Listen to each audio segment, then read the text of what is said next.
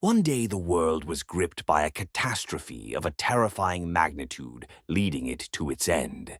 Terrible monsters who wanted to devour humanity escaped from oblivion and began to destroy everything around them, and if some creatures could somehow be killed by a well-coordinated group, others inspired such horror that any attempts ended in failure, turning into a mountain of corpses. And some monsters were so powerful that they burned out souls with just one glance at their enemy. People fought as desperately as they could, but over time hope left each of them. However, in contrast to the horror caused by the monsters, a stargate appeared from oblivion, returning hope to humanity. Those people who were not deprived of talent had a chance to enter these gates and acquire incredible abilities that made it possible to retake the world from powerful monsters.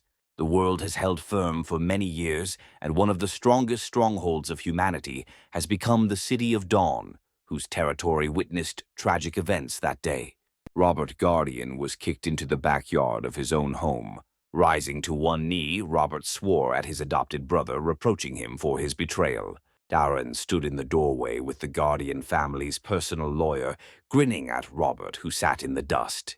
A man dressed in a classic suit stepped forward, giving Robert a haughty look and explaining that due to the fact that Robert had not awakened his abilities by the age of 18, by law, he loses his right to reside in the territory of the awakened community. Robert was shocked to hear that Darren, as a child adopted by the Guardian family, had the right to take over Robert's home for his full use. And although Robert tried to prove that he was right by mentioning those who, despite being of age, did not have abilities, he was again hit for his insolence. Robert fell backwards to the ground, barely able to hear himself being condemned for not believing in the city's laws. Having collected his papers, the lawyer prepared to leave, leaving the right to deal with Robert to Darren. Raising his head, Robert noticed the man's sly gaze directed at Darren, and barely heard him mention a certain promise from Darren.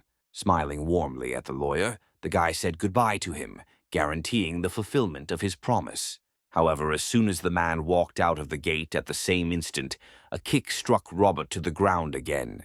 Having brazenly knocked the guy down, Darren put his foot on his head, pressing him to the ground and about to reveal the most important surprises to him.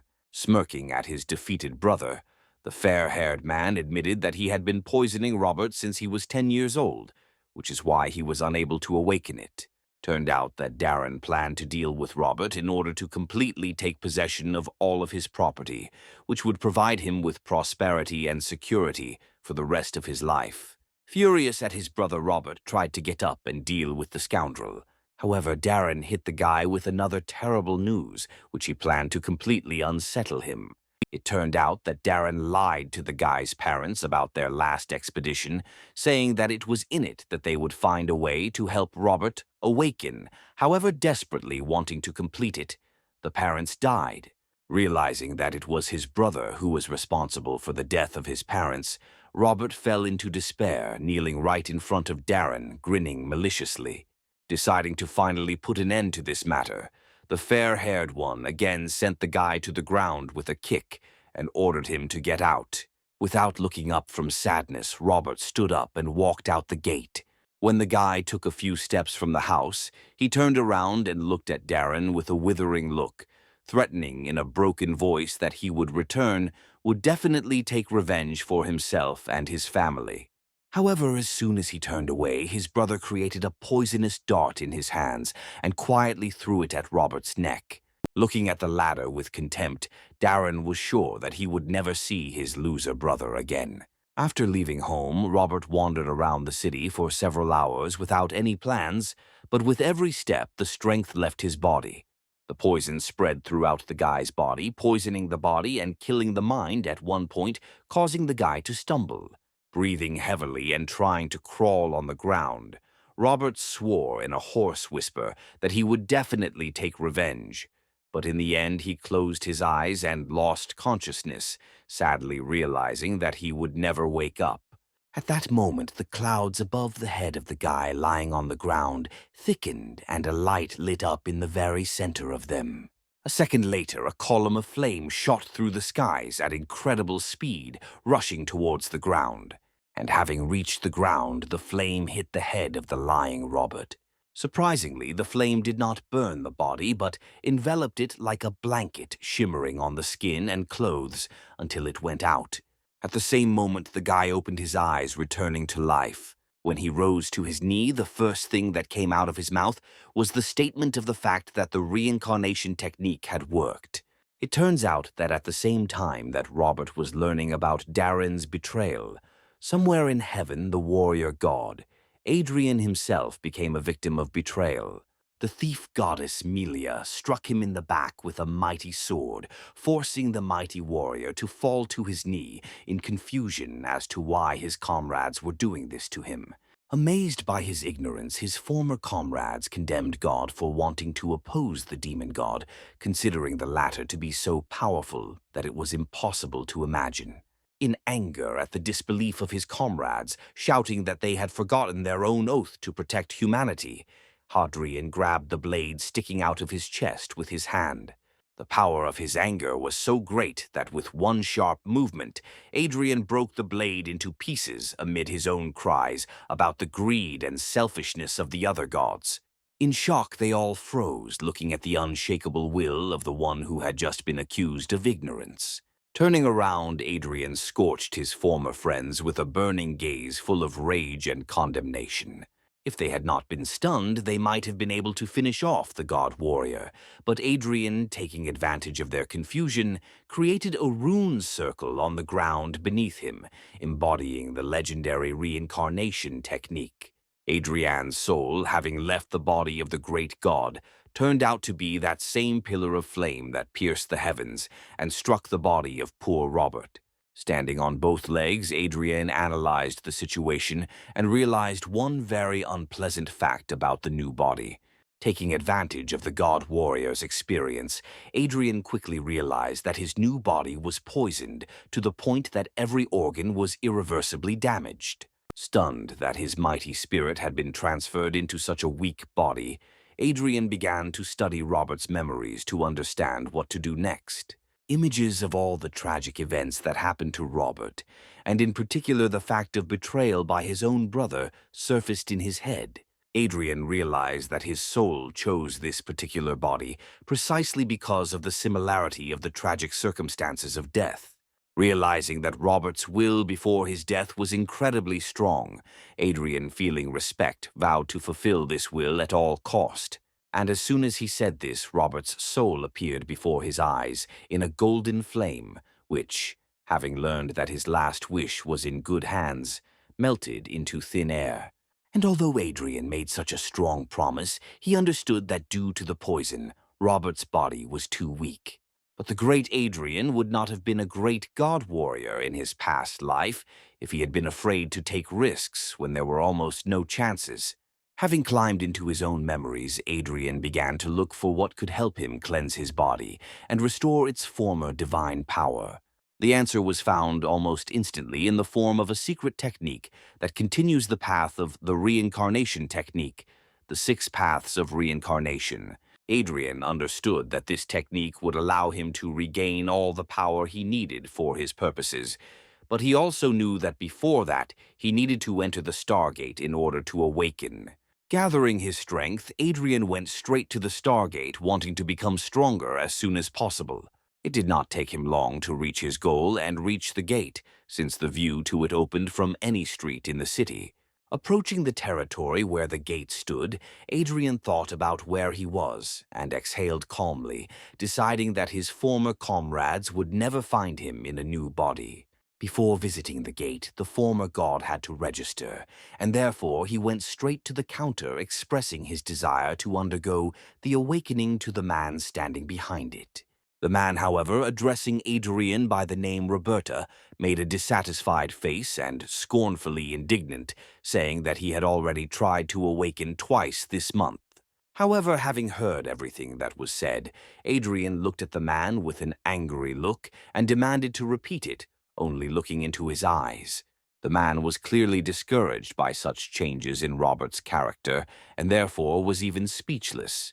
The man was brought out of his stupor by the approaching captain of the guard named Harold, who wanted to know what happened between them. While the man was reporting to the captain, Adrien used Robert's memories and learned that in the past Captain Harold was saved by the guy's parents.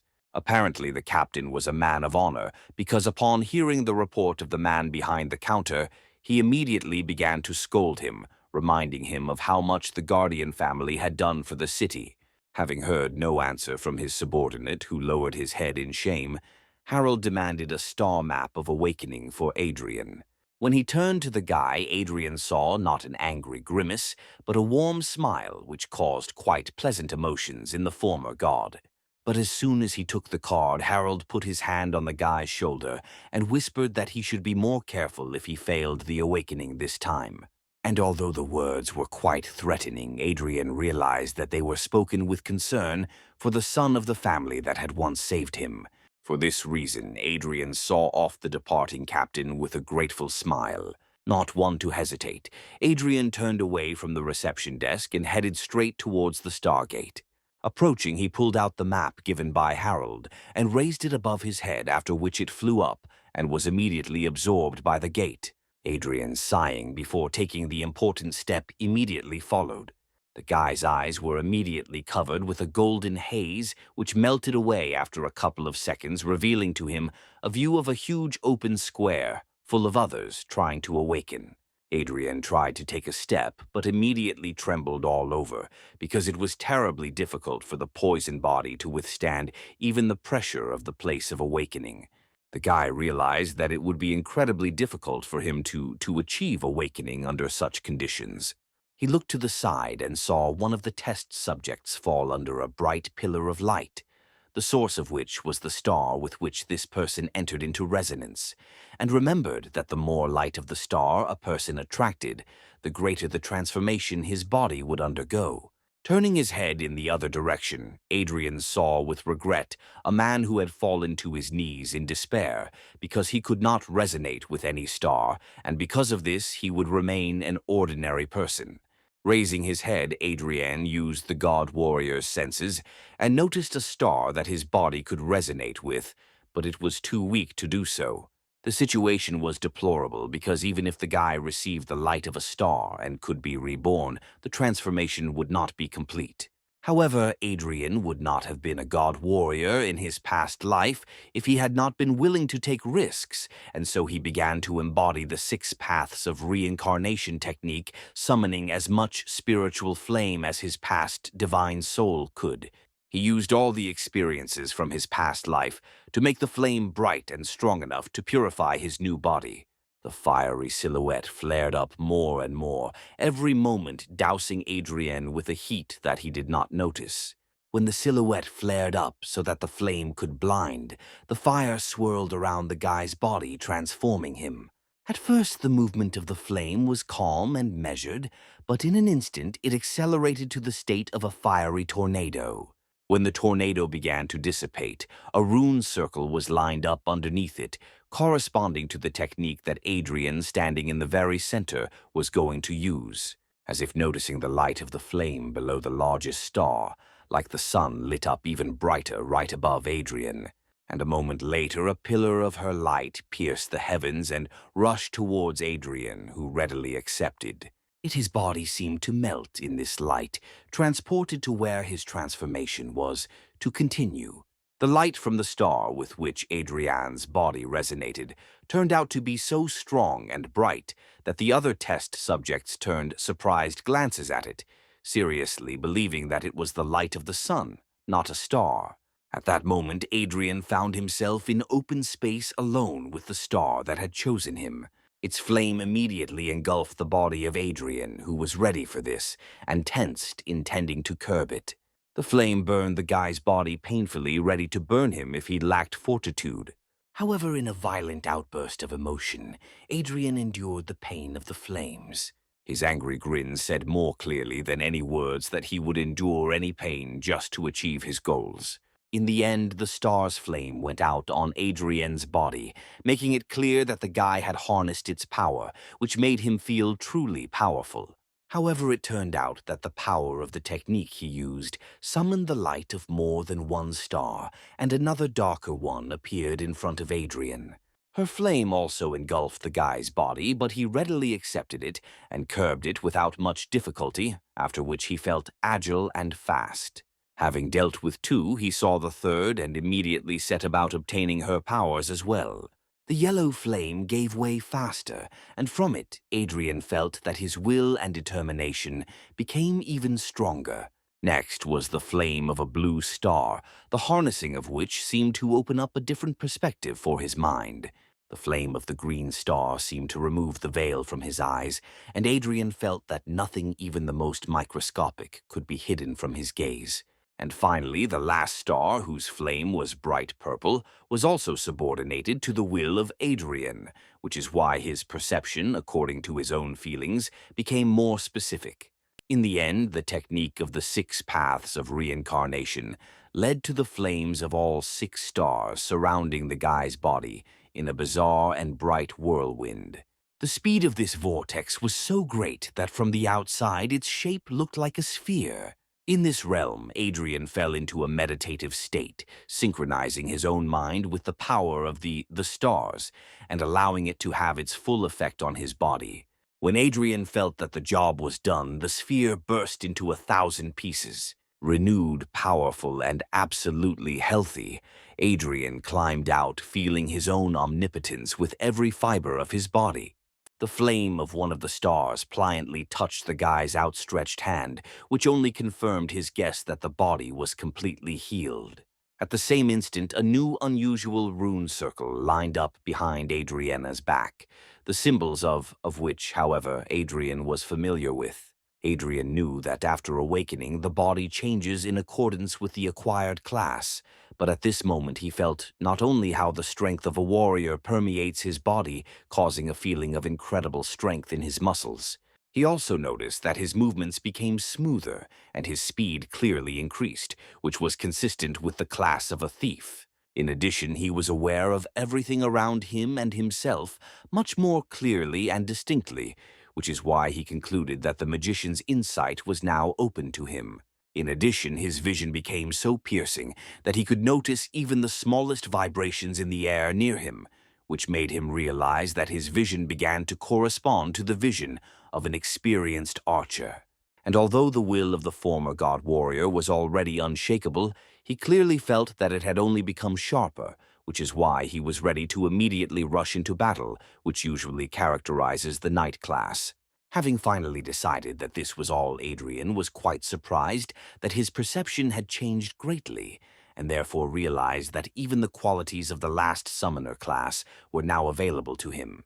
Adrien was absolutely shocked by the fact that he had discovered all 6 classes, because even in his previous life, he had only heard of a couple of cases where someone managed to discover a predisposition for several classes, and even then, no more than 2. Clenching his fists proudly, the guy grinned, realizing that in this case he would easily surpass even his previous self. Looking up, he saw that the space around him began to crumble, which meant that the awakening process would soon end. At the same moment, Adrien, closing his eyes and opening them again, walked out of the Stargate back to the place from which he entered. And on the way out, he met with the very thing that he clearly did not want to see at all, because Darren stood there instantly attacking Adrien, with contemptuous comments towards his, as it seemed to the fair-haired, absolutely useless attempts to awaken. Having angrily looked at the scout, Adrien, not wanting to stand on ceremony, boldly sent the guy. Darren was taken aback by this attitude from the one whom he had kicked with his own feet a few hours ago and who now moved away from him as if the blond man was not worth the dirt under his nails. Fury immediately boiled in the blood of Darren, who did not understand how Robert, who had been poisoned by him, could walk like this now as if nothing had happened.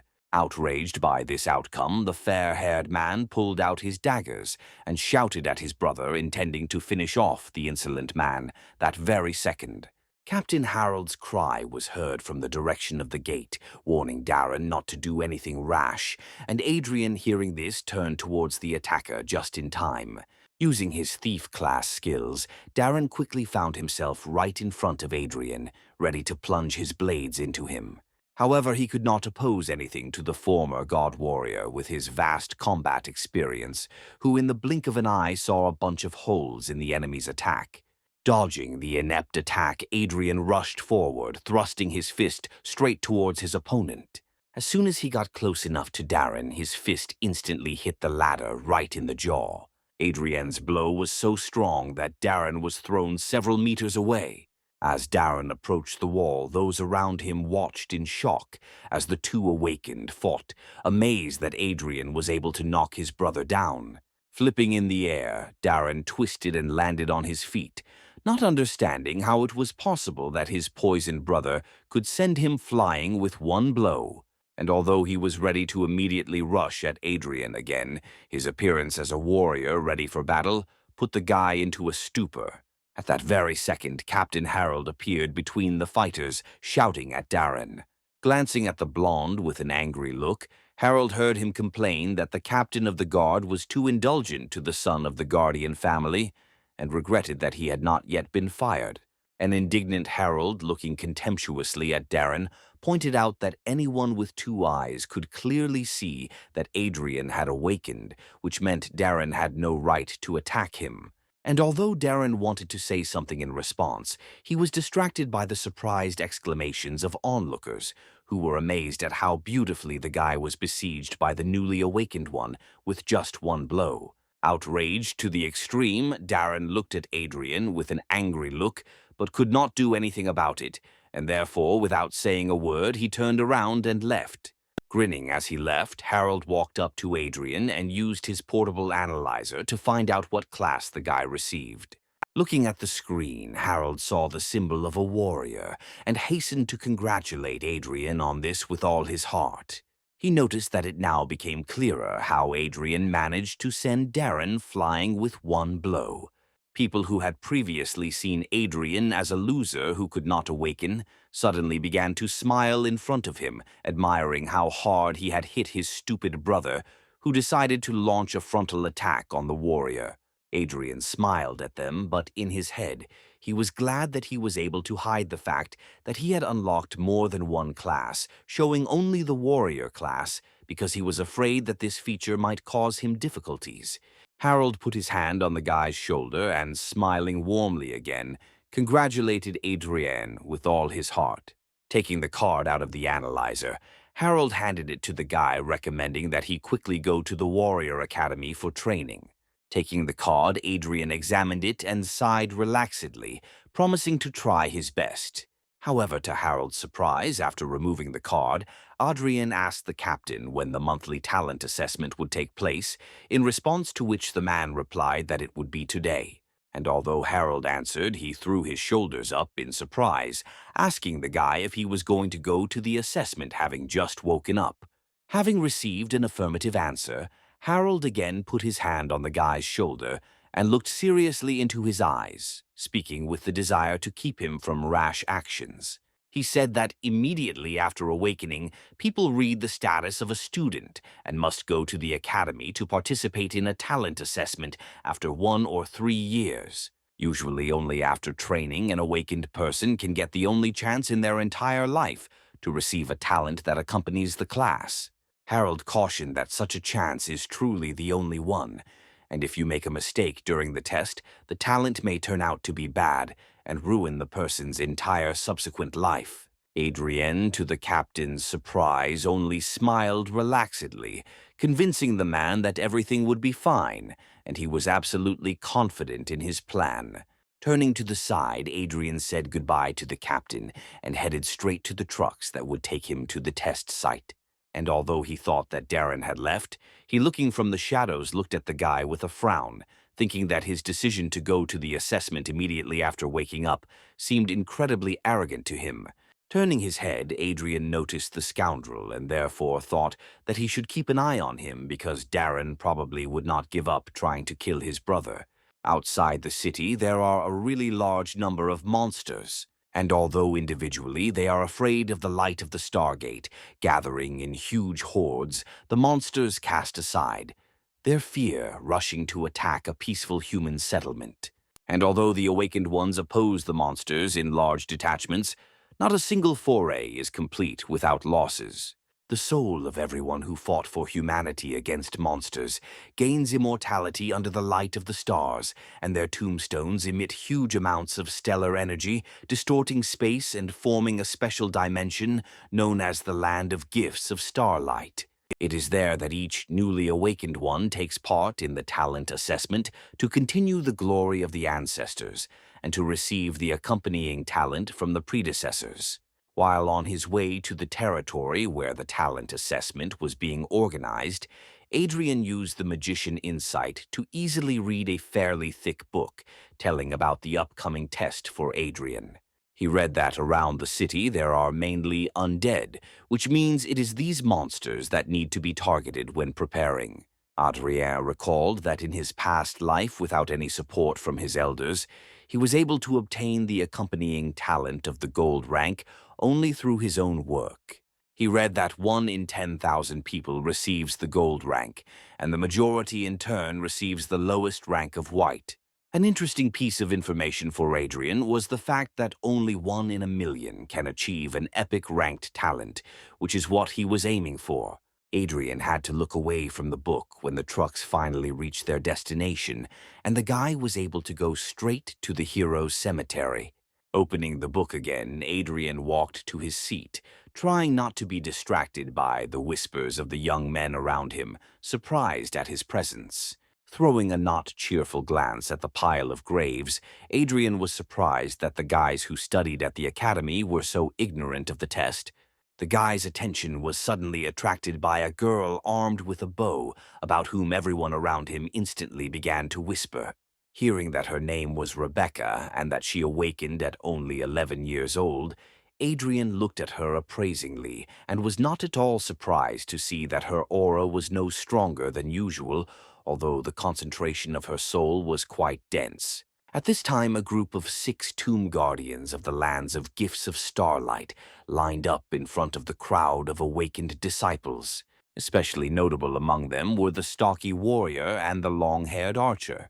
The warrior called his comrade and whispered congratulations to him that his guild of archers would soon be replenished in the form of such a gifted warrior as Rebecca.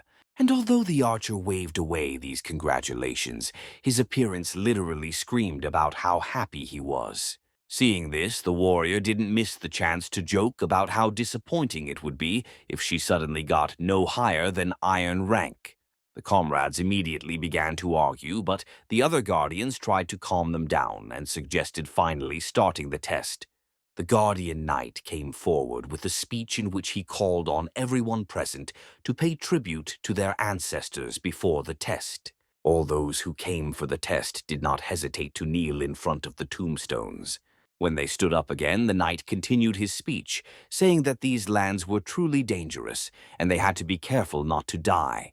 In turn, each of the guardians expressed parting words to the subjects. The largest tombstone suddenly lit up, and the streams of energy escaping from it formed a portal to the earth where the test was to take place. Having parted, the guardians opened the passage to the portal for the students, where they all, including Adrien, moved. Adrien had a clear plan, and therefore he consulted the book in order to implement it as successfully as possible, although those around him clearly saw in his reading more stupidity than ingenuity. At one point, a fat guy blocked Adrien's path and directly called him an idiot, with a malicious grin recommending that he returned to where the guy came from. Adrien did not respond to the attacks, only throwing a contemptuous look at the scoundrel, which caused even more aggression on the part of the fat man.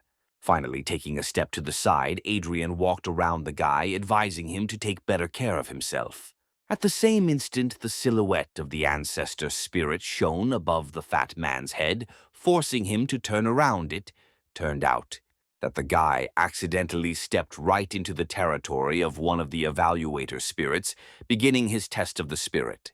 A whole horde of spiders with malicious ghostly faces suddenly appeared in front of the guy, the very sight of which made the fat man scream in fear. The guy began to wave his arms chaotically, trying to protect himself from the terrible monsters. However, a moment later, he was already lying on the floor, defeated. A white rings sparkled above his head, symbolizing that the arrogant guy had received a lower-ranking talent. Adrien slowly moved along the lands of testing, passing by each of the spirits of his ancestors, knowing that the most difficult and therefore valuable tests were in the very depths. The guy was not distracted by the students screaming with joy, whose fortitude allowed them to receive bronze and iron talents. Around him there were sounds of battles and tests of fortitude where someone achieved success and someone tragically lost, thereby ruining their entire lives. Adrien, in turn, did not pay any attention to the events around him, consulting the book and building his route to the most distant lands. On the way, he was called out by the same girl who caused a big commotion when she arrived for the test. She tried to warn Adrien that further down the road the tests would be much worse and therefore more dangerous, for which Adrien thanked her, and himself warned that external forces would not help her pass the assessment. Not understanding what the guy was talking about, Rebecca looked back at the mechanical guards walking next to her, surprised that some student could so easily recognize that they were not real, and when she turned back to the guy he had already left. Looking at the book again, Adrien began to think out loud, wondering why he had not yet met the silver-ranked warrior who should have been here, judging by the map. At the same instant, a beam of spiritual flame rushed towards Adrien, forcing the latter to dodge. In front of the guy stood the spirit of a warrior looking puzzled, because he probably did not expect to see here just a student who, judging by his first impression, had not even been to the academy. Noticing that the spirit was confused, Adrien released his own spiritual energy, which took the form of a mighty warrior several times higher than the spirit of the appraiser, which greatly surprised the latter. Seeing this, the spirit instantly disappeared, not wanting to get involved with such power, which is why Adrien concluded that the energy of his soul would attract a lot of attention from the spirits of fallen heroes. And although in addition to the faint glow of the stars, there was a smoking darkness swirling around, Adrien knew his surroundings perfectly, thanks to the book which indicated in the form of coordinates how to get to the desired ancestor spirit. After checking it, the guy turned his head and, using the grave of the disappeared spirit as a guide, moved to the right in search of more powerful spirits. As soon as he was again in the vicinity of the star tombstones, the two spirits instantly incarnated, and their spiritual light rushed towards Adrien. The guy dodged and turned to face two puzzled spirits who, seeing how bright the energy of his spirit was, turned to each other.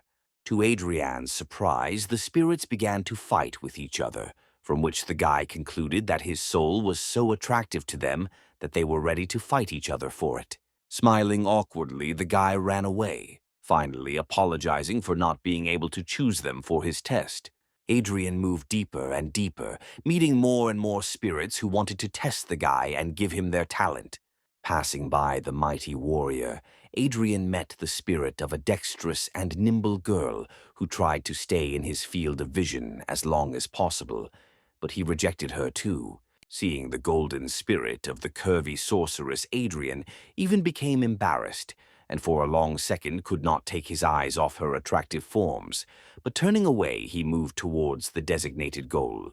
For long hours, the guy traveled through the lands of talent assessment in search of epic rank spirits, but he did not come across them, although the fact was that even the golden spirits turned their attention to him.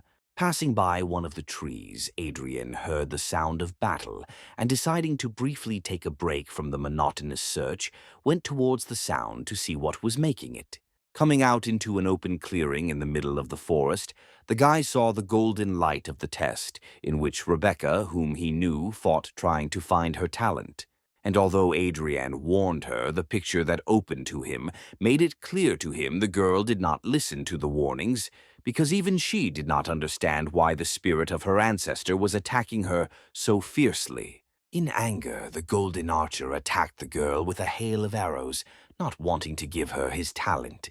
Landing into the ground, the golden arrows were engulfed in turquoise flames from tip to fletching until they finally changed.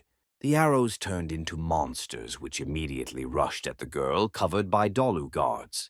The girl decided that the ancestor was seriously going to kill her descendant, although she really could not understand how she had angered the golden spirit, expecting that she would have to fight only with spirit. Rebecca was taken aback when she saw monsters that were strong enough that a simple student could not cope with. Not wanting to give up, the girl, with well-aimed shots, destroyed every monster that rushed forward to bite her to death. Even if she couldn't defend herself from blows from behind the puppet, guards boldly covered her, throwing themselves under the jaws of the creatures so that the mistress would remain unharmed. Looking up from the corpse of one of the monsters, the girl saw the furious grin of her ancestor, already pointing a new arrow in her direction and shouting that Rebecca was not worthy. Another arrow flew out at incredible speed towards the girl, ready to pierce her body. But Rebecca was not going to, and therefore jumped away from the trajectory of the shot. In turn, the arrow right in flight turned into another monster whose jaws were ready to immediately gnaw its throat. With a well-aimed shot that was so fast that it was difficult for the eye to notice, the girl dealt with the creature, and exhaling heavily began talking about how her grandfather had always called her the most talented in their family. Looking up in despair, she saw that one of her mechanical guards had been almost completely destroyed. Tears began to well up in her eyes from misunderstanding why her ancestor considered her unworthy and wanted to finish off his descendant. The spirit, however, did not pay attention to the girl's tears and aimed a new arrow at her, shouting, in a voice full of rage, that she was unworthy of his power. Proudly straightening up right in front of her ancestor, the girl boldly looked into the spirit's eyes, burning with anger, and cried out with the question of what she had done to deserve his rage. Peering out from behind the tree, Adrien calmly asked the girl if she really didn't understand what exactly she had done wrong. Distracted from his original goal, the golden spirit looked at Adrien and was immediately dumbfounded by how strong the aura was in this guy. Seeing her ancestor's surprise, the girl instantly felt angry and again threw a defiant glance at him, crying out about how hard she had honed her skills and strengthened her soul. Using all her will, Rebecca firmly looked at the spirit, constantly reassuring herself that she would never be left without the talent inherent in each member of her family. Pulling back the string of her bow, the girl cried out that she would release her arrow even if she had to die. At the same instant, her body was engulfed in harmless golden flames, inherent to the spirit with which she fought, which is why Becca realized that she was able to resonate with her ancestor. Adrien smiled and noted that the talent assessment test is primarily about will, courage, and fortitude, and not physical strength. The guy said that it was the mechanical guards who protected the girl during the battle that became an indicator of her fear of battle, which is why the ancestor shouted about her unworthiness. The golden light of the test finally faded, and Rebecca realized that the test was over in complete victory. Sighing heavily, she noticed how tense every muscle was after the hilarious fight. The golden archer extended his hand forward, and the flame from it touched the girl's body, healing her and gifting her with what she had come for. Proud and pleased with herself, Rebecca passed the test, and therefore received the sign of golden talent that accompanies her family. Looking from the side, Adrien smiled, seeing how the girl received something that would make her life incredibly prestigious. As the spirit vanished into thin air, Rebecca turned to him and awkwardly thanked him for the advice the guy had given her. And although the girl asked how he himself, being just a student, awakened quite recently, ended up so far in the lands where the golden talents are located, Adrien only answered that his goal was the best possible talent, and turning away, moved away. Noting that his soul seemed weak, the girl heard the guy boldly say that it was none of her business and asked to keep his presence here a secret. Seeing that the guy walked away from the lands of the gold ranks, further into the depths, the girl was quite taken aback, realizing that his goal was even higher. In the end, Adrien reached his goal in the form of a huge tombstone connected by a monstrous golden chain. Smiling contentedly, the guy noticed that he was on the right track since he saw something so colossal in front of him. The moment Adrien took another step, His body tensed from the terrifying force of pressure, indicating how difficult the test awaited the guy, since it was difficult for him to even be here. The huge, monstrous dog looked to be of advanced rank, and therefore, according to Adrien, he was an incredible number of times stronger than the guy himself. However, the guy was not at all afraid, but on the contrary, he was delighted, realizing that it was here that the concentration of spiritual energy was so great that he could absorb as much of it as he wanted, gaining strength.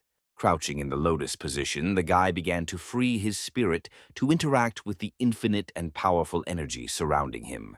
Clasping his hands, he concentrated all his strength in them, which is why the energy that permeated the air began to be embodied and formed into a sphere in smooth threads. At the same time, behind Adrien's back, a runic circle of bright blue color appeared right out of nowhere, which helped the guy absorb the flows surrounding him. In the end, he stood up and straightened up, and the flows of energy dissipated, because Adrien had already absorbed the maximum amount for the status of a student. As a result of these manipulations, the guy could feel that his strength increased 6 times, which means he could safely withstand the pressure of the place surrounding him. Raising his gaze, he boldly looked at the monstrous dog protecting the tombstone. As soon as he stepped closer, Adrien came into the field of view of the hellhound, which is why it, which had previously been lying peacefully, rose to all fours and growled menacingly. A huge beast whose jaws could tear apart an entire crowd with one bite stood in front of Adrien, ready to destroy anyone who dared to appear for a test of epic rank. However, Adrien, who was a former god warrior, was not at all afraid of the terrifying sight and boldly stepped forward. In an instant, the monster pushed off with all 4 paws and rushed at the guy, intending to tear him apart, but Adrien himself was not going to die so easily. The rune circle that appeared behind him served as a much-needed acceleration for Adrien, and he, using such a useful skill, rushed into battle. His speed was so incredible that the hellish dog, grinning angrily at the enemy, was completely unable to keep up with the warrior flashing like lightning. Dodging another blow, Adrien grinned maliciously, calling the hound just a puppy unable to provide worthy resistance. At that same second, the dog let out a monstrous roar so loud that Adrien had to group himself to protect himself from it. In a mindless rage, the dog again rushed straight at the guy, ready to finish him off for his insolence. And although his jaws were almost closed on Adrien's body, he only grinned maliciously and did not move from his place. And as soon as they closed, Adrien penetrated through the upper jaw of the dog's mouth, as if passing through a dense wall of fog that did not cause any harm. Adrien stood over the hound's jaw, contentedly noting that a real hound was undead and would not react in any way to provocation, unlike this dog who flew into a rage. With one flick of his finger, the confident Adrien destroyed the dog's form, breaking it into hundreds of pieces. Having landed the guy proudly, steamed his clothes and looked at the stairs which the mighty beast so zealously defended. Adrien had a view of the incredibly majestic-looking gate through which he had to pass. As soon as he came closer, the gate swung open with a loud buzz in front of the brave warrior who had come to show what he was capable of. And although confidence flashed in his eyes, Adrien was a little worried about what was happening now and what was about to happen any minute. Looking straight ahead, the guy took a deep breath and proudly stepped forward like a worthy warrior who had earned the right to gain strength. Although these gates were called hellish behind them, Adrien saw a rather calming landscape in the form of a waterfall and lake surrounded by rocks and ancient trees. But the guy didn't have time to admire the beauty, because at the same moment he stepped closer, a pillar of burning flame headed towards him with incredible speed, forcing him to dodge. Turning in the direction from which the flames came out, Adrien only managed to notice how a blade burning with fire was approaching his face. Only having time to notice the blade, Adrien did not even cover his eyes when it stopped a centimeter from the face of the one who dared to come for the epic talent. A heroic spirit of epic rank hovered in the air in front of the guy, raising his blade and looking at the newcomer in surprise, who turned out to be just a student. Bravely looking straight into the warrior's eyes, Adrien asked him not to hold back, arguing that he had gotten here not through luck, but out of a desire to see what epic rank could do. The stunned spirit warrior looked at the disciple with the amazed look, not understanding how a simple disciple could dare to go so far just to see what an epic rank could do. Smiling slightly, Adrien chose his words and asked the warrior to finally conduct a test because he was going to show the spirit all the power he possessed. Having softened, the warrior sighed and corrected the guy, noting that the fact that he had reached this place does not mean that he could defeat a representative of epic rank. But he smiled and agreed to show his power.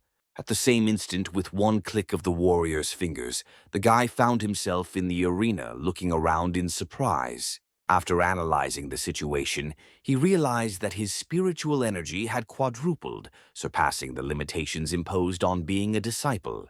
It turned out that the warrior transferred not his body but Adrien's mind and his own straight into the arena, and their bodies remained where they stood.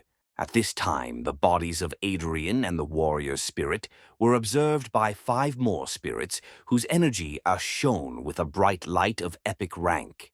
They were clearly pleased when they saw how, for the first time in a long time, someone came to their lands for a talent of epic rank, although they were surprised that the person who came turned out to be a completely undistinguished student. One of the spirits was clearly angry that the warrior spirit was the first to get to Adrien, because after defeating the hellhound, he himself was going to test the student.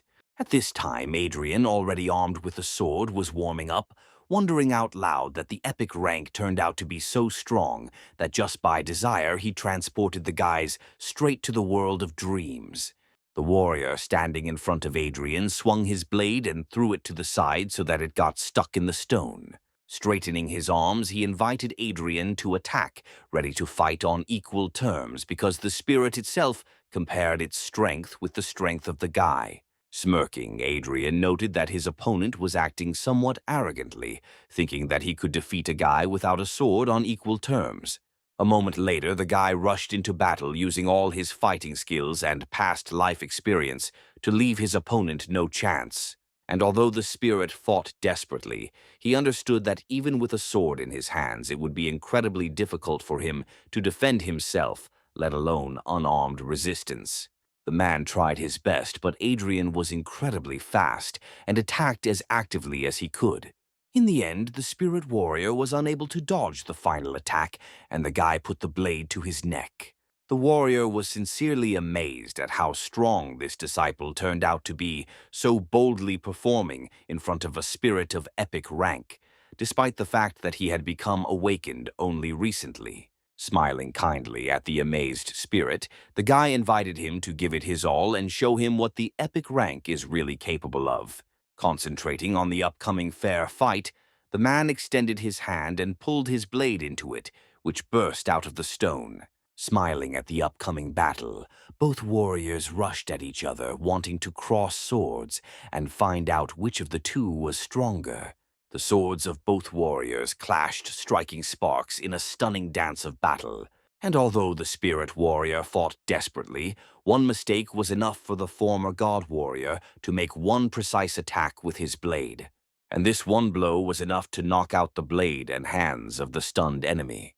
The warrior spirit was absolutely at a loss because he sincerely could not understand how only a student could defeat him. In his eyes you could see the incomprehension with which he looked at his hands, as if doubting his own abilities. Satisfied with himself, Adrien thought that now the result of his test was quite satisfactory in order to finally receive the epic rank talent he deserved. And although he was ready to receive his reward, the spirit warrior suddenly disappeared into the air, causing confusion in Adrien. Returning to his body, the warrior curiously examined his opponent whose mind was still in the world of dreams. Other epic spirits, seeing how their comrade returned to his body, were surprised, deciding that the test was over so quickly. And besides, there was no ritual for transferring talent, and they concluded that the guy had lost. However, they were puzzled when they saw that Adrien himself had not yet returned from the dream world, and therefore they asked their comrade what happened to them there. Raising his head proudly and not looking away, the warrior honestly admitted that he had lost the battle. The rest of the spirits were shocked when they heard that their comrade, whose strength reached an epic level, lost to an ordinary student, even though they were equal in the dream world. They assumed that the warrior had simply given in, but he shook his head and replied that the fight was fair and he was rightfully defeated, and for this reason he had an idea. After listening to their comrade, the epic spirits were divided, trying to decide whether to follow his plan or not. However, after consulting, they decided to agree, and at the same moment all six were transported to the world of dreams and appeared before Adrien's eyes. Adrien, who had already thought that his rival had abandoned him in this world, relaxed when he discovered that he had returned with reinforcements in the form of 5 spirits of epic heroes. As soon as they appeared in this world, each of the 6 spirits first looked at the one they were about to test with an appraising glance. Smiling kindly, the spirit mage noticed that the guy did not blink an eye when he saw as many as 6 epic spirits in front of him. Scratching his beard, the elder opened his eyes and spoke with the hoarseness in his voice, characteristic of his appearance. Removing one hand behind his back and nodding proudly towards his comrades, the magician invited Adrien to fight all 6 epic spirits at the same time. Looking at those who came with confusion, Adrien heard that if he wins, he will receive 1 epic talent from each of them, which is why his eyes sparkled with awareness of the situation.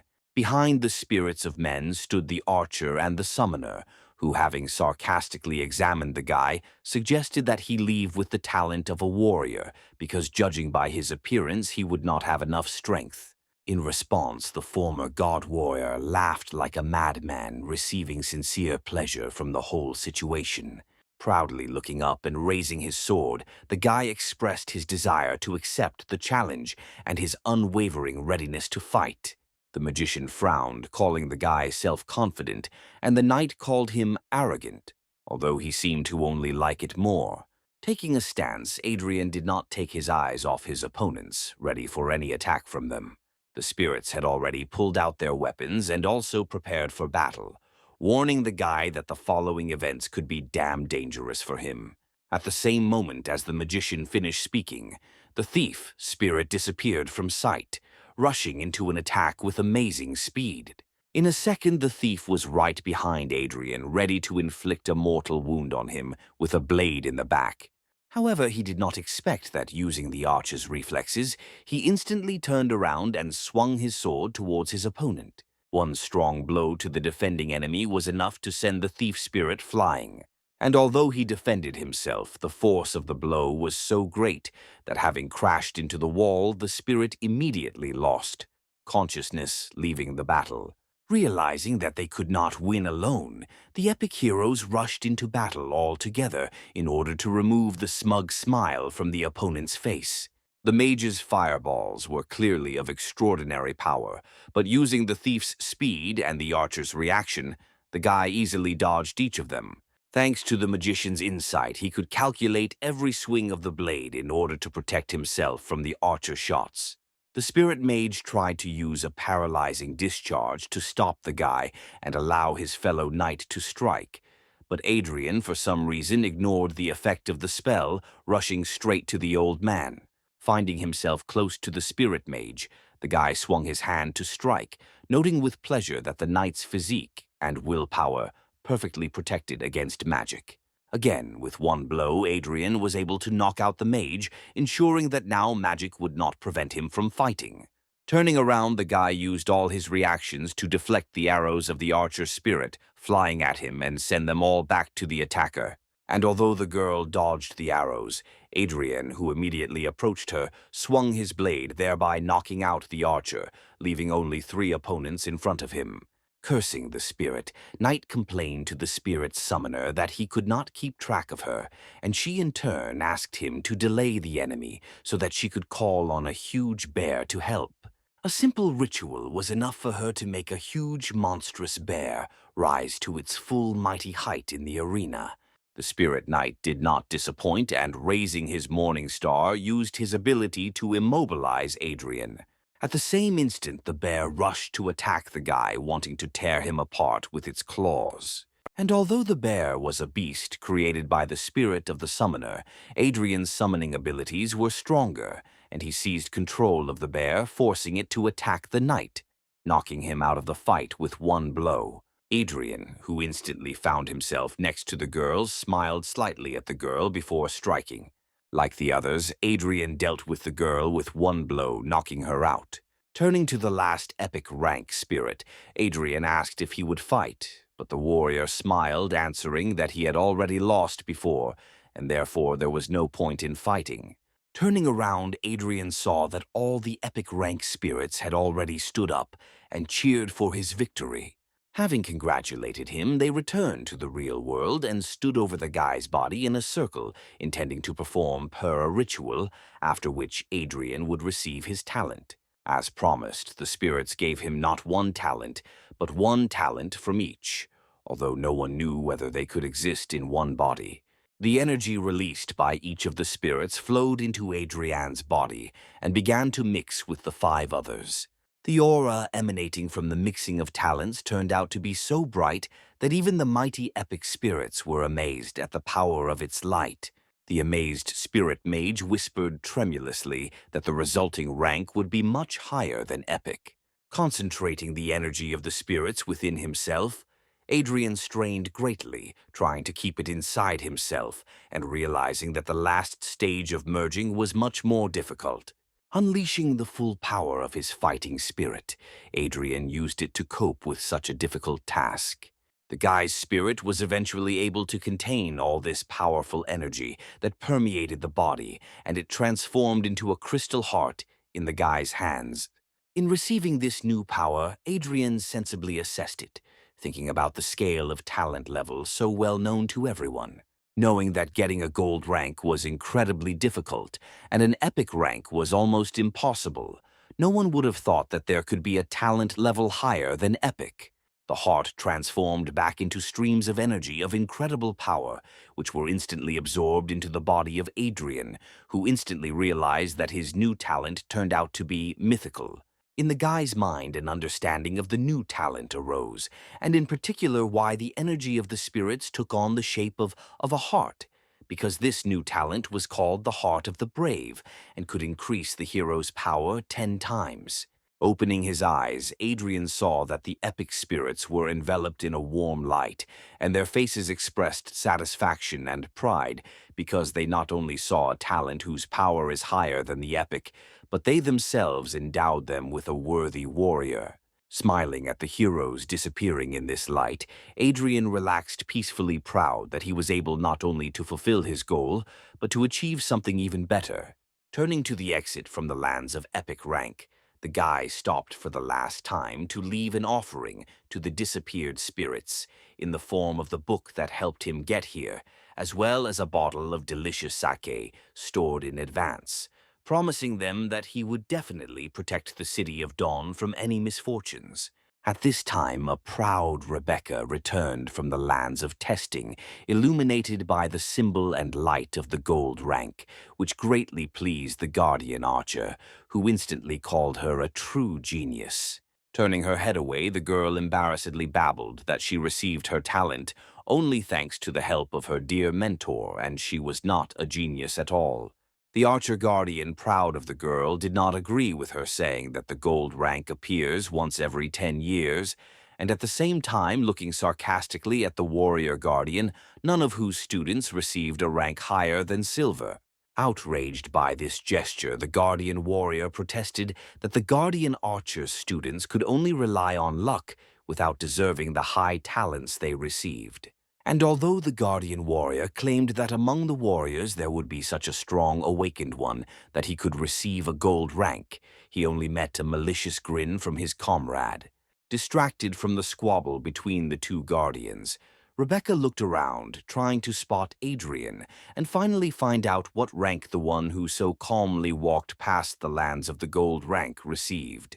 Realizing that there was no guy in the area, the girl looked at the portal, anxiously waiting for him to come out of it. When the Guardian Archer decided to announce the end of the test, Rebecca asked him to stop and wait, because one test subject never left the test grounds. At the same moment, Adrien, stretching his neck, climbed out of the portal meeting there, not with a storm of applause, but only with such familiar disdain because the Guardian Archer was sure that the guy had failed his test. Rebecca, blushing at the sight of the guy, did not hear her mentor's sarcastic comments, remembering only not without a shadow of embarrassment that the name of her new acquaintance was Adrien. Glancing to the side, the guy immediately saw the fat man who had crossed his path at the very beginning of the test and who was right now mocking Adrien, thinking that he was hiding from the test, afraid of failing it. Not paying attention to the sarcastic comments, the Guardian Warrior took a step towards the guy, asking with a smile what rank one of his ward warriors received. Smiling, Adrien relaxed for a second, which is why the aura of his talent shone faintly, covering the entire body of the awakened one. And although the hero received a mythical rank, everyone around saw what he wanted to show them, namely the aura and symbol of the gold rank shining on the guy's body. Everyone around seemed to have broken loose heatedly, discussing and amazed at the fact that this time 2 participants received the gold rank, although even one was an incredible rarity. Smiling contentedly, Adrien noted not without pleasure that he was incredibly lucky that his new talent allowed him to flaunt the rank that the hero himself wanted. Quietly resting his hands on his hips, the guy, not ding even a glance to the arrogant scoundrels mocking him, told them out loud that they should not mock others but try to become stronger themselves, which greatly embarrassed the dumbfounded fat man. And only Rebecca, whose confused look Adrien caught, could not understand why the guy received only a gold rank, because he went much further than the place where the golden spirits were. As if he had read the girl's thoughts, Adrien put his index finger to his lips, reminding her that he had asked her to remain silent about where he was going in the testing lands. Once again, embarrassed by the attention of her new acquaintance, Rebecca only thought about how many secrets Adrien had from everyone around him. And while she was reasoning, the Guardian Warrior rushed to Adrien, whose smile made it clear that he was incredibly happy that one of his charges was finally able to receive a gold rank, although Adrien, not receiving pleasure from someone else's touch, asked him to leave him alone, calling him a bearded man. Offended by the unexpected name calling, the Guardian took one step away from Adrien, removing his hand from his shoulder. However, after a moment, he put aside his offense, deciding that a student receiving a gold rank was much more important than any grievances, and therefore he again put his hand on his shoulder and smiled joyfully, saying how very proud he was of his student. However, other warrior teachers, looking at the man with disapproval, noted displeased that they were seeing Adrien for the first time, and therefore did not consider his victory in the test to be their merit. However, even the Guardian Archer, who just a second ago was mocking his comrade, now stood with a serious look, noting that receiving as many as 2 golden talents was a real historical event. The news that 2 entire members had achieved gold rank spread with incredible speed through the streets of the City of Dawn. So quickly that almost on the same day, Darren, who wanted to finish Adrien off more and more every second, learned about this truly frightening event for him. He instantly flew into a rage as soon as he found out that Adrien had received a gold rank because the guy did everything to prevent this from happening. Adrien himself, after the test, did not want to waste time, and realizing that he could not do without the academy. After the test, he immediately went there. His mere appearance at the academy became news #1 for all the people there, because gold rank among warriors is an incredible rarity. Standing near the counter with the Guardian Warrior, whose name, as it turned out, was Frank Adrien, heard with slight dissatisfaction all these comments addressed to him, which from malicious and arrogant became interested and flirting. Frowning, Adrien even began to regret that he showed people his gold rank, because he received much more unnecessary attention than he wanted. Finally, the man behind the counter, smiling welcomingly, handed Adrien an envelope, a badge with a warrior symbol, and a card indicating his status. Still proud of his ward, Frank put his hands on his hips and wholeheartedly congratulated Adrien on officially joining the Warriors Guild. Adrien was about to unpack the envelope, but Frank, who stepped aside, waved his hand and called him to follow because he was going to help the guy get a well-deserved reward for his work. For the first time since the test, Adrien smiled at Frank and followed, noting to himself that he was surprised by the fact that the guild treated its members well enough.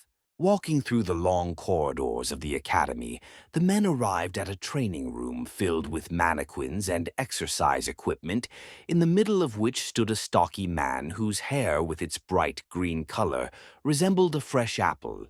Having greeted Adrien and Frank, the man introduced himself as Roosevelt Walter, and added that he was the treasurer of the Warriors Guild, and therefore it was he who would offer Adrien a reward corresponding to the gold rank.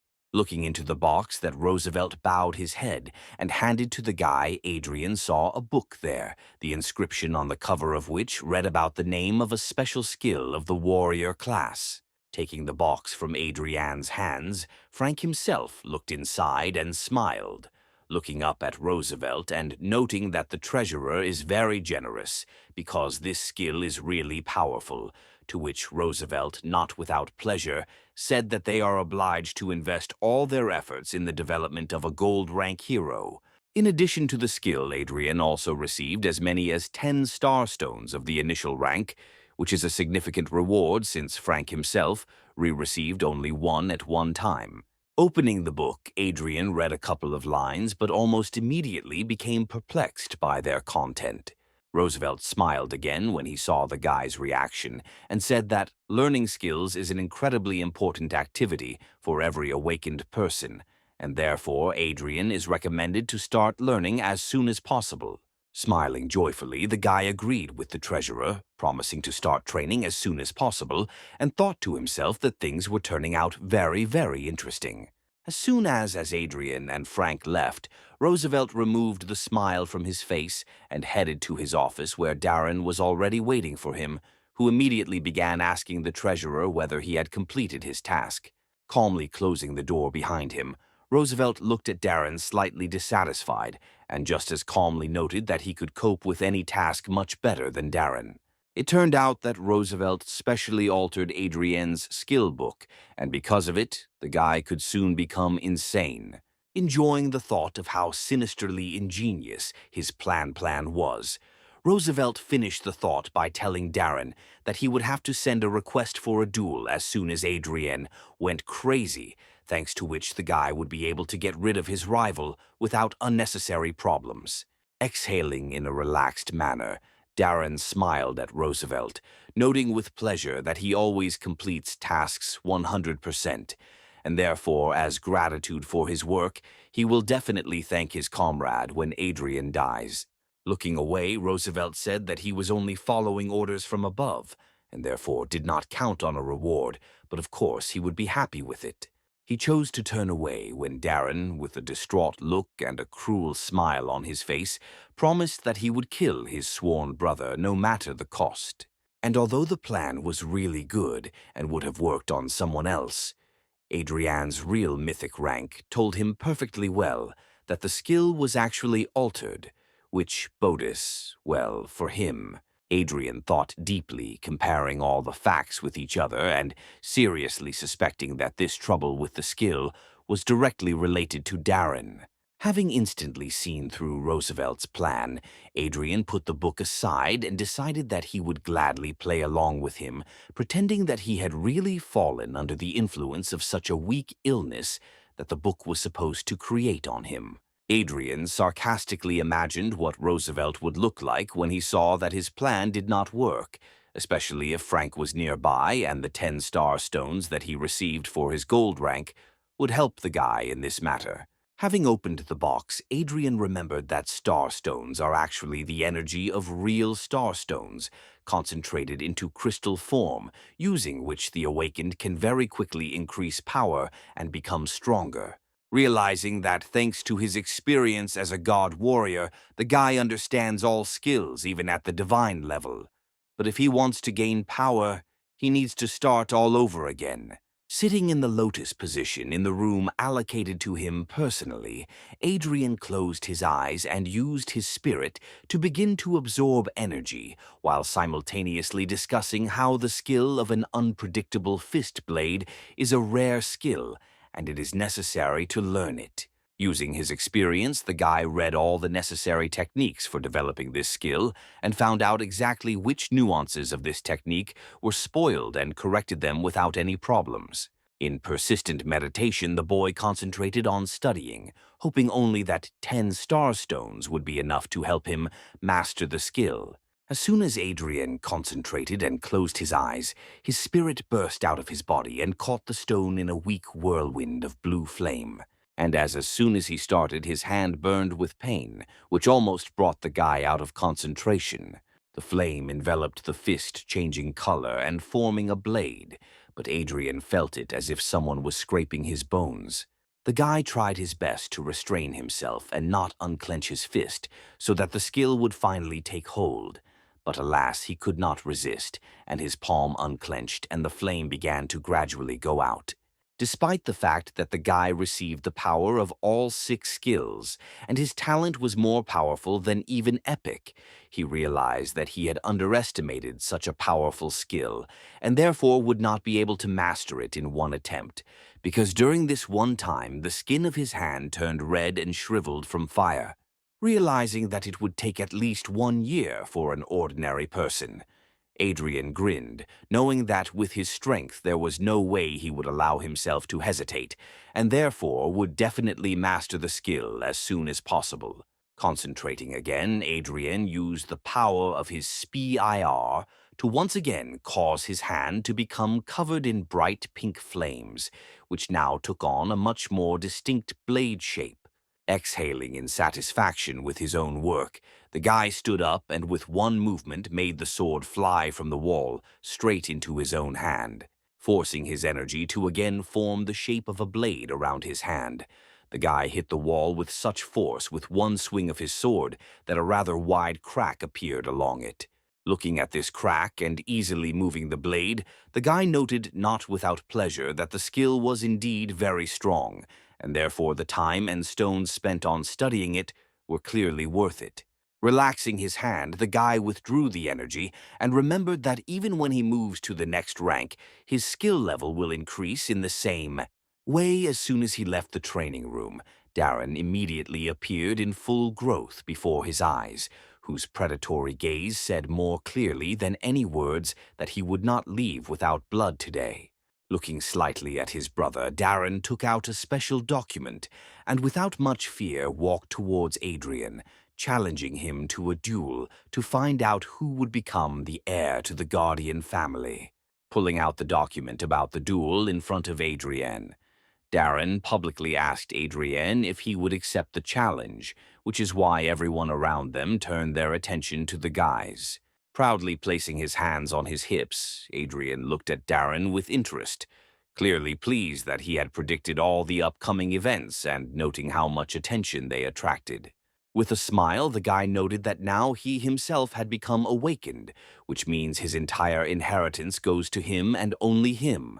Not expecting such words, Darren looked around with caution, hearing how everyone around him began to discuss him with condemnation for trying to take away Adrien's rightful inheritance. Hearing someone calling for him to be kicked out of the academy, Darren raised a paper in front of him in a panic, indicating that this duel was agreed upon by the awakened community. The warriors around looked at the paper in bewilderment, not understanding how the community could even allow such a conflict to happen, realizing that no one would touch him. Now Darren believed in himself and again turned to Adrien, indicating that refusal would mean that he was renouncing any claims to the Guardian family inheritance. And although Adrien himself felt angry, he understood that this anger was caused by the memories of the guy in whose body he was reborn, and Darren was not worth even a drop of his hatred. Smiling maliciously, Darren asked if Adrien would agree to a duel to the death, clearly remembering that Adrien himself should now be in a deranged state. Something suddenly flashed in front of the guy, and when he reacted, Adrien was already standing a few steps away from him, relaxingly reading the paper that his brother had just held in his hands. Amazed by such incredible speed, Darren looked in amazement at his hand, in which he literally just held the paper that Adrien now had. Looking with contempt at the perplexed guy, Adrien held out the paper forward, and in a firm voice answered the duel request with his consent. Looking up at his brother again, Darren looked at Adrien in shock, still trying to understand how he had snatched the document from his hand so quickly. However, Darren was not afraid, glad that they had ruined the unpredictable fist blade skill, which meant that Adrien was about to lose control of himself. Taking a stance, Darren prepared for the attack, and was 100% sure that today he would finally finish off the brother who had so bothered him. And although the opponent stood ready to fight, Adrien was relaxed and calm, realizing that Darren would never be able to win. In an instant, dark green energy swirled around Darren, and his blade glowed bright green. And in another moment, he suddenly disappeared in the place where he stood, and suddenly found himself to the left of Adrien with a blade already prepared for the fatal blow. At the same instant, his energy took the form of a snake, and the blade rushed towards Adrien's throat, ready to cut it and end the life of the unlucky victim. With a slight movement of his hand, the hero intercepted the opponent's attack and reflected it to the side, noting with a smile that Darren was repeating himself in his techniques. Panicked by such a difficult situation, Darren simply could not believe that his opponent was so clever, that he had read all his skills so much that he was able to intercept his attack. Seizing a moment when Darren would be defenseless, Adrien used his new blade fist skill. With one blow so familiar, the guy sent his opponent flying. Falling on his back, Darren hit hard, but using his thief's reflexes, he quickly turned over and stood on both legs, grinning angrily at Adrien. There was confusion in his eyes because he expected Adriana to go crazy with his new skill. Smiling, relaxed, Adrien received compliments and words of encouragement from other warriors, shouting at him to show the thieves what they were capable of. But another thief standing nearby noted that Darren was trash and asked not to compare the Thieves' Guild with him. Frank stood nearby, contentedly watching the progress of the battle and noting every movement, saying out loud that he was very proud of the new gold rank of the Warriors Guild because Adrien had learned such a difficult skill so quickly. Leaping forward, Adrien again used his blade fist skill, intending to hit Darren even harder. His blow again fell on the body of his opponent, who, even blocking the attack, flew away from such a powerful force. Clearly enjoying beating the scoundrel, Adrien noticed that his opponent was very tenacious and stood on his own 2 feet even after such strong blows. Straightening up, the guy pulled back the collar of his cape with the hand that hurt the least, showing a golden protective vest that helped him withstand blows, naturally not leaving the enemy without a sarcastic comment about his weakness. Nevertheless, the opinions of others about the fact of wearing protection by Darren were divided because someone decided that it was dishonest, and someone noted that protection is not prohibited by the rules. The desperation for the result was evident in Darren's eyes as he shouted that he would make Adrien finally die.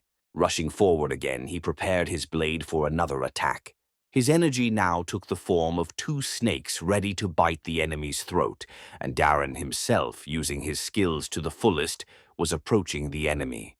This time, without even a hint of a smile, Adrien called Darren a narrow-minded idiot, facing the oncoming attack without fear. Again, with a single effortless movement, Adrien used his blade fist to block such a powerful attack without any effort. Darren's eyes showed fear because he clearly did not expect his opponent to block his most powerful skill so easily. Looking at the enemy with contempt, the guy noted with pleasure that he was only playing along with Darren, who thought that his armor would provide him with good protection. With these words, Adrien used the blade fist on his other hand, which he directed directly towards the enemy's face. Darren, who did not have time to block the attack, was forced to feel the full power of such a powerful skill. In turn, Adrien, realizing that the enemy had lost the opportunity to defend himself, attacked him with several blows from the blade fist. In the end, with another powerful blow, the guy sent Darren flying again. The guy tried to group himself, but this time he simply didn't have enough strength to get up, and so he fell heavily to the floor. Raising his gaze, the beaten Darren looked at his enemy in bewilderment, not understanding why nothing was happening to him. Throwing a contemptuous look at his opponent, Adrien said that he knew everything about his vile plan to drive him crazy, which shocked Darren. Knowing that their duel was to be to the death, Adrien crouched over the weakened Darren and said that he would spare him, but only on one condition. Lost from excitement and panic, Darren heard that his opponent was demanding to tell the whole truth about who was behind all the intrigues over the Guardian family, as well as what happened to Adrien's parents. Having lost all hope, Darren clenched his jaw forcefully, which made the sound of something bursting. Adrien rushed a step back, stunned to realize that there was poison in the guy's mouth, and he chose to die rather than answer the guy's questions. With one last malicious glance at Adrien, Darren told him that he would never know what happened to his parents, and also that he was unable to cope with those who intended to end the life of the Guardian clan. Stunned, Adrien silently listened as Darren said his last words, saturated with malice and contempt. Having said his last word, Darren suddenly rolled his eyes and leaned back, and his chest stopped rising in time, with his breathing making it clear that from now on Adrien's sworn brother was dead. Adrien felt incredible contempt for his opponent, but also a certain amount of respect, because he was ready to die for his goals. Turning away from the deceased with regret, the guy thought that those who were behind all this apparently had great power in this city. And although he understood that Darren's death would bring even more troubles upon him, excitement and a desire to find out just how strong his enemies flared up in him. Realizing that he still only occupied a weak F rank in the guild, Adrien headed out of the hall, deciding to quickly return to training, but not noticing how someone was hiding around the corner who was watching the progress of the battle with great curiosity. Sometime later, Adrien, being in an apartment on the outskirts, was training with starstones. Sitting in the lotus position and holding the starstone between his palms, the guy reunited with his spirit for the best possible training. In the end, another stone crumbled into dust, having exhausted all its stellar energy. Upset over the loss of the last starstone, Adrien thought out loud, coming to the understanding that his body was indeed incredibly strong, because in a couple of days he had absorbed all the energy of the 10 starstones received for the talent test.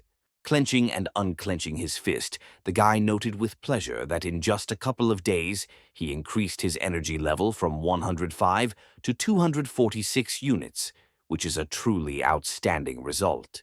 Looking at the dust left over from the used starstone, Adrien estimated that one such stone contained approximately 10 units of spiritual value.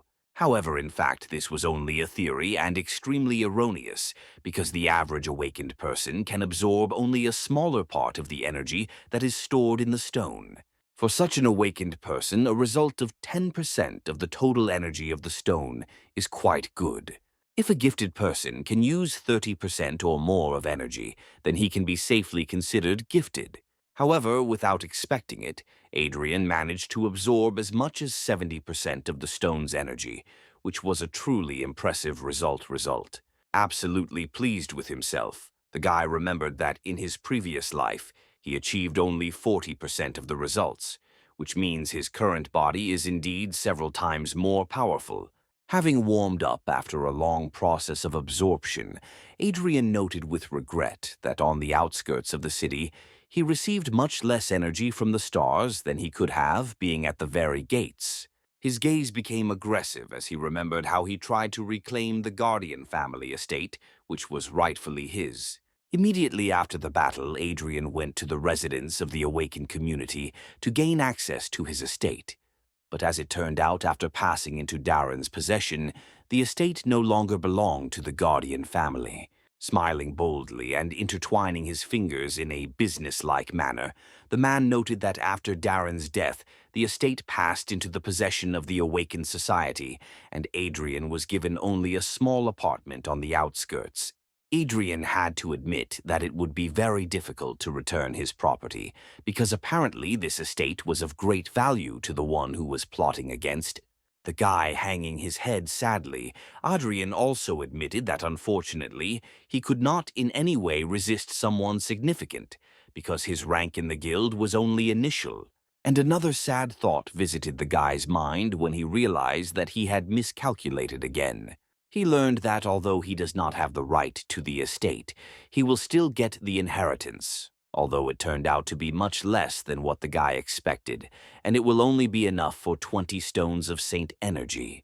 Pressing his fingers to his head, Adrien winced at the headache, noting that he never thought that one day he would stress so much over money problems.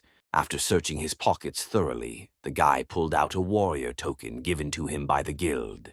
With one swipe of his finger across the surface of the token, Adrien caused a reaction that resulted in a holographic light projecting an image into the air. Without a trace of a smile, the guy looked at the numbers indicating his level and amount of energy, and not cheerfully noted that he needed a lot more star stones. With a slight movement of his finger on the token, the guy changed the picture and saw in front of him several tasks that the guild had provided him, and gloomily noted that the rewards for them were not bad, but there were very few merits, and he needed as many of them as possible because 100 merits are exchanged for 1 star stone.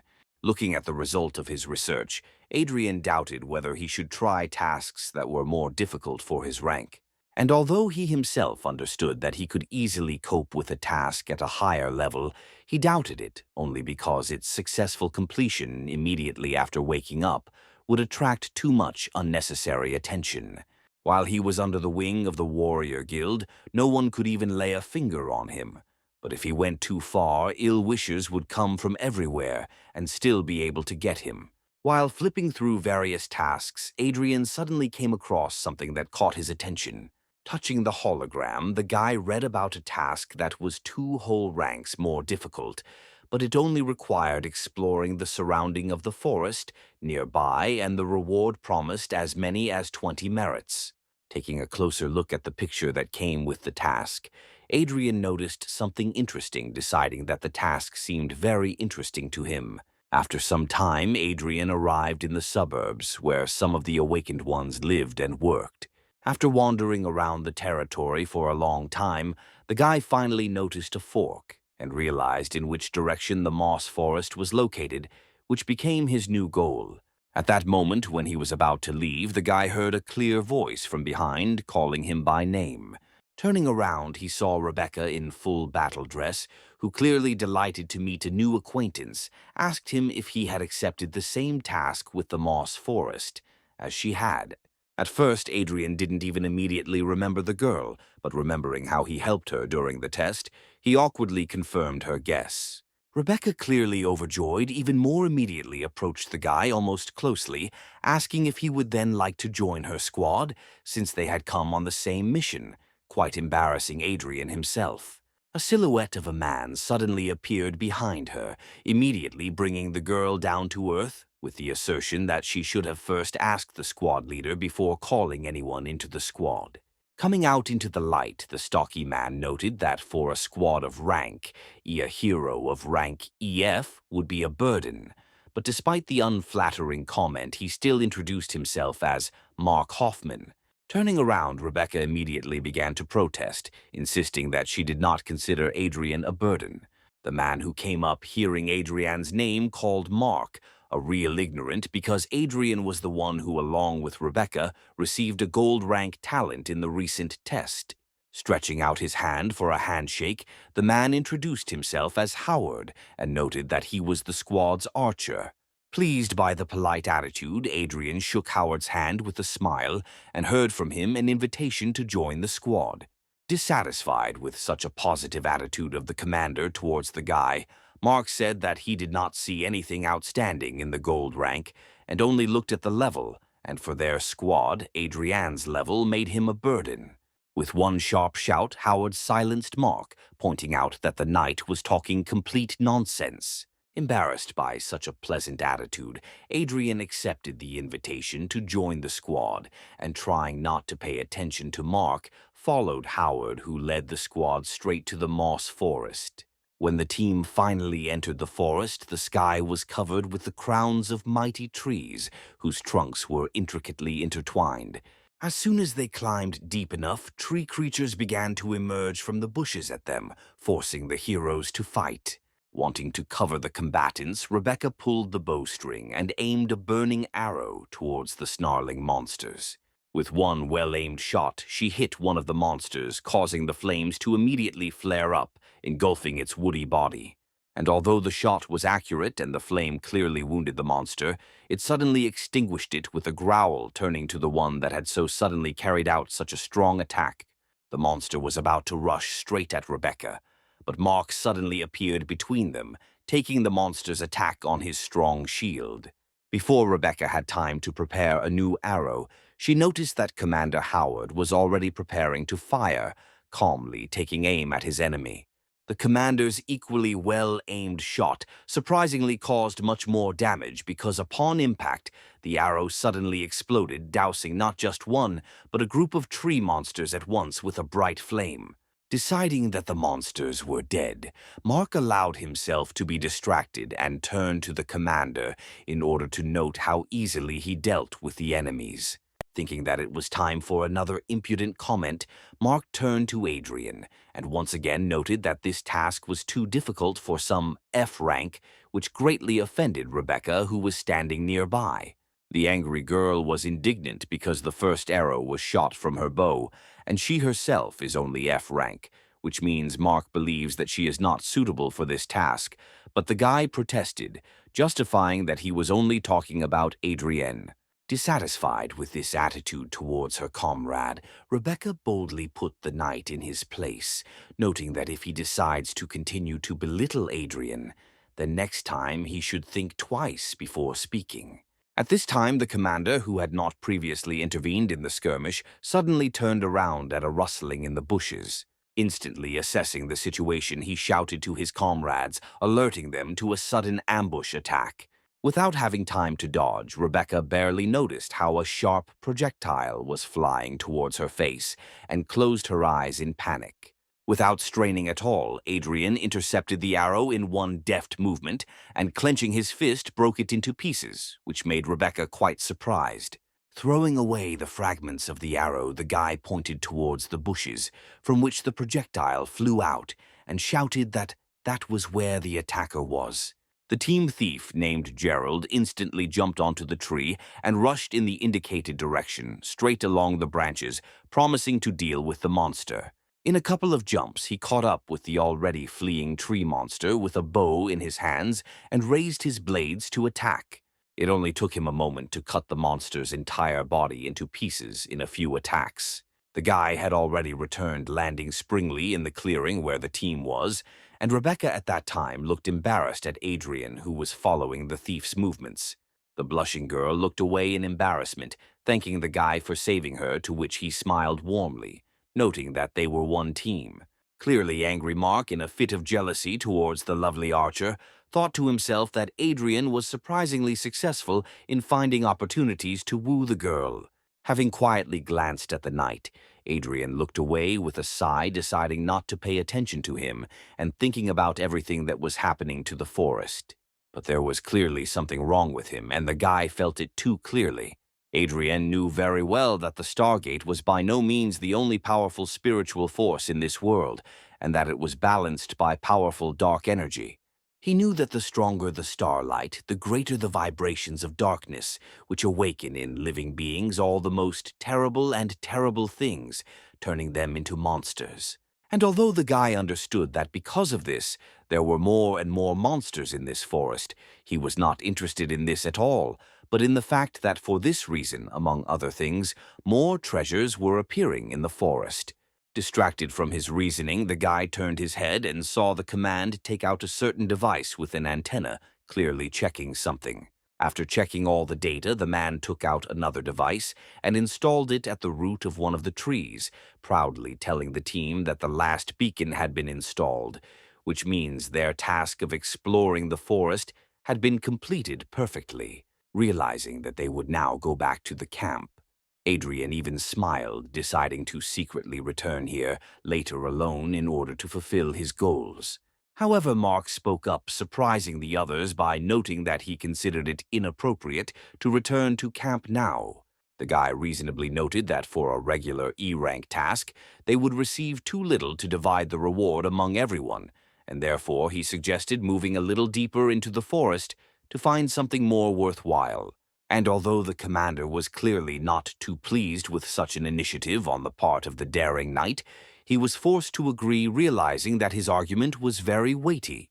In response to the question about objections, all team members, including a satisfied Mark, answered in unison that they did not dare disobey the commander. Obviously forgetting about Rebecca's warnings, Mark again allowed himself a caustic comment towards Adrien's rank, suggesting that he leave the group because further on the task would become even more difficult for his level. In response, Adrien gave him a contemptuous look, and a smile appeared on his face because the guy understood that this arrogant knight would continue to try to find a reason to get rid of him. Rebecca, who had not yet calmed down after the recent skirmish again, began to defend to Mark, claiming that his gold rank clearly proved his strength. However, now Commander Howard has also expressed his opinion, interrupting Rebecca with regret in his voice and making it clear that this forest is indeed considered a very dangerous territory, and also that he is worried about their safety, and therefore considers Adrien's continued presence on the team reckless.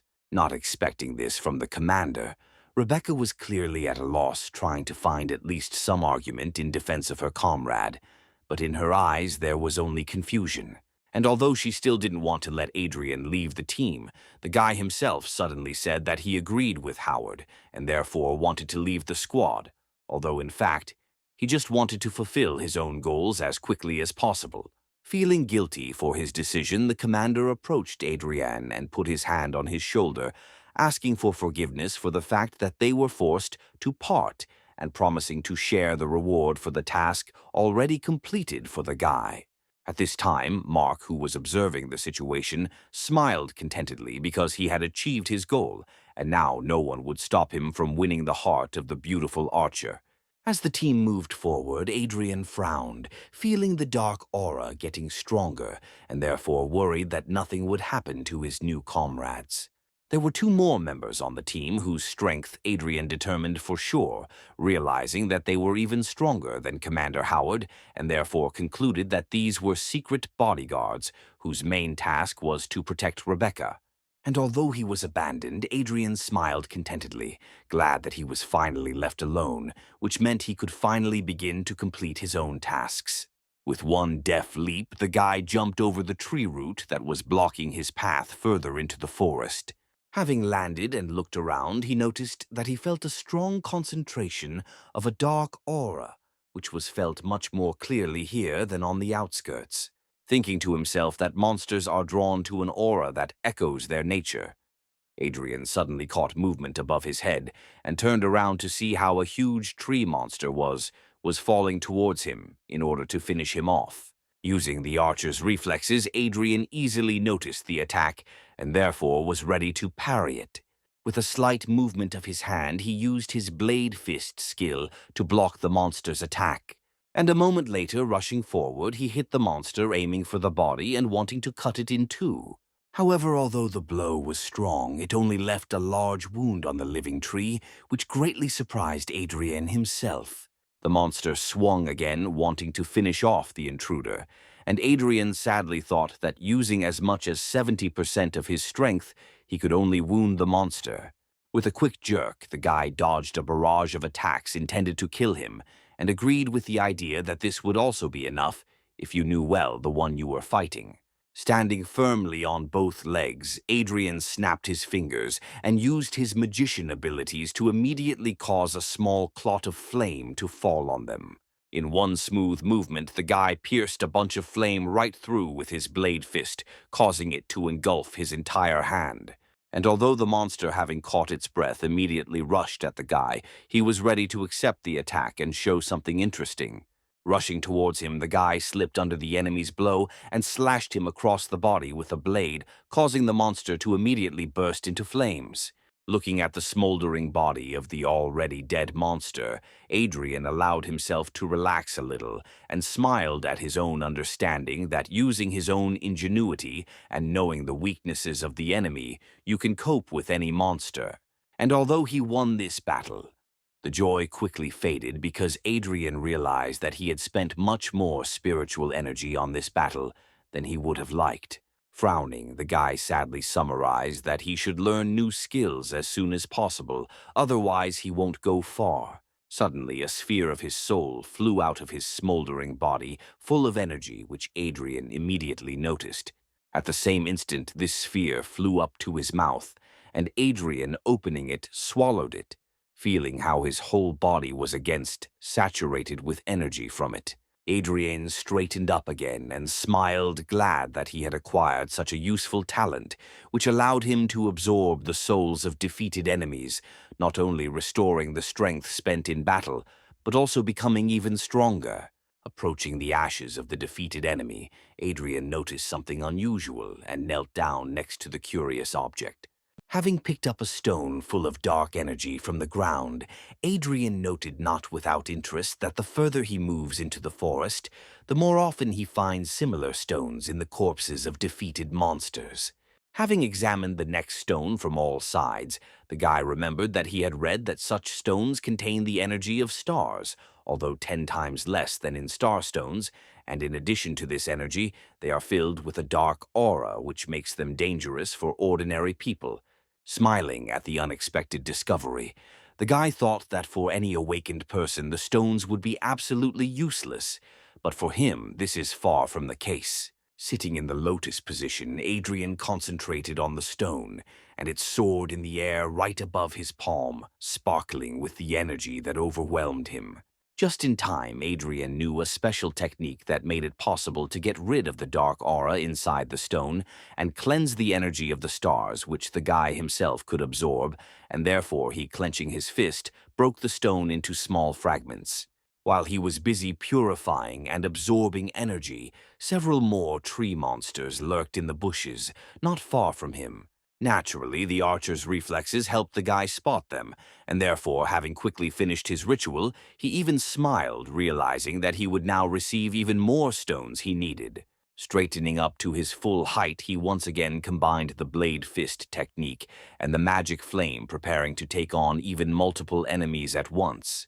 If he had looked around, he would have seen that the monsters had truly surrounded him and were about to feast on his flesh. But the guy was not going to give them such an opportunity. Overwhelmed by the thirst for a good fight, the guy himself rushed into the attack, showering his enemies with a flurry of fiery blows that left terrifying wounds on the tree monsters. Those who survived Adrien's attacks could no longer fight, but most were instantly covered in flames, devouring the monsters' wooden bodies in an instant. Adrien felt unsurpassed, remembering those exciting times when, as a god warrior, he fought entire armies single-handedly. And the thought of this almost cost him his life, because in an instant he discovered that alien claws were a couple of centimeters from his face. Using all his reflexes, Adrien managed to dodge, causing the enemy attack to fly past. The flame around his hand went out, and in a couple of jumps, Adrien found himself at a relatively safe distance from the monsters, realizing that he had become too lost in the heat of battle. And although he dealt with them well, he did not escape the fact that there were more and more monsters. However, Adrien was not going to give up so easily to some tree monsters, and therefore he called upon the souls of the already fallen monsters in order to replenish his strength and rush into battle again. Having regained his energy, Adrien felt as if he had not been fighting for the last few minutes, but was relaxing and resting, and therefore was full of strength to continue the fight. Dodging the deadly attacks, the guy spun in a fiery whirlwind, burning more and more monsters rushing towards him for their own death. After several minutes of fierce battle, Adrien was finally able to breathe, looking with a smile at the smoldering corpses surrounding him, from which dark stones poured out, which the guy picked up and cleaned with pleasure, intending to absorb them. Suddenly, the archer reflexes began to work again, drawing the guy's attention to the unnatural phenomenon. Turning around, he saw how the corpses of defeated enemies suddenly soared into the air and flew somewhere into the thicket of the forest. Frowning, Adrien voiced out loud the thought that everything that was happening in this forest seemed strange and stranger to him. Looking around, the guy listened to the rustling of branches and leaves, around expecting that something was about to jump out at him again. However, without waiting for danger, the guy straightened up and looked at the tree closest to him, which seemed to be moving. At the same moment as he noticed it, the branches of this tree, with incredible speed, began to close around him as if wanting to squeeze him between themselves. Not wanting such a death for himself, the guy again used the blade fist skill to protect himself from a sudden attack. The window created with the help of the skill was just enough to dodge the attack, and therefore the branches only grabbed the stone next to which the guy was standing, grinding it into small pebbles. Jumping out of the tenacious grip, the guy noticed that the power of even an ordinary tree in this forest was simply amazing. And although just a few minutes ago Adrien had dealt with a whole group of tree creatures, now seeing the mighty living tree, he understood that he could not do anything to him, being just an F-rank warrior. Realizing the full extent of his own powerlessness in front of this terrifying creature, the guy admitted without a shadow of joy that he could only dodge so as not to be killed. Standing tall and ready to defend himself, Adrien used one of the techniques he had learned in his previous life to gain an advantage. The technology slowed down all the processes inside the guy's body, because of which the movements became almost indistinguishable to the eye, and therefore the guy now seemed like a statue, which could have been a great help if the tree was guided by movements. Deciding that due to the lack of eyes, trees record vibrations from movements when choosing the direction of attack, and therefore his plan worked perfectly. Being in a motionless state, Adrien only moved his eyes trying to find a way out of the current difficult situation, and at the same time reasoning that the forest had mutated too much due to dark energy. Realizing that only destroying the source of this dark energy could save the forest, the guy estimated the size of its territory and sighed, sadly realizing that the search would take a lot of time. At one point, the archer's reflexes helped the guy notice another sharp movement of the branches, which suddenly rushed straight towards him, which Adrien had not expected. However, believing in his plan, the guy remained motionless, and the branches flew past him, clearly aiming at something else. A loud sound of whipping blows rang out across the forest as branches rushed towards something humanoid, quickly running away from danger. The small arboreal humanoid ran away in panic from the branches of a mighty tree wanted to tear him into pieces. Adrien looked in the direction where the sounds of destruction were coming from and peered at the small silhouette cowering from the fear of death. Clutching his head, the baby tried to hide from such frightening branches, emitting plaintive sounds reminiscent of the crackling of bushes. Apparently, these sounds and the baby's trembling were clearly felt by the tree, and therefore the branches again rushed straight at him, wanting to tear him into small planks. An eerie crashing sound was heard throughout the entire forest, with which the branches struck their target in a sweeping manner.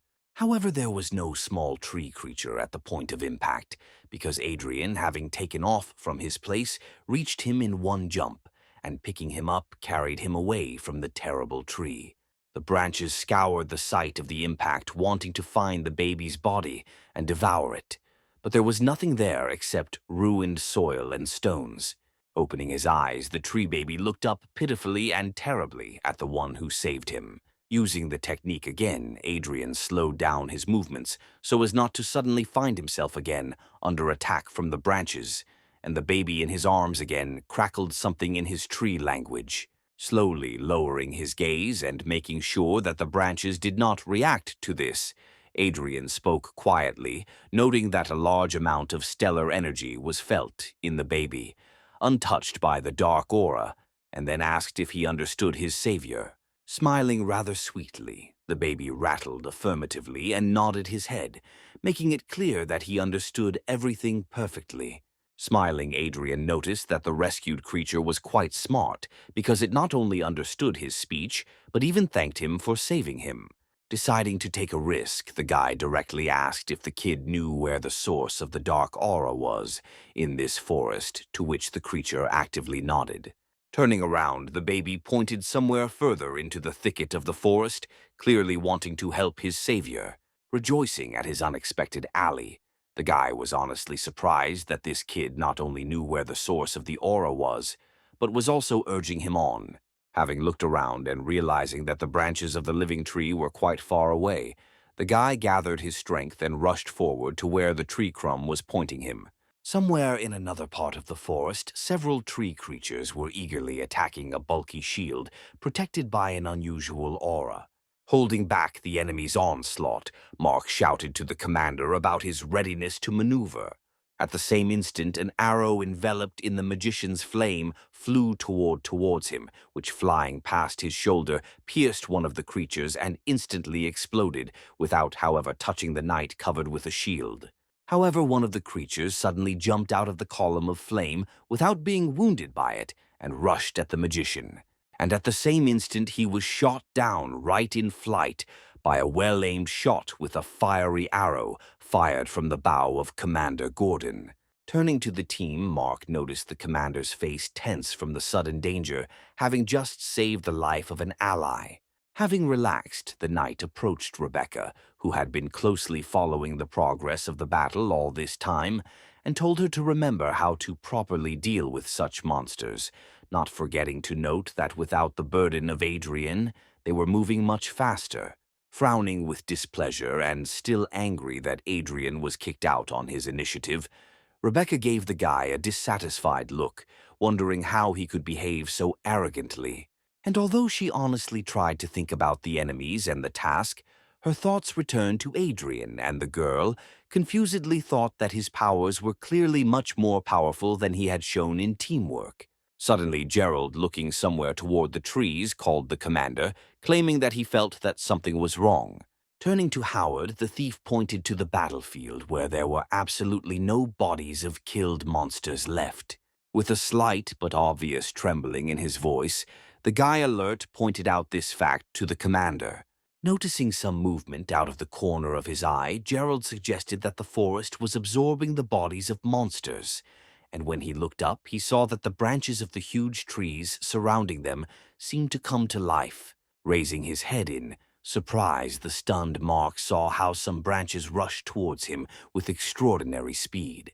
In an instant, strong and thick branches entwined the body of the knight, who screamed pleased for help towards his commander.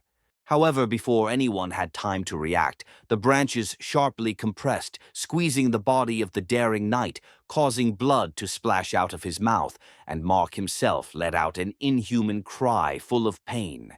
Commander Howard was about to rush to the aid of his comrade, but realized that he was too late, and therefore took a step back, approaching his allies, his jaw clenched tensely.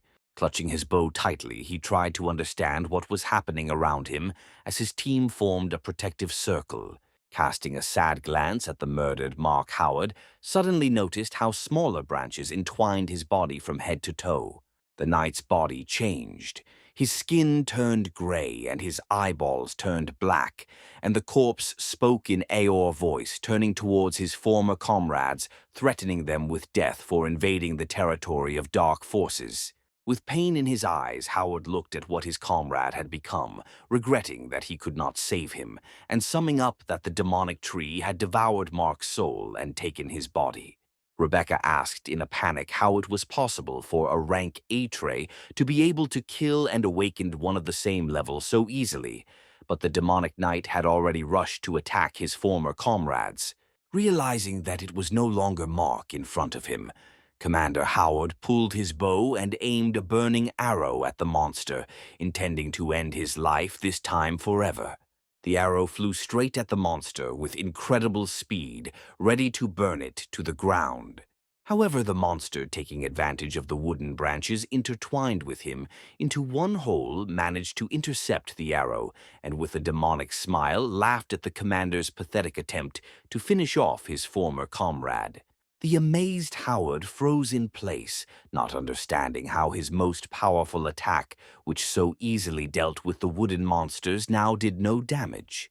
And at this time, the demon, taking advantage of the confusion of the squad leader, rushed to the attack, ready to kill not only Howard but the entire squad. For the first time in a long time, Commander Howard truly felt the fear that took his breath away and chilled his body, which is why he didn't even hear Rebecca screaming at him, asking him to dodge. Frozen in place, the man only had time to think about how to dodge, but was unable to move a single muscle. And although Howard could not defend himself in any way, the monster was suddenly carried away from the man by a blade-sharp gust of wind called from Rebecca. Covering himself with his mutilated hands, the monster jumped a few steps to the side, never reaching the commander with its razor-sharp claws. At the same instant that the blow reached the monster, the commander was picked up in one jump and carried even further away from the monster by Gerald, who suddenly appeared nearby.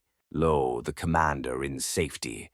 The guy straightened up and approached the one who caused that gust of wind of incredible power, and Howard himself, realizing that the gust of wind spell belonged to the D rank, asked if their comrades belonged to this very rank.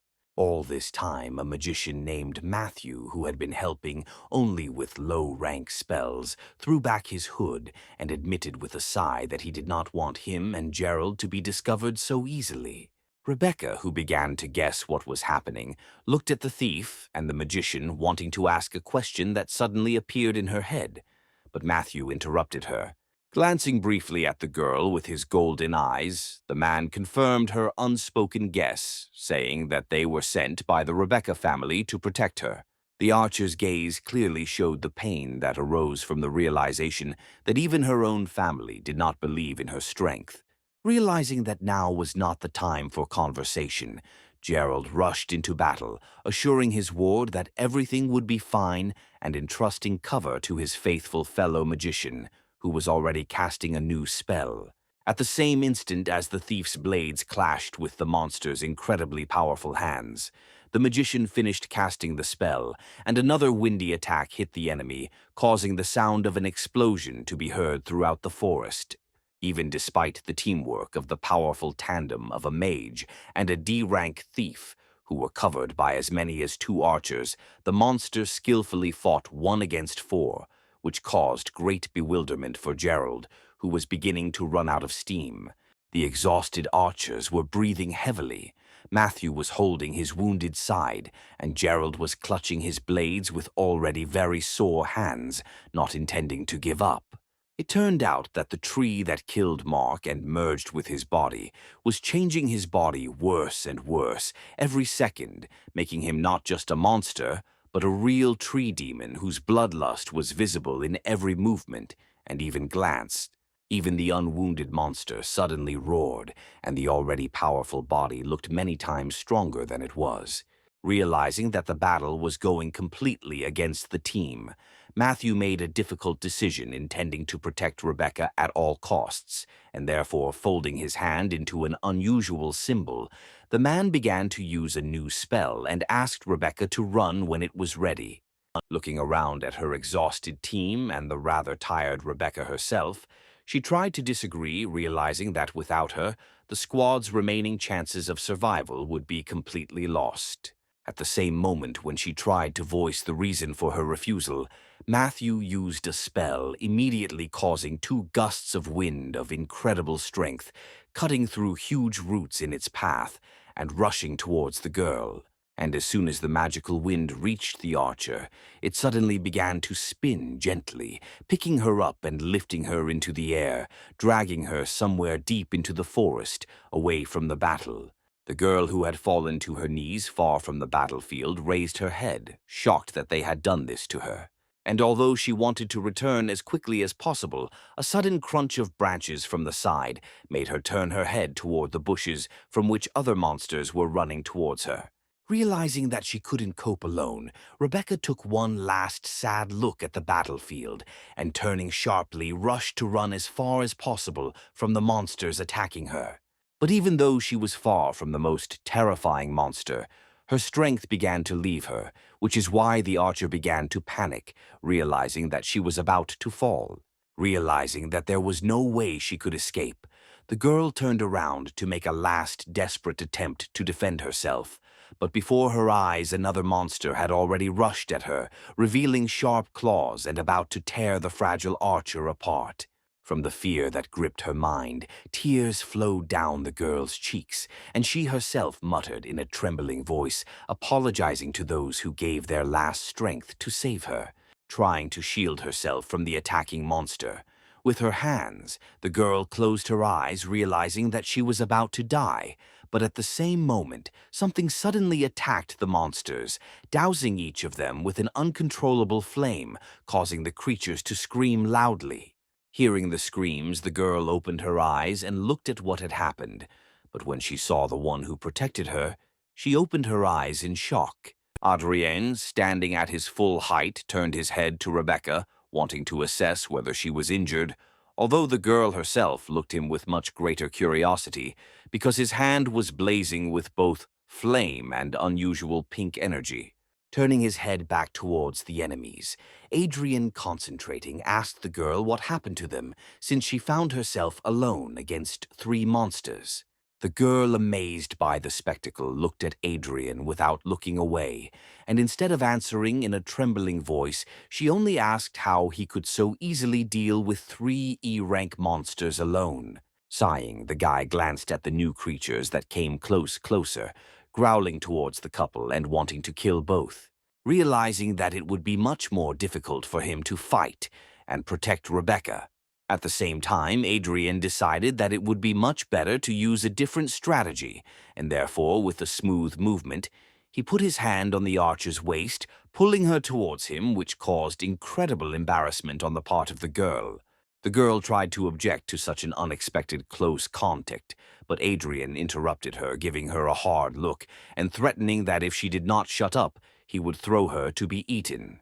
Looking around, Rebecca panicked again, whispering that the monsters were coming straight at them, to which Adrien suddenly released a blue aura already familiar to this forest, thanks to which their movement slowed down. Immediately after this, the monsters, who had previously been running straight towards the couple, for some reason ran past and then stopped altogether, looking around lostly in search of the suddenly disappeared prey, which greatly surprised Rebecca, who realized that the monsters did not see them at all.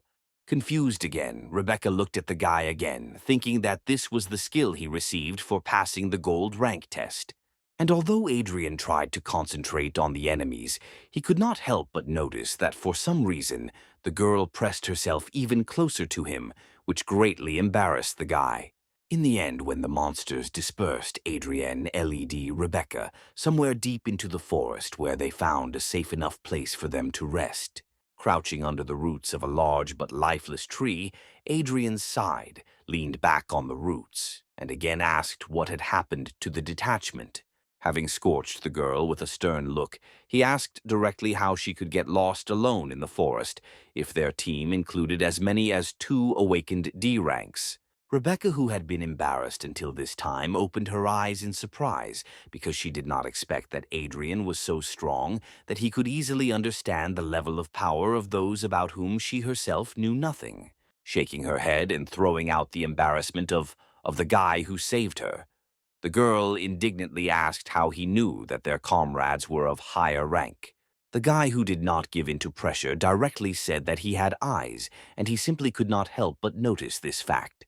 Without taking his stern look off Rebecca, the guy said that they weren't even particularly hiding, because even before the guy left, they boldly used their abilities, and the archer simply didn't notice. The guy harshly reprimanded the girl because she is a gold rank archer, which means she should have noticed it herself, but Rebecca turned out to be so inept that she missed simple information that was right under her nose.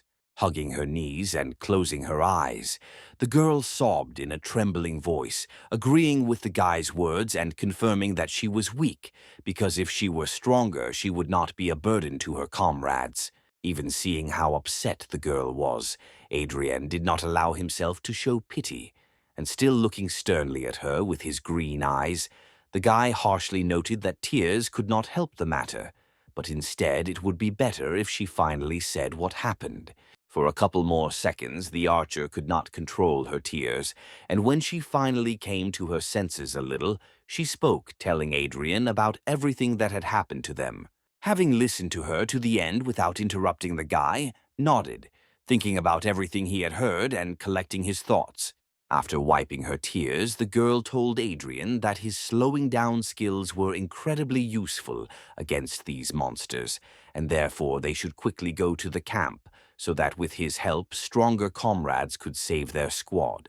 The guy looked up and looked at her as if she had said the most stupid thing in history, and then asked directly whether she seriously believed that the commander and the others would need help if they left for reinforcements. And although he said that even an awakened E rank could cope if he took the right approach to the matter, he was forced to admit to himself that an unprepared team with only 2 awakened D ranks was unlikely to survive a direct confrontation with the Black Tree.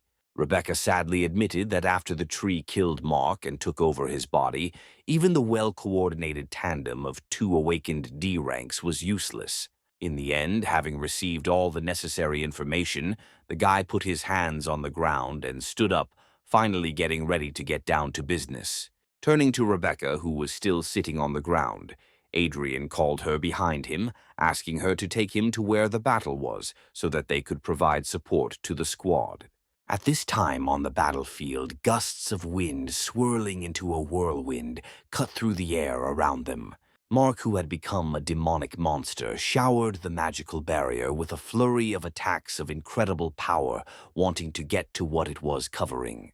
The wounded Matthew, whose face was bruised, held his hand in front of him and firmly looked forward, supporting the spell with all his strength, because he understood that as he stood, the wind would weaken, because of which both the magician himself and his unconscious comrades would be instantly killed. At this time, Adrien, holding Rebecca in his arms, landed on a branch nearby and looked around the battlefield where the demon was still attacking the vortex defense. Surrounded by an aura that slowed their movements, they looked around the battlefield, realizing that the situation was dire, and Rebecca decided to ask Adrien if he had some kind of plan. The girl was firmly convinced that Adrien would be able to deal with this monster, but the guy interrupted her and, throwing a sad look, confidently said that he couldn't handle it himself, but Rebecca could. Remembering how the last battle ended, the archer was surprised by Adrien's statement, because she even doubted that she could cope with simple tree monsters, let alone this demon. Looking sternly into her eyes again, the guy directly said that she should learn to use her gift, received from the gold rank test, as soon as possible. In a harsh voice, the guy mentioned that she had never used a single skill yet, which made him doubt whether she deserved her gold rank. Turning to the monster, the guy summarized that she needed to learn to use her skill now if she wanted to save the commander, and those were ready to give their own lives for her. And although the girl received her skill on the same day as Adrien, she guiltily looked away and then looked at him again and asked him to teach her. Sighing, the guy softened his voice and said that she should use her heart, and that it was there that she would find the answer to this question.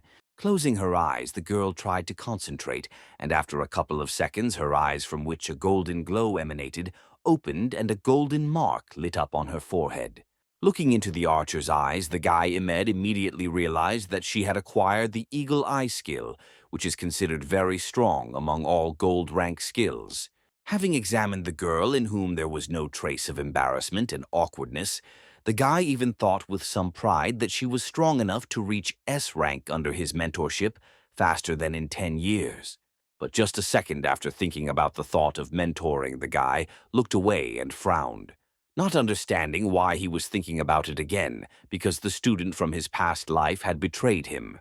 Rebecca, at this time, not noticing the expression on the guy's face and not hearing a word from him in response to the awakening of her skill, turned her gaze to the monster below and said with enthusiasm that she had finally seen what she wanted. Her eagle eye skill allowed her to clearly see the monstrous aura of as many as 10 black trees that had swallowed Mark's body. Adrien gently guided and pointed, telling her that she had to give it her all and see much more than she was seeing at the moment. The girl tensed and her eyes shone even brighter when she said that she would definitely try for the sake of the commander and comrades.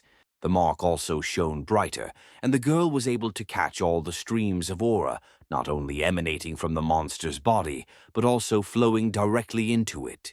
She was able to clearly see not only the terrifying red aura around the monster, but even a dark aura of incredible volume concentrated at one point. Having heard enough, Adrien noted that it was this dark aura that was the cause of everything terrible that was happening to the forest. The guy himself self-examined the monster, telling the girl that the power of 10 black trees in one knight's body is too colossal to fight honestly, but he can be attacked in a weak spot. Reacting instantly to the guy's words, Rebecca immediately pulled out her bow and pulled a burning arrow, aiming at the weak spot and claiming that she would now complete the task. However, Adrien managed to prevent the girl's rash act by ordering her not to be smart and clicking her on the forehead. The guy scolded her with displeasure, saying that she was just an F-rank archer. Her and her arrow would never penetrate the defense of such a powerful creature, but would only attract his attention. Rubbing her bruised forehead, the girl looked down guiltily and asked for forgiveness for her rashness, asking him to teach her how to do the right thing. The guy sighed and closed his eyes in disappointment, claiming that it was because of this rashness and inattention that their squad got into such a mess, after which he asked her if she saw another way to solve the problem. Rebecca finally smiled, saying she understood what Adrien meant. Snatching an ice arrow from her quiver, the girl again activated her skill to aim more accurately and aimed the tip at the monster. A moment later, realizing that Adrien was not stopping her, she relaxed her fingers on the bowstring, and at the same instant the arrow broke off, flying at great speed straight into the monster.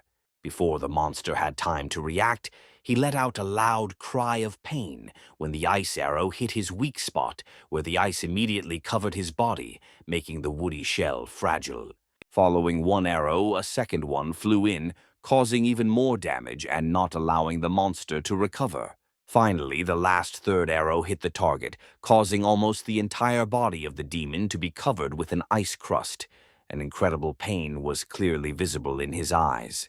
As soon as the last arrow hit the target, Adrien immediately tensed up and covered the hand holding the blade with flames, not forgetting to use the blade fist skill. The joyful girl exclaimed in admiration that she was able to carry out a successful attack on the demon, and Adrien's smile smiled proudly, supporting her enthusiasm. Turning to the guy and seeing his smile, Rebecca immediately blushed, after which she thanked Adrien, calling him brother for the first time. And although she was glad that she succeeded, she understood that the ice arrow would not hold the monster for long, which she immediately told her comrade.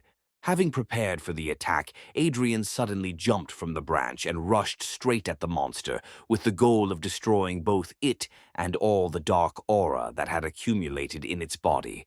Watching the guy rush into the attack, Rebecca expressed her thoughts out loud that the guy, although he tries to look stern and indifferent, is actually very kind. In an instant, Adrien found himself right on the battlefield. However, to the archer's surprise, instead of saving his wounded comrades, he rushed straight at the monster, clearly intending to engage in battle with it. In a panic, Rebecca screamed, trying to stop the guy from this, in her opinion, stupid act, because his defense is incredibly strong, and F rank would never be able to break through it.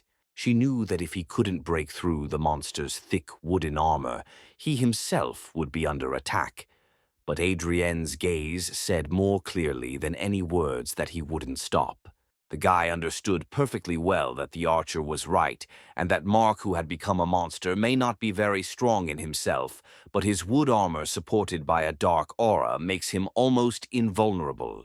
However, Adrien took into account all these details and had a plan to fight this monster, and therefore his hand see fire again, realizing that the ice arrows made the monster shell fragile. The guy lit his second hand, and much stronger than before. With both fists, Adrien slammed straight into the monster's open weak spot, which was covered in ice enough for the guy to break through such a strong defense. The sudden change in temperature intensified the blow even more, causing the monster to scream in incredible pain. When Adrien sharply tore his fists out of the monster's body, the two elements entered into such a violent reaction that a huge column of flame burst out of the demon's body.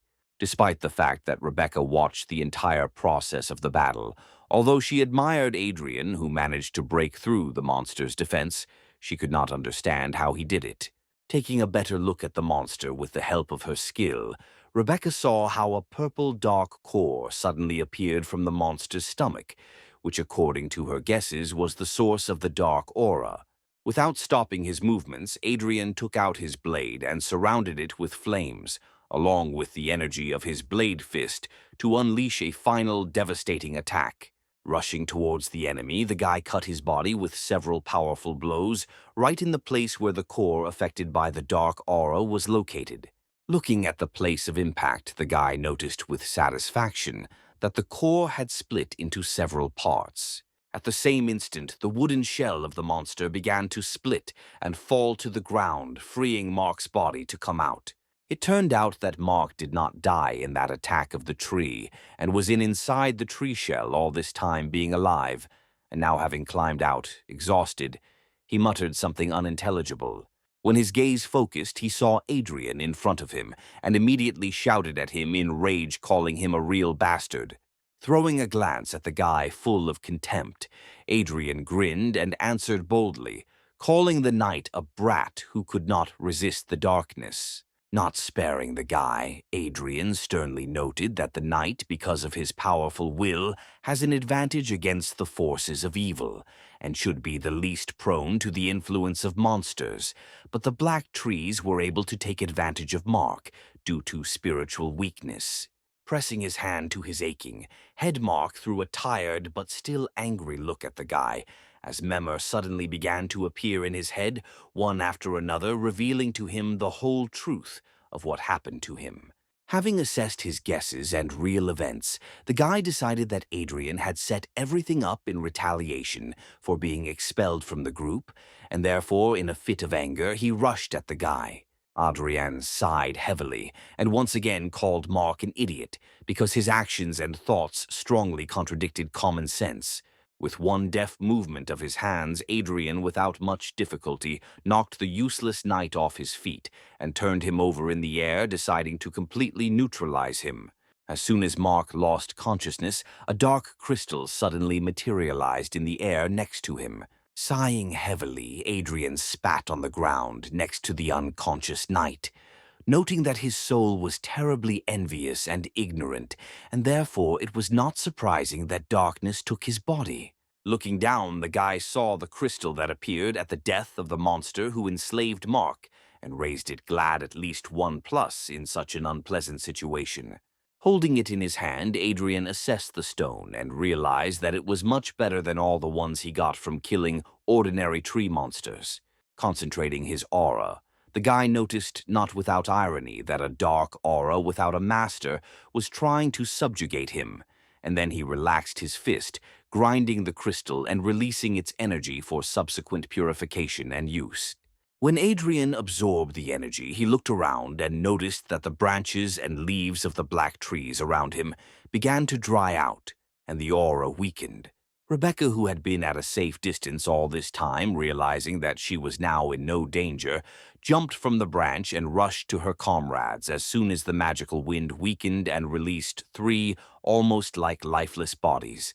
The girl felt the pulse of the magician who had lost absolutely all his strength, but who so steadfastly defended his comrades until he lost consciousness, and summed up with a sigh that everyone was alive but absolutely exhausted.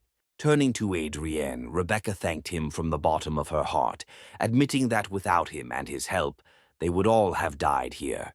Coming close to the archer, Adrien looked into her eyes and said with a smile that simple gratitude would not be enough, which again caused a blush on the girl's cheeks. Rebecca, taken aback by the guy's pressure, even trembled with embarrassment, as did her voice when she tried to find out what he was talking about, although she herself had already thought about something extremely obscene. Noticing the changes in the girl's behavior, but not understanding what caused them, The guy looked at the archer now more sternly and asked if he remembered what he told her during the talent test, taken aback by the realization that she had understood everything wrong. Rebecca, upset, remembered that then Adrien asked her to keep everything a secret, and this time it turned out he asked for the same thing. Having praised her for her quick wit, the guy put his hands in his pockets and casually walked away from the clearing, telling the girl that it was now safe here and she better not go anywhere while he was doing business. The archer asked what kind of business he might have now, to which the guy relaxed and calmly said that he was going further into the forest to completely destroy the Dark Scourge. The amazed Rebecca, who thought that the core in Mark's body was the source of the dark aura around her, wanted to ask again, but Adrien had already left. Just in case, again, using the technique of slowing down movements, Adrien moved through the forest, focusing on his own sensations. Peering at the trees around, the guy noticed that all the trees affected by darkness began to dry out, which only confirmed his guess that with the destruction of that core, the darkness in the forest became much less. Suddenly, from under Adrien's suit, the same baby he had recently saved from the black trees appeared. Before this, Adrien walked straight to where this same little guy was pointing until he heard the sounds of carnage, which is why he had to turn around. But now, after stroking the little one on the top of his head, the guy asked him to show him again where to go. Satisfied that he was safe and being given affection, the baby gladly helped the guy again, pointing him to where the main source of the dark aura was. Having covered a long distance in the direction where the tree baby was pointing, the guy finally reached a truly colossal tree whose top was without a single leaf and whose branches were blacker than night. Looking around, Adrien noticed out loud that the environment smelled terribly of rot, and the dark aura was felt much stronger, but the guy also felt something unusual. Stretching his paw towards the tree, the baby summoned a stream of green energy, which was immediately picked up by several leaves from the ground. Smoothly, as if along waves, the energy flowed to the tree and touched it and was absorbed into the mighty trunk, and all the leaves weakly fell to the ground. As if alive, the roots of the tree suddenly began to move, but without a threat like other trees, opening a passage to the heart of the tree for the awakened one who came. Delighted that he had such a useful kid as an ally, Adrien smiled and moved inside the tree, noting that without him he would never have been able to get here. When the guy went inside, the roots began to move again, now blocking the passage, and Adrien asked the little one if this was where he himself had come from. The guy reinforced his question with stroking, and the baby in response again crackled something in his own language, unfortunately incomprehensible to Adrien. Adrien, in turn, deciding that this was an affirmative answer, wondered how such a sweet and kind creature could appear from a place affected by a dark aura. Moving inside the tree for quite a long time, Adrien suddenly thought that during the entire journey, he had not felt a single monster. Finally, the guy noticed something that looked like an exit from a long-running tree tunnel and hurried there, wanting to get this matter over with as soon as possible. However, when Adrien approached the exit from the tunnel, what he saw was too much of a surprise for him. Inside the tree, there was something very reminiscent of a human settlement. But this village turned out to be abandoned, and there were no signs of life around. And although the creation was clearly man-made, Adrien noticed that for a human village, this village looked quite unusual. And besides, he doubted that it was the source of erosion, because he did not feel the dark energy around the settlement. At all, however, having walked deeper into the settlement, the guy suddenly noticed an unusual aura, which alone evoked a feeling of danger. Having decided to investigate the discovered phenomenon, the guy used one of his techniques to properly examine the surrounding space in the manner of anomalies. Waves of energy spread out from him along the walls and the ground, and then returned, revealing to the more and more clear information about the energy surrounding this place. At one moment, Adrien turned sharply in the direction from which one of the waves brought a feeling of strong, dark energy that would have caused great fear in any other person. Frowningly looking into the bushes from where shining red eyes full of rage were looking at him, the guy admitted that this aura was too powerful and he would not be able to cope with it if he was only F-ranked. The guy sadly thought that he was literally just a little bit short of raising his rank. And then he remembered that he had saved one of the particularly strong crystals of dark energy and decided to use it, hoping that this stone would be enough to raise his rank. The only thing the guy doubted was that he could absorb such a large amount of energy at once. But suddenly a tree baby emerged from under the suit and attracted Adrien's attention. Looking at the baby, Adrien noticed that he was pointing somewhere to the side, saying something in his own language, and asked if he wanted them to go exactly there.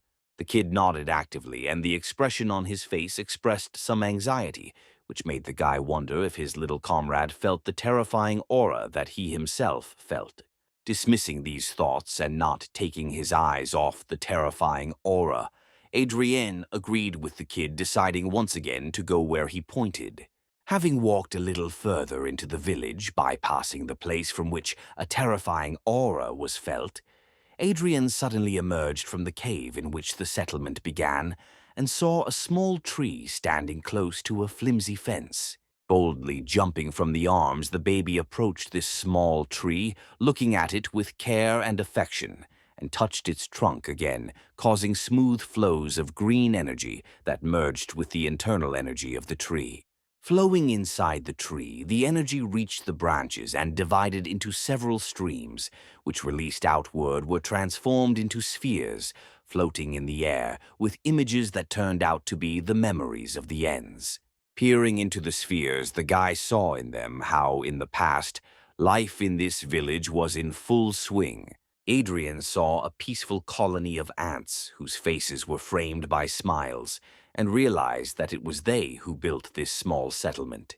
The guy saw how these creatures cared about nature and coexisted with it in peace and order, and therefore did not understand what could happen that now this forest is in such decline. Shifting his gaze from one sphere to another, the guy looked for an answer but did not find it, and at one moment they completely began to tear apart, which is why Adrien lost the opportunity to understand what had happened. Hearing the baby calling him, the guy was distracted from his thoughts and knelt down to understand what the baby was telling him, and he in turn actively moved his hands, which made it clear that he wanted Adrien to find out what happened to village residents. When the baby noticed that his big comrade understood the request, he folded his hands and made a pitiful expression on his face, showing with all his appearance how much he needed Adrien's help. Naturally, after such invaluable help from the little one himself, Adrien could not but agree, but immediately added that there had been no living people here for a long time, and therefore there was nothing special to count on. The baby looked very upset and desperate, and Adrien, picking up the baby, pressed him to his shoulder, hugging him tightly to calm him down. Making sure that the baby was holding tight, Adrien jumped over the fence, expressing out loud the hope that the villagers were still alive. However, what he saw left him speechless because any hopes for an optimal outcome instantly evaporated. The bodies of murdered ants lay all around, each of them killed with varying degrees of cruelty, but most were connected by the fact that they were torn into pieces, which is why there were a lot of splinters on the ground here in the ladies. As soon as the baby saw such a horrific picture, tears and hysterics immediately burst out because the baby had lost all his relatives on this land that smelled of... Adrien covered the baby's eyes to block his view of the corpses of his relatives, regretfully asking him not to look. Realizing that it was impossible to leave members of the little Anne's family like that, Adrien spent a lot of time burying each of them, after which he patiently and compassionately waited for the baby to say goodbye. Looking sadly at the baby, the guy thought that he would not come down soon because he was still just a child, and such an injury was too much for him now. Finally, the guy sighed and turned to the side, deciding that it was better to leave the baby alone now, while he himself went to destroy what had caused such tragic events. However, as soon as he turned around, the baby jumped onto his shoulder with a furious expression on his face, which greatly surprised the guy. Looking at the baby, Adrien saw in his eyes military determination and a strong thirst for revenge for his relatives. And although Adrien understood that this lesson was too harsh for the kid, the guy stroked him on the top of the head, noting out loud that now he understands that good must be repaid with good and evil with evil. Returning, Adrien stopped when he again felt the dark aura of death and invited the kid to look around in the manner of something unusual. Looking in the direction where he saw a terrifying, cruel look, the guy did not find anyone there and moved on, reaching the place where the dark aura was felt so clearly that it could be felt powerfully on the skin, concentrating around himself an aura of slowing down the flow of energy. For less noticeability, the guy rushed forward and the dark fog instantly surrounded him, but did not cause any harm. Satisfied that the disguise was working since they had not yet been attacked, the guy looked around with special attention. Feeling such a dense fog around him, consisting of a dark aura, the guy thought that this fog could be the very reason why the forest suddenly began to mutate. After looking around but not feeling anything higher than E or D rank, the guy decided to move deeper into the dark territory. Walking further, Adrien saw wandering monsters behind one of the trees and carefully moved around so as not to attract their attention. And having moved even deeper, Adrien understood why the monsters were here, because before his eyes there was something unusual. It turned out that the trunks of several black trees were intertwined together, forming something very similar to a dark altar. Peering inside, Adrien saw the body of a huge black tree at the core of the altar, and branches emanating from its body turning into the trunk and apparently transmitting dark energy throughout the forest. Next to the huge black tree, a smaller monster was actively moving, dressed in unusual robes and covered with ritual tattoos, which according to the guy was a priest. Hiding behind cover so as not to be noticed, the guy carefully watched what was happening as best he could, wondering what was happening but guessing that the priest wanted to absorb the dark energy of a huge black tree. Standing proudly next to the huge ant, the priest cried out that he needed a sacrifice in order to absorb his power and finally become the king of the Mo Forest. Staring in amazement at what was happening, the baby quietly cracked something in his own language and did not notice how his body suddenly lit up, because his aura began to resist the dark energy surrounding him. Feeling this, the huge ant suddenly moved and thundered something which attracted the attention of the crazy priest. Realizing what this meant, the priest raised his staff and cried out about the presence of an outsider, after which he summoned streams of dark energy moving at deadly speed, which began to scour around in search of an intruder. And when they found it, they rushed to Adrien, intending to capture him at the command of their master, and maybe even kill him. Realizing that he had been discovered, Adrien dispelled his camouflage aura, which immediately neutralized the priest's magic, and the guy himself gloomily noted that he could no longer count on the effect of surprise.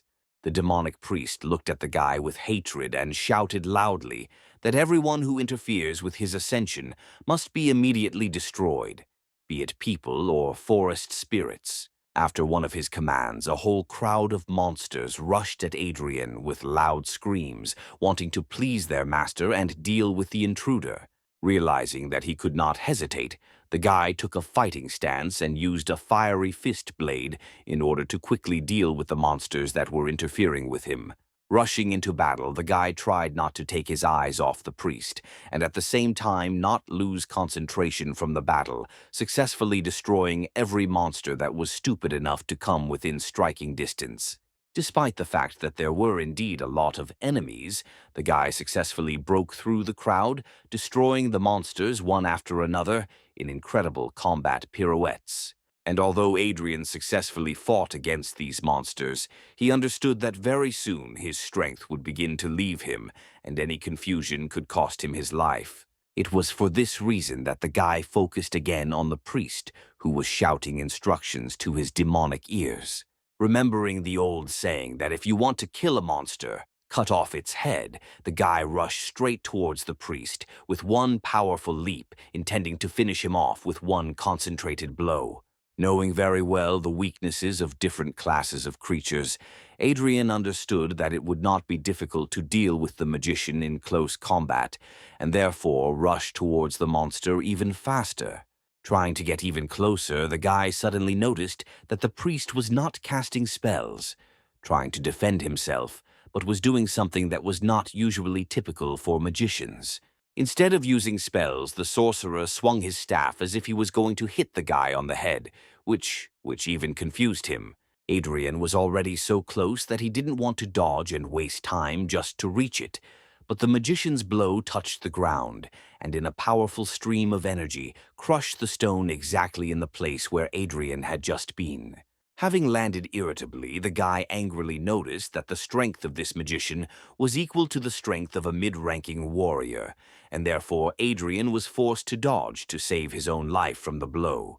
Straightening up and taking a fighting stance, Adrien watched as the monster, with a G gesture, attracted some plates that looked very similar to metal. Frowning, the guy realized that the battle would be much more difficult than he had expected. Having fused together with metal plates that took the form of armor, the monster, who turned out to be both a magician and a warrior, cried out, ready to take the fight. Hearing the priest call himself the king of the moss forest, the guy grinned out loud, calling his enemy words real nonsense. Angry at such a dismissive attitude, the magician rushed at his enemy, wanting to finish him off for insulting him. And although the guy behaved confidently, he knew that he was unlikely to overcome this fight, and therefore he took out that very powerful crystal from his pocket, intending to use it now. Realizing that there was no choice left, Adrien broke the crystal into small fragments in one movement, hoping only that he had not made a mistake in his calculations. Absorbing the released energy, Adrien met a monster that had already rushed at him, whose staff was approaching the guy's head, ready to crush him forever. The guy's eyes lit up, and he himself felt his spiritual energy growing even more until it finally crossed the threshold for increasing his rank. And at the same moment as the guy felt his own strengthening, the sound of a powerful explosion was heard above the altar. The explosion was so powerful that the hard rocks split, and the fragments flew away from the source of destruction. The magician, confident that his blow had reached its target, felt the full power of this explosion, was stunned by it, and was thrown to the ass side. In turn, Adrien stood confidently on both legs, feeling how much stronger he had become, and how colossal the difference was between the E and E ranks. During his promotion, Adrien instantly summoned a fiery fist blade and counterattacked the enemy, which caused such a powerful explosion. But now, looking gloomily at his opponent, he realized that he had not killed him. Slightly hunched over and leaning on his staff, the monster coughed heavily, trying to withstand the pain from the blow, but it was clear from him that he was not going to die. Growling in anger, the monster released powerful clots of dark flame from its body, wanting to finally finish off the annoying enemy. Seeing that the enemy was overcome with rage, Adrien stood up, ready to fight again, and noted with a grin that it would be easier for him to kill the enemy if he lost control of himself.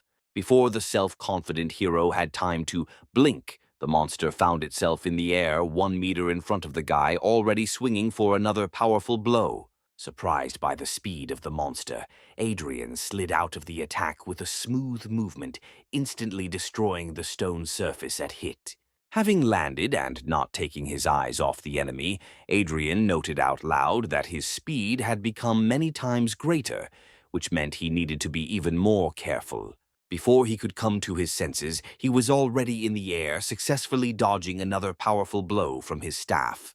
Turning over in the air, Adrien used his flaming fist blade to unleash 3 powerful attacks at once on the enemy, who had not had time to regroup to defend himself.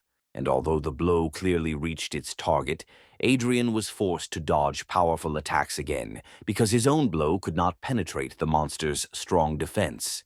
While Adrien was preparing for another melee attack, the monster suddenly created a sphere of dark energy in his hand and took aim. Adrien, accustomed to close combat, was clearly surprised when a projectile flew at him and tried to dodge, but the sphere changed the direction of its flight right in the air. Scorched by the burning and poisonous dark flame, Adrien collapsed to the ground, struck by the unexpected attack. Falling to his knees, Adrien clenched his teeth in incredible pain, as the monster said with ominous arrogance that there was no way an ordinary person could withstand a direct blow from dark energy. However, when he saw what was happening to his enemy, the monster exclaimed in shock, realizing that his attack did not finish the guy off. Kneeling on one knee, Adrien began to glow, and the flame of dark energy began to go out, suppressed by the knight's protection, which now came in handy. When the remnants of dark energy evaporated from Adrien's body, he snapped his fingers and summoned a runic circle behind his back, showing the affected enemy that his opponent was a representative of all classes at once. The monster, roaring with hatred, rushed forward again, shouting to Adrien that he must die and become a sacrifice for his ascension. Thanks to the dexter IT of the thief and the stamina of the knight, Adrien successfully defended himself from all the enemy's attacks. However, due to his too strong defense, the guy himself could not inflict any damage on his opponent. Adrien glanced at his blade, which was given to the previous soul of this body by his parents when he was 12 years old, and which was too weak to cause any significant damage. Landing after yet another dodge, Adrien thought of another idea in his head that could work. Using magic again, the guy used the freezing sea to make the blade stronger and stronger. Satisfied with the result in the form of a cold, strengthened ice blade, Adrien stood up again, ready to take on the fight again. Using his blade fist skill on both hands, Adrien ignited one fist and cooled the blade even more, intending to use his entire arsenal to deal with the monster. Continuing to advance, the monster swung his staff along a bizarre trajectory, becoming increasingly angry because of the vitality of his opponent. As the monster launched another powerful attack aimed at destroying its hated target, Adrien easily dodged and flew past, cutting the monster's neck with his improved blade. At the same instant, the opened wound was covered with a durable ice crust, causing the monster to roar in pain again. Using all the agility and speed of the thief class, Adrien flashed in the periphery of the enemy's vision, delivering slashing blows with his ice blade one after another. When Adrien was sure that a sufficiently large area on the monster's body was covered with an ice crust, Adrien swung his fiery fist with a satisfied grin. Finding the right moment, the guy hit the back of the monster's head with one powerful attack from his flaming fist. Reacting to each other, the two elements caused a strong explosion that tore through the monster's body, causing unbearable pain. And although the attack was not fatal, the monster was surprised to realize that its defense had been broken and the wound was not healing. Taking the blade more conveniently and grinning maliciously, Adrien summed up contentedly that now the battle would go much easier, and it was only a matter of time before he finished off the hapless king of the forest. Taking a stance, he was ready not only to defend himself, but to destroy the one who, in the name of his base desires, denigrated an entire forest and killed an entire settlement of peaceful forest spirits. In one quick dash, the guy attacked again, wounding the side of the monster, and was about to once again carry out such an effective combination. Realizing that he was in a losing position and that the battle could soon end with his own death, the monster felt real fear for the first time during the battle. Without attacking in response, the monster used its mighty strength to jump as far as possible from Adrien, who at first thought that the enemy was running away, but it turned out that the jump had a specific purpose. The dark priest used his magic to cut through those branches that held the huge An in place, in an unconscious state, causing his eyes to suddenly light up. The awakened monster of colossal size roared, waking up from sleep and feeling an unbearable thirst for blood.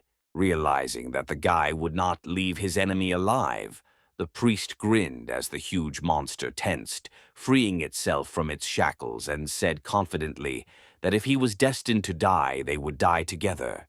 Adrien looked at the monster, not particularly surprised, but he realized that the situation was desperate because the huge monster was clearly D-rank, if not stronger.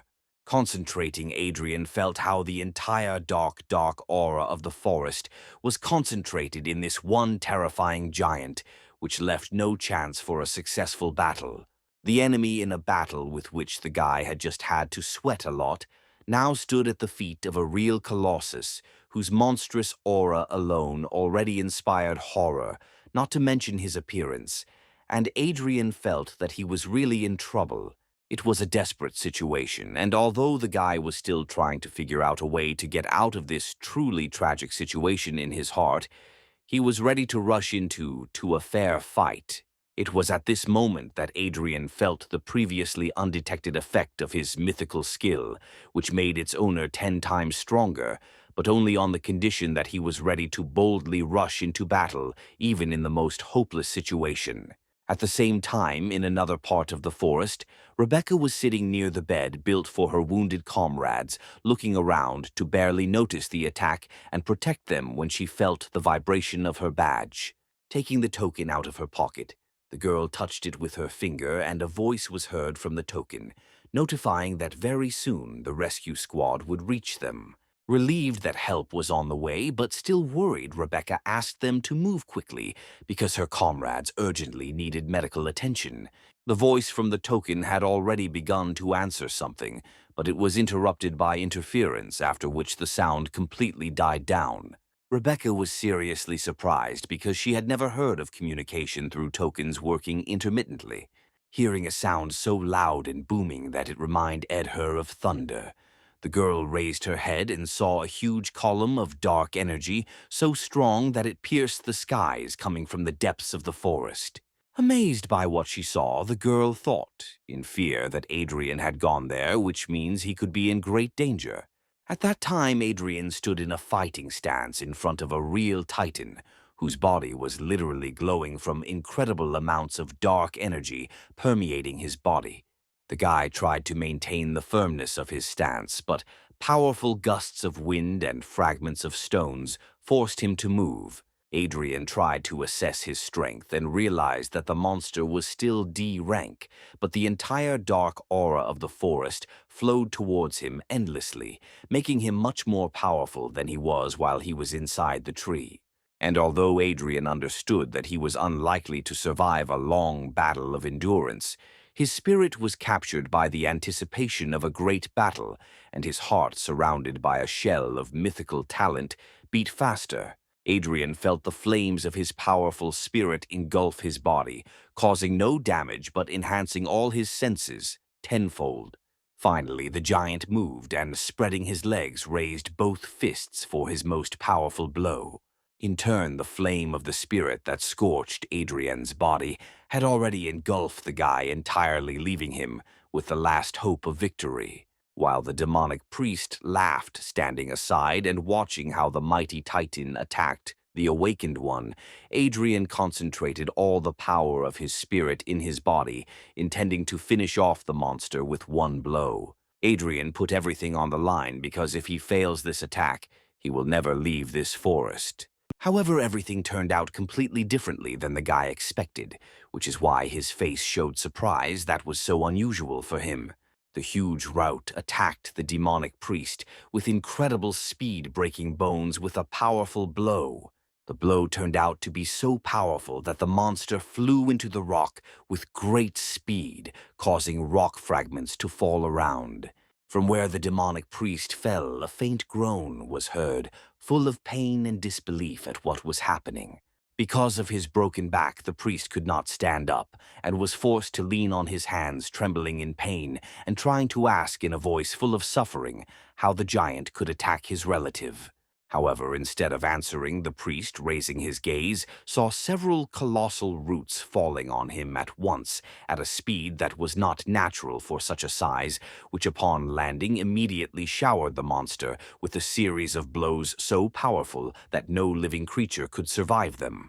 Adrien was honestly amazed that the situation, which seemed absolutely hopeless to him just a second ago, had changed to incredibly optimistic. When the roots stopped hitting the demonic priest, his crushed body was driven a full meter into the rock. The huge giant let out a cry of rage and pain when he saw that the very monster that had enslaved him was finally dead. The colossal roots did not stop moving because the monster's enormous rage did not fade away, and casting an angry glance at the crowd of black trees, the monster ordered the roots to destroy them. Until recently, Adrien himself had escaped from the living roots, and now he watched with interest as they destroyed the filth that had afflicted this great forest. Looking at the massacre inflicted on the monsters, the guy was amazed, realizing that he had seriously underestimated the one with whom he was going to fight to the death just a couple of minutes ago. Turning to the giant, Adrien saw the giant take a step towards him and tense again, taking a fighting stance ready for battle. The spirit flame supported by the mythic rank, skill engulfed Adrien's body, once again ready to fight, even after seeing the unstoppable power of this mighty forest spirit. Having prepared the blade, Adrien looked up and saw how the giant took another step forward, which means that the battle cannot be avoided, and it will not even be possible to escape, because the roots covered almost the entire clearing. At the same moment when Adrien was ready to fight from under his suit, a tree baby jumped right onto his head, who, looking sternly at the giant, aggressively crackled something in his tongue, spreading his paws as if protecting the guy with his body. The green energy of the forest spirit lit up in the baby's eyes, just like that time when he connected his soul with the energy flowing in the small tree near the fence. Stretching out his hand to two friends so different from each other, the giant again revived the roots, which like Snaxes surrounded both him and Adrien and the baby. Seeing how the roots cut off any path to salvation, Adrien doubted whether a skill that increased his strength tenfold would help him cope with such a formidable enemy. However, the flame of the skill went out in an instant as soon as Adrien saw something that he did not expect even more than an attack on the demonic priest. Stretching his arms out to the sides, the giant pierced his own body with huge living roots, which incredibly surprised the one who, just a few minutes ago, was ready to fight the Colossus to the death. As the roots crawled out of the titanic body, huge streams of dark energy began to leave his body, and small fragments of life-giving green force began to appear around him. Struck by his own attack, the giant still stood on his strong legs, but in the end his strength left him in the same way as the dark aura, because of which the Colossus staggered, and rolling his eyes fell on his back, causing a sound similar in volume to a thunderclap. Streams of green energy around the giant transformed into the very spheres of memories that the tree baby had recently evoked when touching his tree.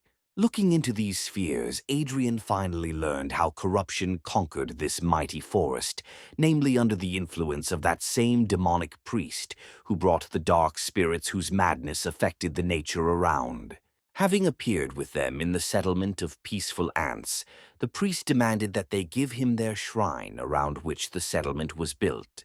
He invited the spirits to join him in exchange for life, but the proud tree spirits responded with a formidable refusal, ready to fight for their home relatives and shrine. And although they fought with all their might, the odds were clearly not on the side of the good spirits, and therefore one of them, having found a soul that was supposed to turn into a new tree, Spirit infused it into a small tree in the hope that at least it would survive this attack. Having hidden the soul of the baby, the ant desperately rushed into battle, but after a couple of moments the black spirit pierced his body with its spear at one order of the demonic priest. Adrien watched with pity the extermination of the people of peaceful tree spirits, realizing that it was because of this tree spirit that sacrificed itself that the baby survived the attack. Seeing what had happened, the tree baby, in whom, just a minute ago, the determination to protect his human comrade was burning, began to cry bitterly. However, suddenly, from the energy of the sphere of memories, the spirit of the very end who saved the baby's soul materialized and, stroking the baby on the top of the head, with a warm smile asked him not to cry, and to look into the future with a smile. Turning to Adrien, the spirit smiled, but the guy saw sadness in his eyes when he asked not to abandon the baby and treat him kindly. In response to the last will of the forest, Spirit Adrien bowed to him, saying out loud that even though they were not people, the guy respected their dedication and courage with which they fought for their forest. While the baby was crying on the top of his head, Adrien straightened up and with all his pride said that he would definitely take care of the tree baby. Having heard what he so wanted to hear before death, the spirit smiled joyfully, and within a moment his soul melted into the air. Realizing that the dark aura no longer affected the forest, Adrien helped the tree baby bury the last and bravest forest spirit. From the moment the picture of the death of his relatives opened, before their eyes the forest baby did not stop crying, and now he stood in front of the grave, wiping tears from his cheeks. In turn, Adrien, trying to cope with regret, turned his gaze to the cleansed sanctuary, which now looked as if it was the center of all the life force of the forest of moss. Approaching the place where the demonic priest was driven into the ground by several powerful roots, at once, Adrien noted out loud that he was not surprised by the fact that it was here that the dark energy was able to gain influence over the entire forest. Having pulled out the absolutely broken body of the demonic priest, Adrien noticed something very interesting with curiosity. Adrien managed to remove the surviving helmet bracers and armor of the demonic priest without a single scratch, which could still be used in the future.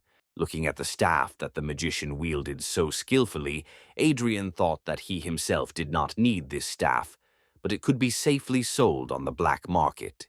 The only problem that the guy faces is the fact that he simply cannot carry it all in one hand. Having examined the priest again in case he had missed something, Adrien was surprised to note that he had completely lost sight of the last incredibly useful item.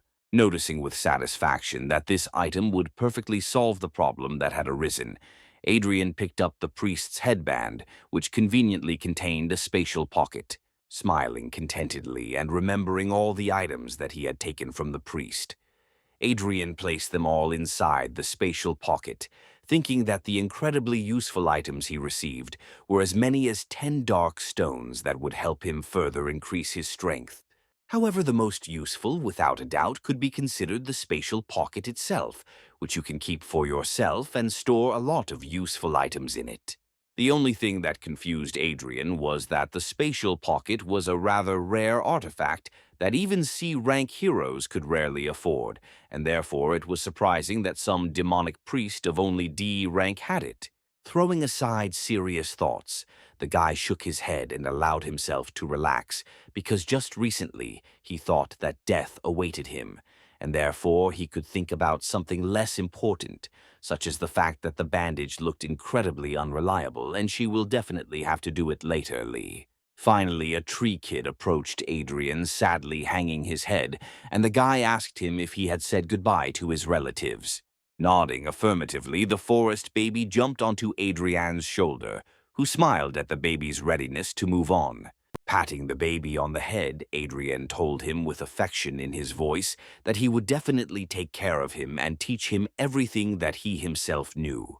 At the same time, Rebecca established a connection, and a voice was heard from the token, indicating that D-rank energy had been detected somewhere in the forest, which could be very dangerous. Looking worriedly into the depths of the forest, the girl thought that Adrien had left for quite a long time and still had not returned, which made the archer very worried. However, at the same instant, as if in response to her thoughts, something flashed between the trees, moving in her direction with incredible speed. Calling Adrien brother again, the girl was noticeably happy when she realized that her worries were in vain, and the guy returned without a single scratch. Blushing in front of the guy in whom the girl had a clear interest, the girl informed him that a rank D mutation had been noticed in the forest, to which Adrien only calmly smiled. Instead of thinking about mutations, Adrien became more interested in whether the evacuation team would arrive soon. Sitting down next to the sleeping squad, Adrien asked Rebecca not to forget the promise she made to him. After making sure that the girl nodded in agreement, the guy lay down next to the others, relaxed his body, and closed his eyes. Rebecca's gaze became a little worried again, and then with a sigh she finally realized that he was trying to pretend that he had lost consciousness. At the same moment turning towards the forest, Rebecca noticed the approach of silhouettes that turned out to be familiar to her. In front of Rebecca, her mentor stood at his full height, accompanied by several other awakened ones. For some reason, unknown to Rebecca, the mentor, even after seeing as many as 4 unconscious bodies, said that the most important thing was Rebecca's safety. Having ordered several people from the rescue squad to help the wounded and Rebecca get out of the forest, the guardian archer himself called those remaining behind him to find out the cause of the mutation. Rebecca managed to cast a worried glance at them when the squad moved in quick jerks between the trees and disappeared into the thicket. After some time, the rescue team and the victims reached the awakened camp on the outskirts of the city. As soon as the rescuers left the medical department, leaving the wounded alone with Rebecca, Adrien opened his eyes and stood up, stretching and preparing to leave. Rebecca tried to stop the guy and talk to him since they were alone, but came across an uninterested look.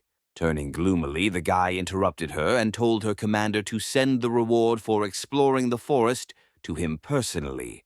Before Rebecca had time to say a word in response, Adrien walked out, slamming the door behind him, causing the girl to grumble.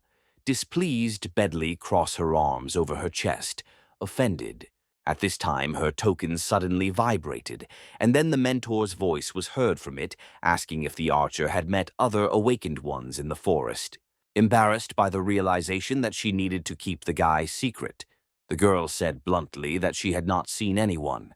In response, there was surprise in the man's voice because the team reached the altar and saw that it had already been cleared, and only a squad of at least D rank could do this. Rebecca gloomily looked from the token to the door, and in her head there was only the question of how Adrien could cope alone, because he had recently become awakened. Adrien himself finally reached his area, reasoning that although he has quite a lot of dark crystals, he's extremely lacking in other resources. Warming up along the way and looking around with a smile, Adrien noticed with satisfaction that he was able not only to successfully complete the assigned tasks, but also to better understand his abilities. Realizing how much he could now do and how powerful he had come, the guy firmly decided that he needed to learn new skills as soon as possible. Suddenly, from under the guy's suit, a tree baby emerged and rattled something in his own language. Although the guy began to understand him a little, and therefore clearly understood that the little one wanted to eat. Patting the baby on the head with his finger, Adrien thought about what he actually eats. However, at one moment, the guy saw something that could change his plans for the coming day. The familiar face of the same man who helped Darren throw the guy in whose body Adrien now lived from his own home. In the administration, Adrien learned that this scoundrel was not just a lawyer, but the manager of the Awakened Society, and also that it was he who took over the management of the guy's mansion after Darren's death. Noticing Adrien, the man whose name turned out to be Michael turned to him with a cheeky smile, saying that it was exactly him that the man had been waiting for. Michael sarcastically remarked that the Guardian family's house was truly wonderful, and how sorry he was that Adrien had lost it, to which the guy smiled, recommending that he enjoy it while he could. And although he looked friendly in appearance, in his heart, the guy despised Michael, remembering that no one had behaved so arrogantly towards him for a very long time. Not wanting to further communicate with the scoundrel, the guy came to the black market where he was originally going to get. First of all, the guy decided that he needed to evaluate and sell what he received on the assignment, and only then he could go shopping. On the way, the guy grabbed some food for the tree baby, but now for some reason, he again heard a dissatisfied crackling sound from under the suit. The tree baby winced and spat out the pieces of burger he had bitten off, still sad from hunger. Just in case, Adrien clarified whether the reason for the dissatisfaction was really the food, to which the kid nodded in the affirmative. Realizing that human food was not at all suitable for the baby, the guy moved through the black market to a pavilion where something quite suitable could be found. This pavilion also contained an item evaluation point, which was exactly what the guy needed.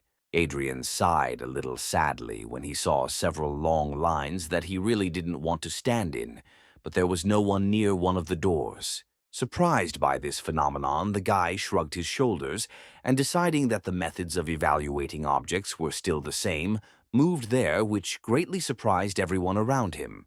People around whispered with laughter, noting that the guy was a real masochist if he was going to enter that point. Having already grabbed the handle, Adrien noticed a sign on the door, which said that he would have to unravel the spiritual scheme. Otherwise, he would receive 3 blows from the guard. Not the least bit frightened, the guy calmly opened the door and went inside, where a strong Gel-looking man with a comfortable-looking wide cape stood at full height. Adrien realized at first glance that the man was a true professional, no lower than rank C, and this fact surprised the guy very much. The man grinned confidently, noticing that another guy had come for the triple strike, and asked Adrien if he had read the rules before entering. Stretching his hand to the side, the man pointed to the wall where the guy could see the star diagram itself, after which he invited Adrien to solve the diagram in order to receive the services of an appraiser for free, noting that if the guy takes on the solution, it's better to finish the job, otherwise the guard will beat him. The man demonstratively hit his palm with his fist. Adrien didn't pay any attention to the aggressive gesture, but instead looked at the rather curious spiritual diagram on the wall. The guard said that Adrien could get out of here if he chickened out, then he wouldn't have to get his hands dirty on the guy. Turning his gaze from the diagram to the man, Adrien smiled sarcastically and noted that the owner of this point apparently was not a mistake, since he hired a mongrel to do all the dirty work. Instantly grabbing the guy by the collar, the guard shouted aggressively, ready to beat the guy right now for his impudent words, but Adrien looked calm. At this time, the fair-haired girl who was behind the wall and was previously bored without work, listened in great surprise to the men's conversation, noticing curious details with interest. Adrien calmly said that this scheme is quite rare, and with its help, gifted awakened ones can increase their rank much more easily, but there are some features in it that are difficult to understand. In one DEA movement, the guy freed himself from the grip and threw the man's hand away from him, noting that the cost of solving the scheme was much higher than the cost of assessing his weapon. Noting that this was too easily understandable, a scam, and that the owner of this item simply did not want to pay for deciphering the scheme. Adrien grinned, which caused the furious indignation of the guard. One glance at the diagram was enough for Adrien to say with confidence that the owner of this man would soon die, because when using the Stargate, a lot of spiritual energy would probably burst out of him. At the same instant, the man rushed forward with his hand raised, intending to strike a powerful blow at the insolent person who dared to insult his owner. However, a calm and clear female voice suddenly heard from behind the partition called on the guard to stop. Taken aback by the sudden order, the man turned to the girl who had come out, not understanding why she stopped him. A rather attractive blonde girl who appeared in front of Adrien turned to the guy saying that she would be very grateful to him if Adrien would help her. The man suddenly exclaimed, asking in surprise whether this impudent guy was telling the truth about the state of her health. Grinning Adrien had already turned around and moved towards the door, only saying that this work was too difficult to do on a simple request. He said that the girl could safely die if she was so greedy, but suddenly a guard appeared in front of him, abruptly closed the door, and exclaimed that he was obliged to help. Realizing that he could not allow the guy who was able to save his mistress to leave the man tensed, ready to stop Adrien by force. Seeing the aggression, Adrien released his aura and gave the guy a hard look, asking if he really wanted to fight. Having felt such a powerful aura, the guard was clearly lost, not understanding how this puny guy could be so strong. Realizing that he would never be able to cope with someone so powerful, the man bowed his head, doomed apologizing and wholeheartedly asking the guy to help his mistress. Looking down at the man, Adrien took a step towards the door, saying that not everything in this world can be solved with an apology. Holding his head proud, the guy opened the door and walked out of the assessment station without looking back. Gritting his teeth in despair, the guard suddenly rushed forward, rolling on the floor outside the room. Seeing the man suddenly stop on his knees in front of him, Adrien just put his hands in his pockets, looking down at him as well. The amazed crowd who had seen this man throw people out of his office many times whispered in stunned detention as he now begged for forgiveness at the top of his voice, resting his forehead on the floor. There was no limit to the surprise of those around him, because they expected Adrien to fly out of the office beaten, but everything turned out completely differently. Suddenly, the girl came out of the office, lowering her hood and asking forgiveness for the behavior of her guard and her own. Bowing her head and pressing her hands to her body, the girl sincerely apologized again in a ringing voice.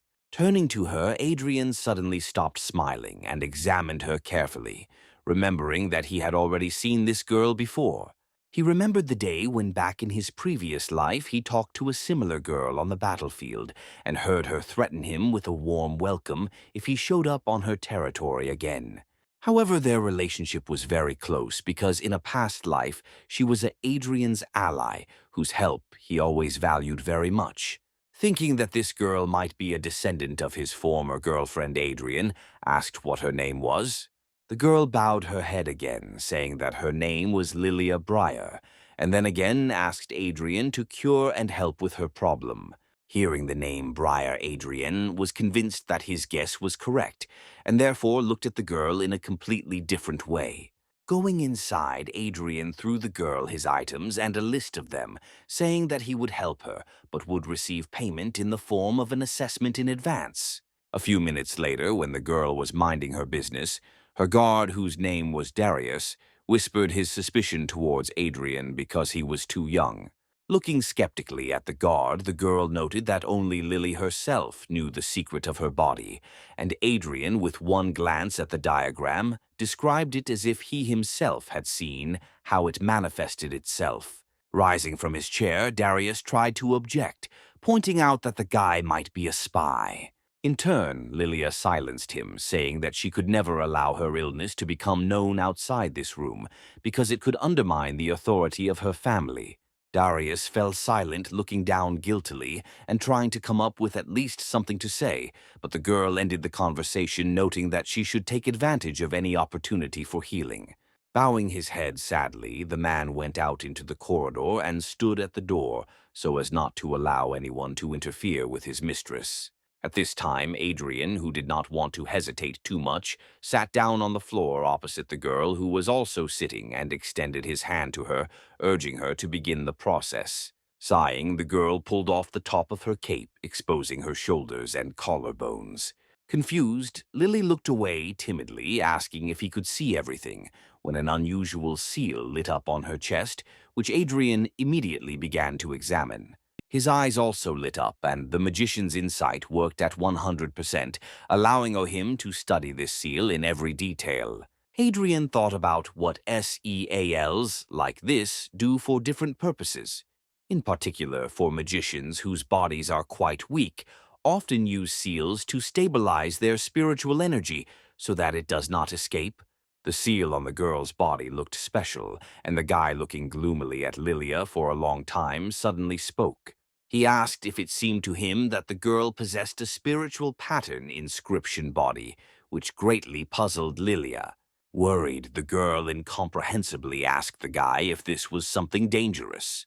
The guy said that spiritual pattern inscription body is a gold rank talent which, unlike many others, has a small chance of appearing in magicians upon reaching D rank.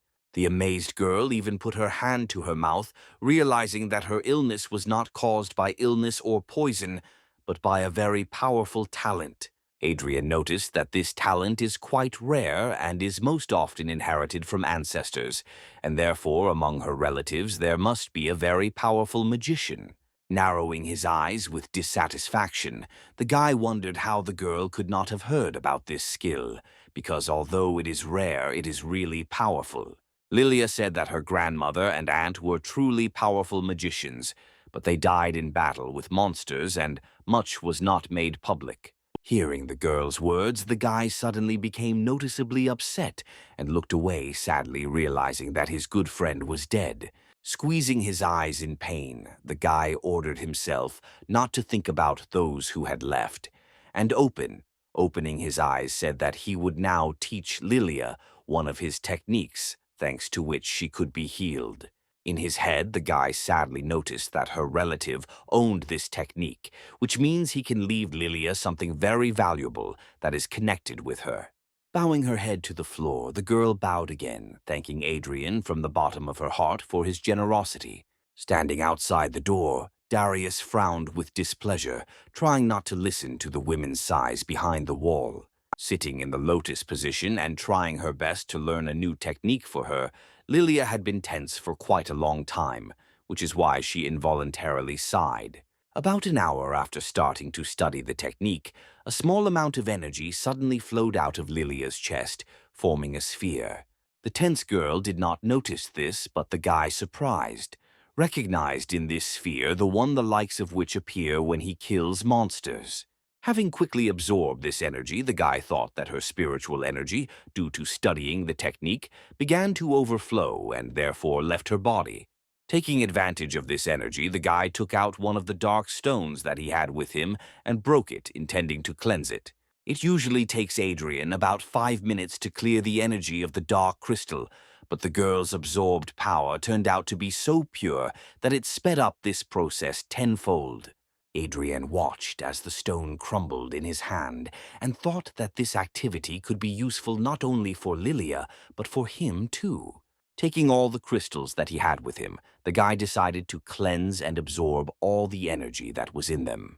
Concentrating, the guy used one of his spirit techniques to be able to absorb enough to raise his rank to D. Suddenly, streams of energy scratched the guy's cheek, causing him bewilderment. Adrien's eyes widened in fear because he remembered that his body was still too weak, and therefore it was not clear whether it could withstand such an amount of energy. The guy tensely and angrily tried to withstand the flow of this powerful force, while his body was covered with more and more wounds, which could lead to very dangerous consequences. Adrien's strength began to leave him, and it became more and more difficult to withstand such pressure. When he looked up, Lilia, who had previously been very tense, managed to concentrate on her goal without any special difficulties.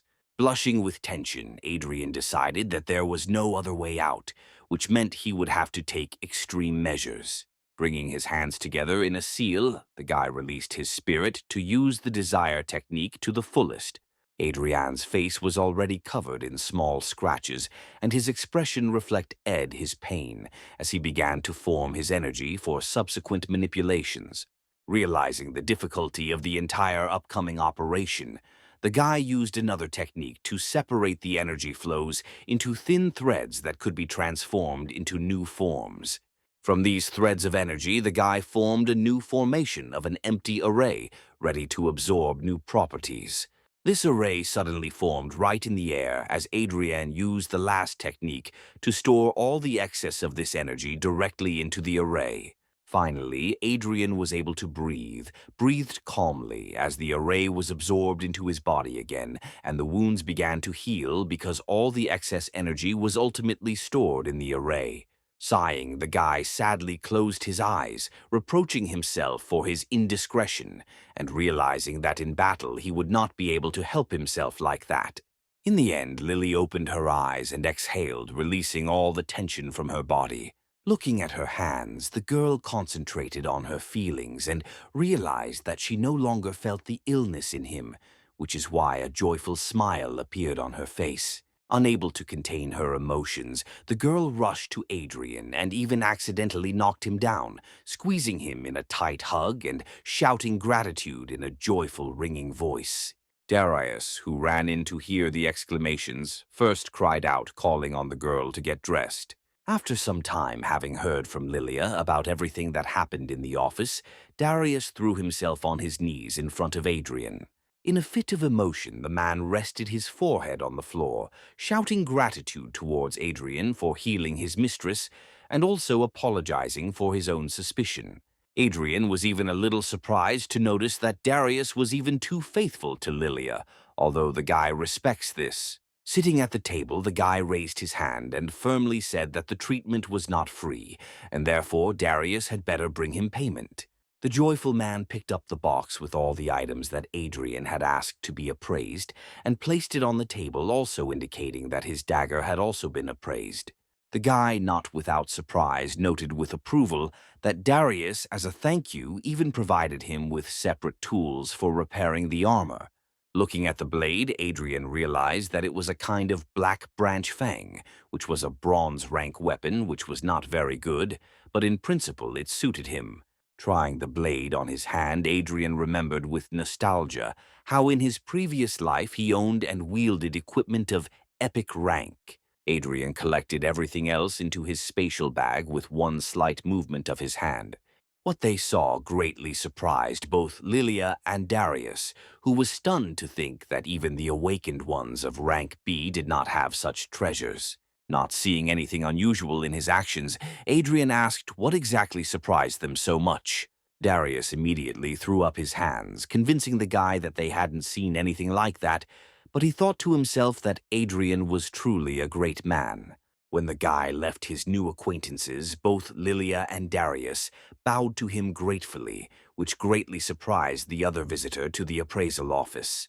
As soon as Adrien left the building, everyone around him began to whisper loudly, noting with envy that the guy was being escorted by an incredible beauty.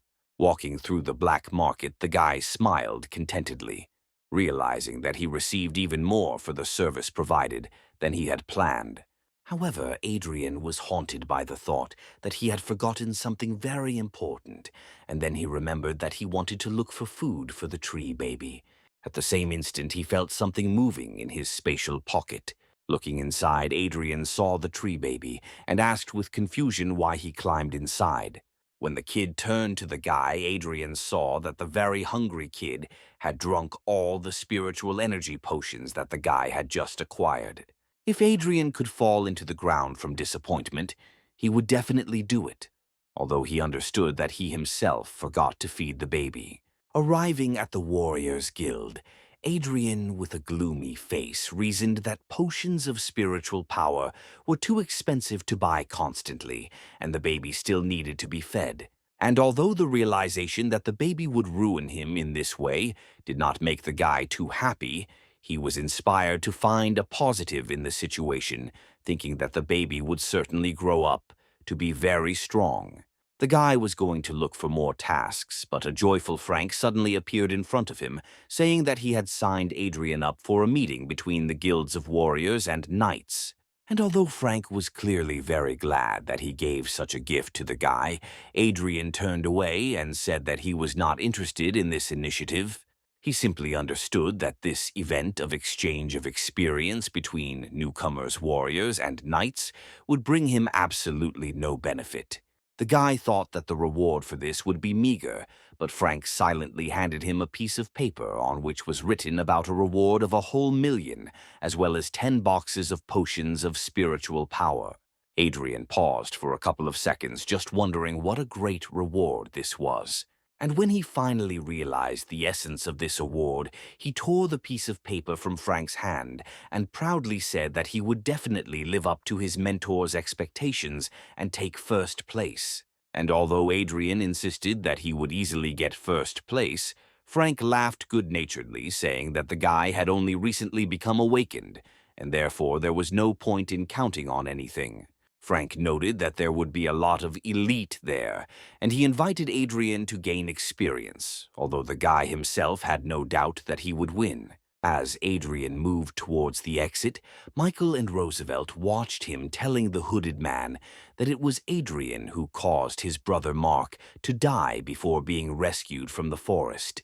They insisted to the man armed with the sword that the fatal wound was inflicted by the weapon, and not by the monster, and Adrien, who was in conflict with the knight, was under the main suspicion. Sighing sadly, the man stated that if Adrien really killed Mark, then he himself was destined to die, which brought smiles on the faces of the two scoundrels.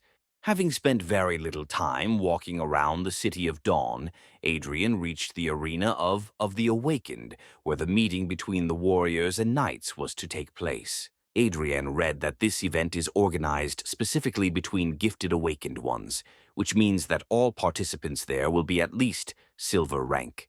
Coming out to the arena, the guy looked at it and admitted that this place built for meetings between guilds of different classes looked really majestic. Once again, Adrien attracted the attention of all the awakened ones who came to the event, who considered him a real arrogant for his presence in the arena. After talking with other organizers, the presenter announced the start of the event and said that the order of battles was determined by the numbers on the bracelets issued to the participants. To his own surprise, Adrien was among the first in line for the duel, and when he came out, stretching his arms, he found himself in the field of view of Rebecca and her mentor who had come to watch the event. And although the archer's mentor said that Adrien was too arrogant for someone who had recently awakened, Rebecca did not dare comment on his words, awkwardly looking away. Adrien respectfully bowed to his opponent, who, having also bowed sarcastically, noted that the guy would be too easy a target. A slightly plump and rather young knight of rank, he took a stance, ready to deal with the enemy in a few seconds. However, the knight did not even have time to take a step when Adrien's burning fist crashed into his jaw. Looking at his opponent with arrogance in his eyes, Adrien told him to shut up if he wanted to do anything in this fight. From such a powerful blow, the knight flew to the side, unable to stay on his feet. Having landed, the guy regrouped and cleared his throat, rubbing his bruised jaw and noting that the blow was quite strong. The people around, including Roosevelt Michael and their comrade who had recently arrived, were greatly amazed that the newly awakened one was able to send an E-rank knight flying with one blow. Baring his teeth with displeasure, the knight was indignant that Adrien attacked him suddenly, and that was the only reason he was able to hit. Adrien, clicking his tongue and not taking his eyes off his opponent, thought that all weaklings can do is make excuses. Turning his head, the guy noticed that a very cruel aura full of anger was felt from the audience. Having listened to his own feelings, the guy realized that one of those who radiates this aura is Michael, but Adrien did not know the second one at all. At this time, the knight rushed forward, holding his sword tightly in his hand, shouting that he would definitely deal with his opponent. Swinging his sword, the knight grabbed it with both hands and poured the power of his spiritual light into his blade, attacking Adrien. Without particularly straining, Adrien ignited his blade and stood in a stance ready to meet the enemy's attack. With one DEA blow, the guy hit the blade and deflected it to the side. Turning sharply, the guy swung again and hit his opponent who had not managed to block, sending him flying for the second time. This time the blow was stronger, and therefore the knight flew out of the arena, completely unable to even regroup and successfully land on his feet. Even the host's previously infamy voice sounded amazed as he announced Adrien's victory. Looking at the guy, the members of the Knights Guild became worried, whispering to each other that he was a real genius if he could become so strong so quickly. Rebecca even blushed looking at Adrien as he walked confidently out of the arena, thinking that he was still as powerful as the day he saved her life. Thinking that Adrien had received a golden talent that strengthened his body, the girl's mentor sternly noted that she should try to catch up with him. However, Rebecca smiled shyly and thought to herself that she would never be able to catch up with him, but she would be glad to see his back.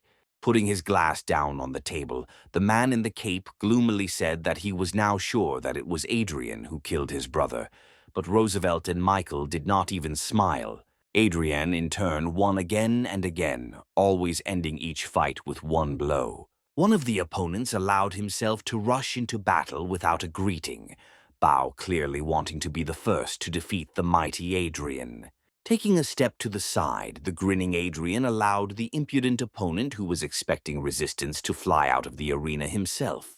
Descending from the arena, the guy smiled smugly, listening with pleasure to the dissatisfied comments of the knights who thought that the whole point was in his golden talent. Turning to those who were speaking, the guy sarcastically remarked that they would be better off thinking about why they themselves didn't go after the golden talents, since they consider them dishonest.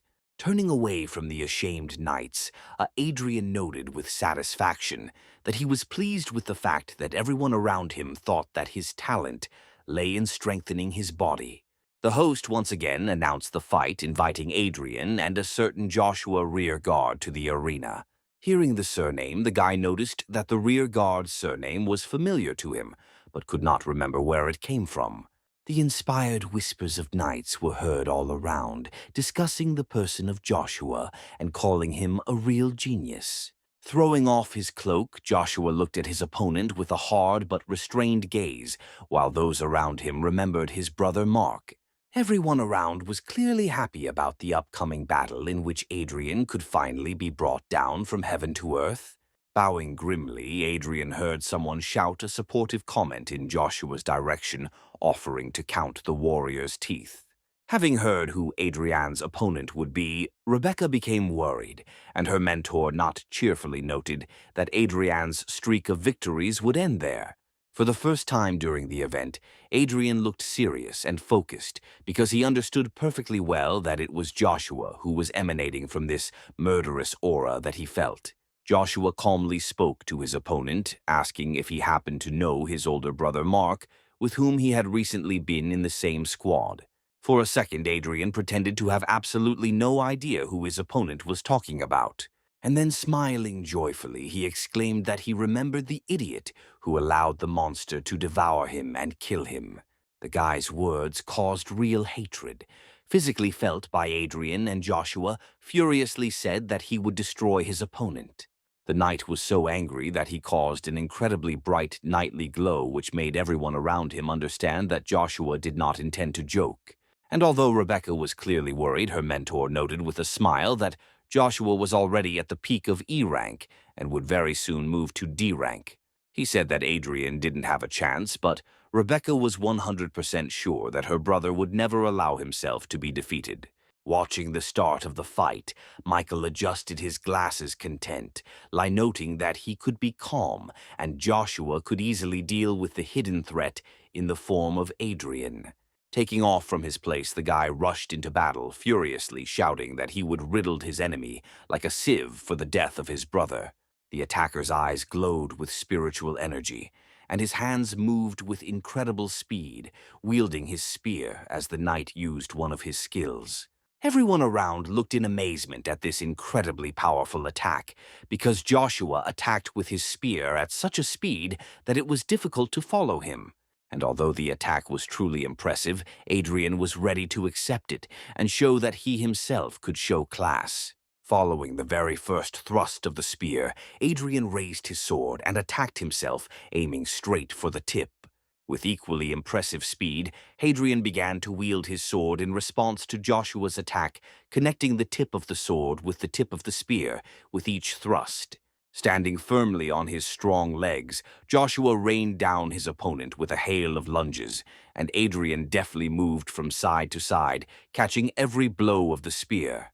Having abandoned his first strategy, Joshua moved himself, cutting the air with the tip of his spear and aiming at his opponent while the audience noticed that Adrien was even stronger than they thought before. Blushing, Rebecca even covered her mouth as she realized how much she admired Adrien. All this time, Adrien was only blocking the attacks, but at one moment, noticing the window that had opened, the guy made a lunge which Joshua had to block, interrupting the series of attacks. Joshua, who did not expect that he himself would have to defend himself from the force of the blow, even recoiled gloomily, noting that the guy's sword was really strong, moving easily as if he were dancing. Adrien turned around after a powerful attack and thrust his blade forward sarcastically, asking if his opponent wanted a break. Twisting the spear in his hand, Joshua straightened up and asked directly how Adrien could become so strong if he had awakened only recently. However, Joshua was not going to lose and therefore was ready to use any means to win. Having fished out something small from his pocket, the guy threw it into his mouth, intending to chew it. As soon as he did this, his eyes again lit up with spiritual energy that suddenly filled his body. At one point, his powerful spiritual aura burst out, being so strong that the air around Joshua's body became hot. Adrien calmly followed the actions of the enemy, who suddenly became much stronger than he was at the beginning of the battle. Rebecca's mentor suddenly jumped up from his seat, exclaiming indignantly that Joshua had swallowed a forbidden drug that increased his strength to D rank, which means Adrien must be saved. Rushing forward with incredible speed, Joshua exclaimed that he was going to kill his enemy, and his aura suddenly took the form of a dragon whose jaws were ready to close on the guy's body. People around raised their hands trying to protect themselves from the scorching aura of the night, and one of the spectators noticed that the guy's spear was incredibly powerful. Grinning contentedly, Adrien stood up and rushed forward boldly, asserting that Joshua would not give in to such strength. Even Rebecca, who knew how strong Adrien was, screamed in panic at him to dodge, otherwise he might get hurt. In turn, Michael grinned contentedly, rejoicing that his enemy was so boldly rushing forward to his own death. With his feet firmly planted in the arena, the surface of which began to crumble from the mighty force of the two combatants, Adrien boldly met the tip of Joshua's spear with his blade. Adrien put all the power of his body into the blow, but the sword which had previously so steadfastly withstood the barrage of attacks from the night suddenly cracked. The power of Joshua's attack was so great that the sword split into pieces and the spear moved deeper, reaching Hadrian's body. Joshua, whose blood was boiling with hatred and a thirst for revenge, excitedly exclaimed that he was able to kill his enemy with one blow of his mighty spear. However, Adrien remained firmly on his feet, and Joshua suddenly realized that he could not move his spear at all. Smiling, Adrien looked up at his opponent with satisfaction, expecting to see the shock in his eyes when the tip got stuck in the shield of spiritual energy on the warrior's chest. The guy's gaze became menacing when he calmly explained to Joshua that he knew very well about all the enemy's tricks and had seen his pill at the beginning of the fight. Shocked and more angry than before, Joshua tried to snatch the spear but was unable to do so, so Adrien stretched his hand for forward. Seeing how Adrien was about to intercept the spear, Joshua tried to release it, but realized that he could not even relax his hands. The guy's eyes lit up as he prepared to use his now spiritual energy against the night. In an instant, a powerful aura wafted from the guy, scorching Joshua, who had no way to defend himself. Using his own spirit, Adrien used Joshua's powerful energy to absorb it and become even stronger. People around did not understand what was happening and why Joshua, who was clearly in pain, did not move. At one point, Adrien let go of the guy's spear and, deciding that he had absorbed enough, rushed to attack his opponent, who was absolutely not ready to defend himself. Swinging, Adrien lit his fists and rushed into battle at Joshua, who tried to somehow jump away, but absolutely unsuccessfully. Concentrating hard on the blow, the guy attacked Joshua, sending his opponent flying out of the arena again. The attack of both forces of Joshua and Adrien turned out to be so strong that the genius knight, unable to regroup, flew backwards into the pedestal, splitting it into pieces. Joshua immediately went limp unconscious, as everyone else, including the leader and the judge in one person, rushed to him to check if the knight was dead. Michael froze in place, unable to understand how Joshua, being such a strong knight, could lose to Adrien, who had only recently become awakened. Having relaxed and extinguished the fire of his own spirit, Adrien put his hands in his pockets and yawned, boredly saying that the judge should have made an announcement sooner. The judge harshly noted that Adrien had overdone it, to which the guy reasonably pointed out that his opponent was using a prohibited drug to increase strength, and Adrien himself accidentally made a breakthrough in strength. The judge was stunned, speechless when he heard about the breakthrough, and was once again surprised by Adrien's strength, realizing that he had reached the peak of E rank. Joshua at the same time regained consciousness, and raising a furious glance at Adrien, was about to rush back into battle. However, feeling something strange in his chest, the guy looked down and saw a strange dent in his armor, which for some reason burned very much. Within a second, this dent suddenly exploded, piercing the armor and once again injuring the knight, so beloved by everyone. The judge immediately called the medical team to help Joshua, and Adrien grinned and walked out of the arena, thinking to himself that the wound was not fatal. People were simply amazed because they realized that none of those present would be able to defeat him. At this time in the war, Warrior Guild, behind one of the doors, The stomping of feet was heard, clearly signaling someone in a hurry to leave the office. Opening the door, Frank grumbled, dissatisfied, saying that the head of the guild had called the man to his place too suddenly, and the warrior was going to watch the meeting of knights and warriors. Deciding that he would still have time to at least look at the end of the event, Frank quickly walked away while at the same time Roosevelt grinned, realizing that the time had come to act. As the man hurried to the exit, he was suddenly surrounded by several people in suits. Frank turned to Roosevelt as he approached and asked directly what he needed, because the man was in a hurry to watch Adrien's fights at a meeting with the Guild of Knights. Roosevelt yelled at Adrien's mentor, reproaching him for the fact that the man sent the weak Adrien into battles against experienced knights, and because of his stupidity, the genius of the Warriors Guild was now dead. Frank's eyes widened in horror when he heard that his pupil, about whom he had been worried all this time, died because of him. Pointing at Frank, Roosevelt straightened his tie and ordered the people surrounding the man to arrest him, saying that Frank could have sent Adrien to the event for personal reasons. At the same time, an absolutely healthy Adrien stood next to the judge, who happily informed everyone present that it was Adrien who became the winner of the experience exchange meeting. People were still reeling from the realization that Adrien was such a genius that he was able to win such an event just a month after waking up. Having received the award, the guy was quite upset because he received much less as a prize for winning than he had expected, but he reassured himself that at least there was now food for the baby. Rebecca's mentor, who had previously been ready to rush to Adrien's aid, now calmed down and said that the guy was simply amazing, and Rebecca should follow his example. And Rebecca, without taking her eyes off the guy at all, could only agree with her mentor, although she did not listen to him at all, occupying all her thoughts with Adrien. Suddenly, the mentor gasped, remembering the event called the Dawn Fortress, and thinking that the Warriors Guild could now, despite all the rules, appoint Adrien as a participant. And although the girl reasonably noted that he would not be allowed to do this because of his little experience, the mentor said that if the guy were in the Archer Guild, he would do anything to make Adrien a member. Having finished the matter, Adrien heads back to the guild to return to training as soon as possible. The guy pulled out a bottle of spiritual potion from his spatial pocket to feed the tree baby. Having accepted the treat, the baby sat down on the cork and began to drink greedily, smiling happily at the fact that he had finally eaten deliciously again. Glancing at his spatial pocket, the guy again noticed that he looked disgusting and also thought that he really wanted to surprise Frank with his victory at the event. The driver of Adrien's car turned out to be one of the guild's assistants who asked the guy why he left the arena so early, and then suggested that it was because the event was not too exciting for Adrien.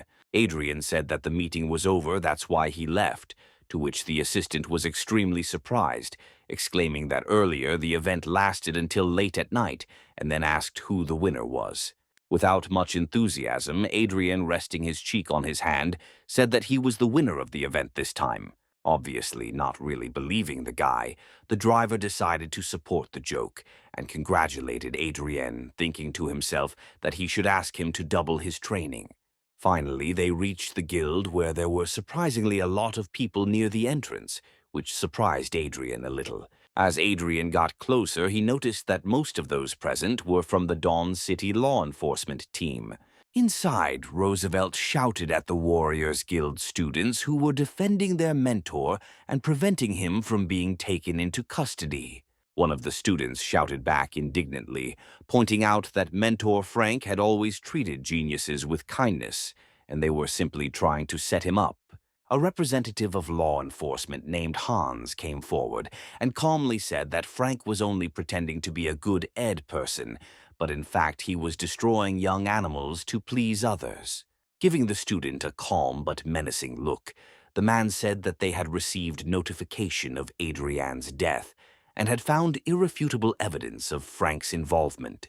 Frank looked stunned at the people surrounding him, trying to take him into custody, and tried to understand how his ordinary day turned into something so incomprehensible.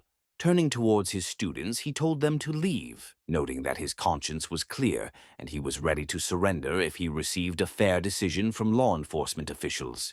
The warrior's disciples clenched their teeth in anger, but were forced to allow their mentor to be detained, who, frowning ahead, folded his hands behind his back. Finally, calming down, Roosevelt told Frank to his face that he had not set him up, and that indeed there was irrefutable evidence of the warrior's guilt. Roosevelt had already managed to relax and sigh with satisfaction because his work for the day was done, but suddenly he felt warmth from the outside. A fiery fist suddenly crashed into Roosevelt's jaw, confusing his thoughts and knocking him off his feet. The mighty blow was so strong that Roosevelt went flying and crashed headfirst into a nearby wooden support, falling in spitting blood. Roosevelt swore and, thinking that it was one of Frank's students, ordered Captain Hans to arrest them all. Seeing who hit Roosevelt, Frank, like his students, opened his eyes in shock, not understanding how this was possible. Captain Hans, although he remained calm, was clearly no less surprised by the blow than the others. A cheeky smile from Adrien, who mentioned that he had not yet gotten even with Roosevelt for the last time, asked directly why he would suddenly turn out to be a dead man. Frank exclaimed joyfully when he saw that his beloved student was alive and asked if he had left the event early. Captain Hans frowned a little, thinking to himself that Adrien should actually be dead now, and Roosevelt apparently couldn't be relied upon at all.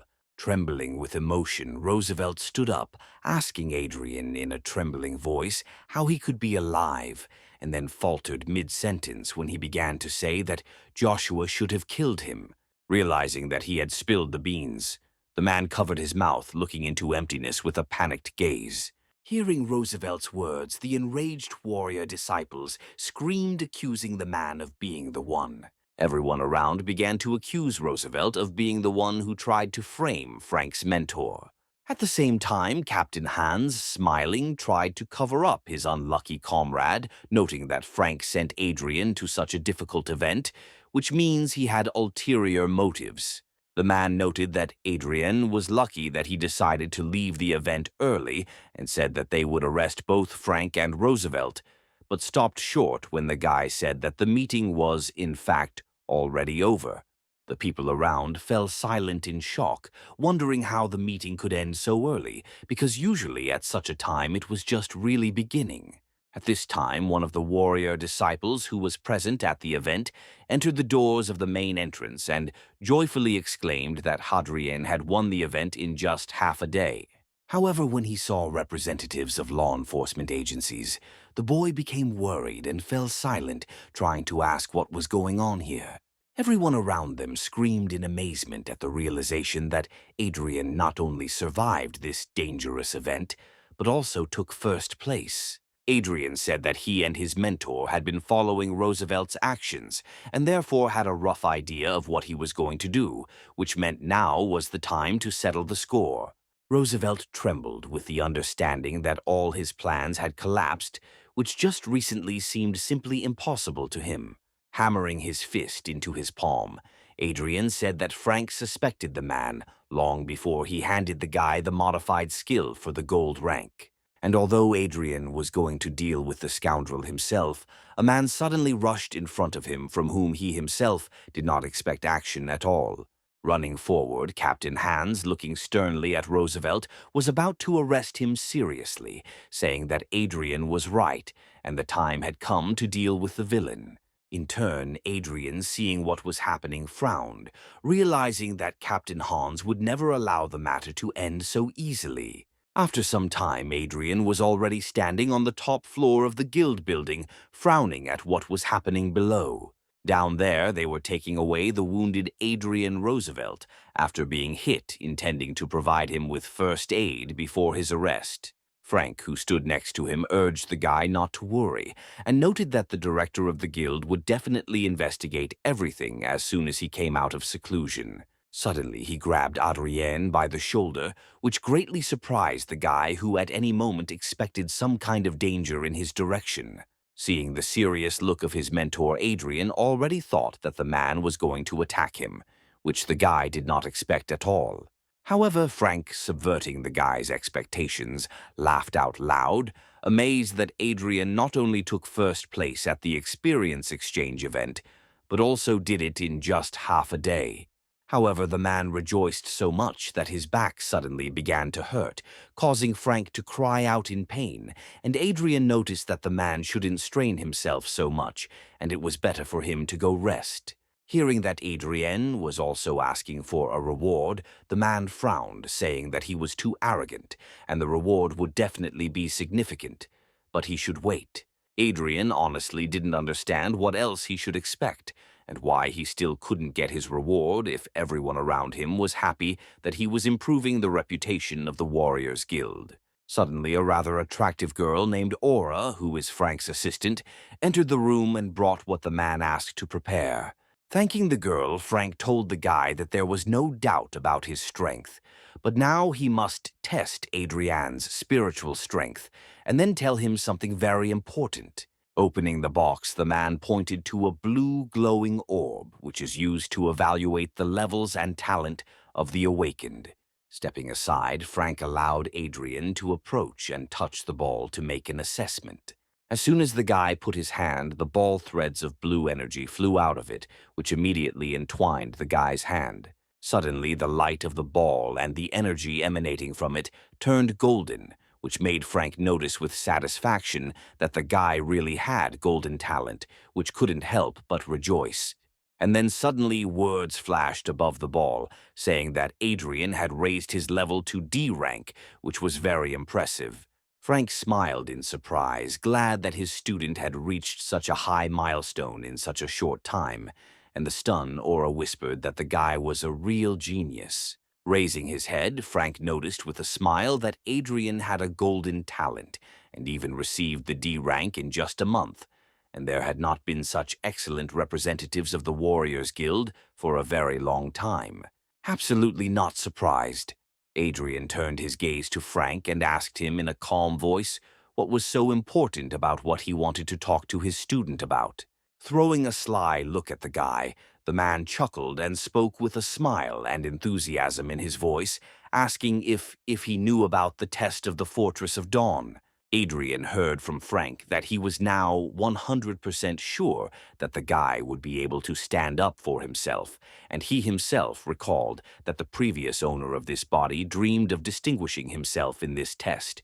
The guy also remembered that the Dawn Fortress was a temporary gathering place created in the wasteland by the ancestors of humanity, who went through many murders to build a city. After the city was built, the fortress was abandoned and overrun by monsters. Adrien remembered that every 3 years the managers of the City of Dawn organize an event there for those awakened under 30 years of age to honor the memory of their ancestors.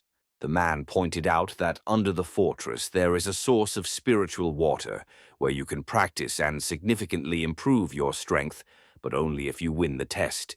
Frank said that this test was very dangerous, and although Adrien fits all the conditions, he would take a lot of risks if he tried, but it was clear from the guy's eyes that he did not intend to retreat.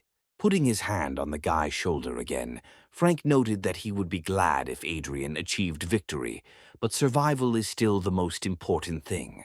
In turn, the guy thought about how much he could get from the spiritual source if he won, because with its help he could even raise his rank to C. Having agreed that Adrien, although he would try to win, would still concentrate on his own survival, Frank asked Aura to give the guy his reward for the event. It turned out that in addition to the agreed-upon money and spiritual potions, the guy was also entitled to an apartment for awakened rank C, and Frank joyfully handed Adrien the key to it. Adrien, delighted with such a gift, said that it was not far from returning the Guardian family mansion, to which Frank replied that only the head of the guild could help with this matter. Hearing that Frank knew about Michael's treachery and would do everything to help Adrien, the guy smiled and thanked his mentor for such a kind attitude. However, turning away and getting ready to leave, the guy hid his smile, thinking to himself that he had to cope with all his problems himself. After some time, the guy returned to his apartment to continue training and improving. Sweating after absorbing the energy from the last starstone, Adrien gloomily noted that after reaching D rank, the difficulty of cultivation had only increased. Having looked displeased at his hand from which the sand remaining from the starstone was pouring out, Adrien stated that even several hundred stones were not enough for improvement. The guy's attention was suddenly attracted by Tree Tiny, who raised his glowing green index finger up and said something in his own language. The guy remembered how, at the event unnoticed by others, he asked the kid to carry out some manipulations on the defeated knight.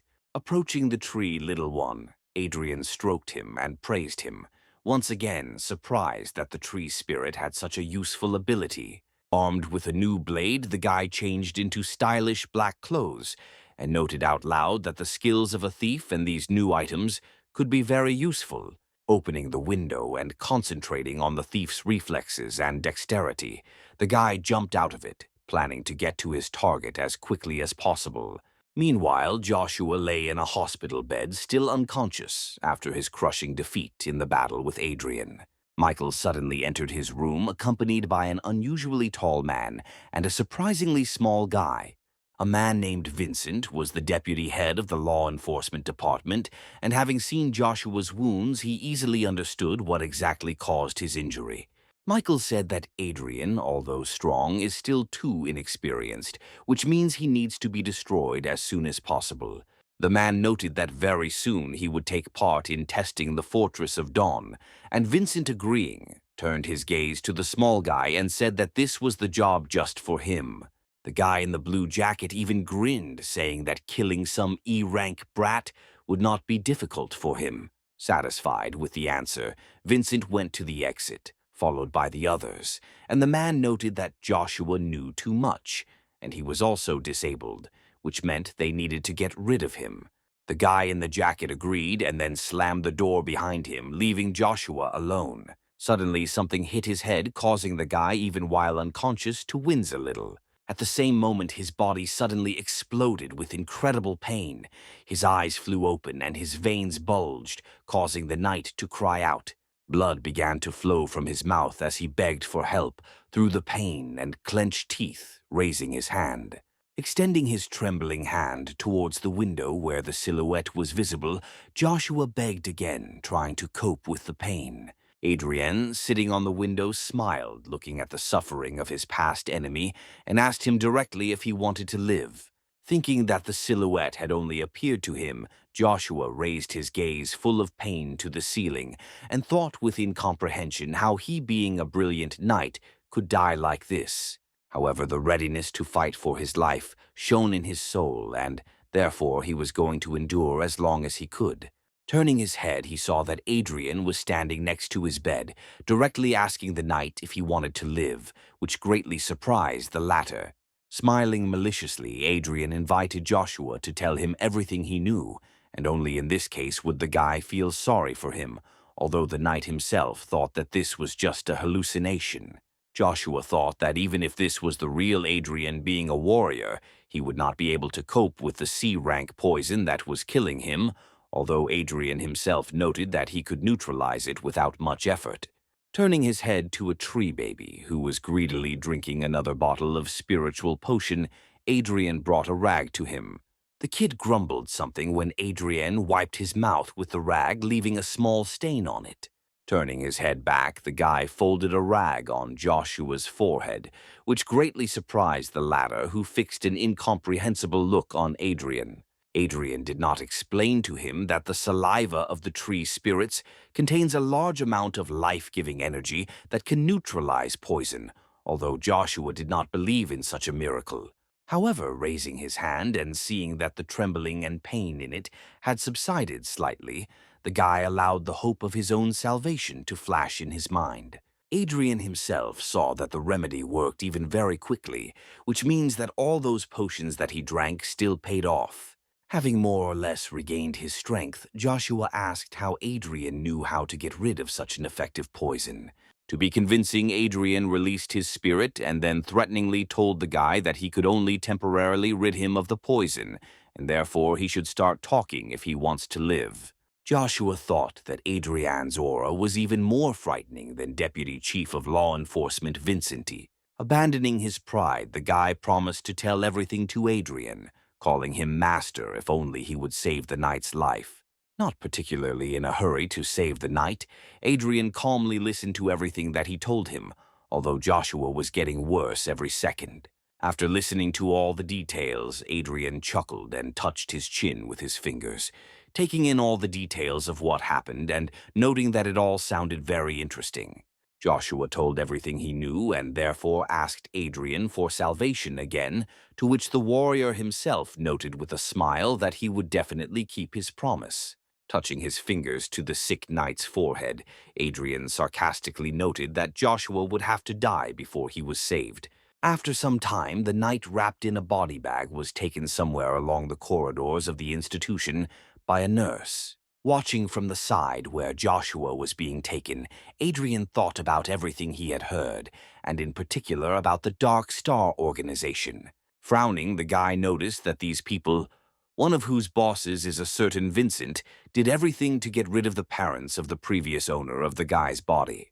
And although Joshua did not know the reasons for this attitude towards the Guardian family, Adrien was intrigued, and he was already looking forward to the day of revenge finally coming. Hiding behind the wall, the guy thought that in 4 days the test of the Fortress of Dawn would take place, which means he would be able to break through to rank C, which would help him in this task much more. After some time, not far from the Fortress of Dawn itself, something quite curious happened. The genius talent of the Thieves' Guild named Pierre rushed to the Fortress of Dawn, along with his mentor who never ceased to repeat that Pierre was a real treasure for them. The guy turning to the master said that he was completely confident in his victory in the test and also that he was keeping his promotion to rank C and acquiring a new skill a secret. For clarity, the guy created AIG fig of beautiful pink patterns on his hand, showing how hard he tried to mold his spiritual energy. The mentor, clearly flattering his student, noted that his formation of spiritual energy was truly rare, and with it he could achieve incredibly much.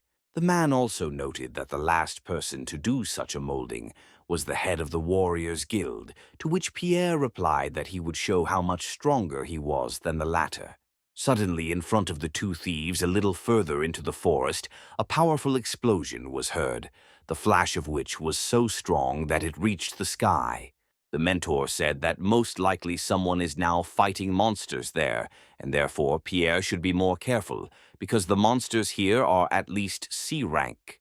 When he invited the guy to go have a look and find out if the fighter needed help, Pierre had already rushed forward.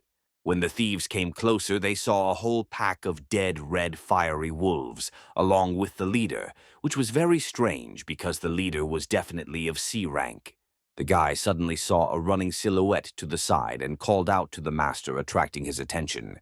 Having peered at the silhouette, the mentor said that it clearly belonged to a young guy, which means most likely this is another one of the test participants. Looking at the corpses of the monsters, the guy noticed that they were killed with filigree, precision something that neither he nor anyone else from the Thieves' Guild could have done alone. Seeing that the guy felt behind the mentor calmly rebuked him, saying that in their business the most important thing was to be careful, which meant he needed to focus on himself. He noted that too many geniuses died only because they were too hasty, to which the student bowed his head and thanked the master for his teaching, promising to be careful with this stranger. A few minutes later, Adrien, in his black robe, reached the Dawn Fortress, cursing that he had to abandon such valuable bodies of the fire wolves because he was noticed. Putting aside his irritation, the guy took off his hood and looked at the huge, majestic building that stood in front of him, which turned out to be the Fortress of Dawn.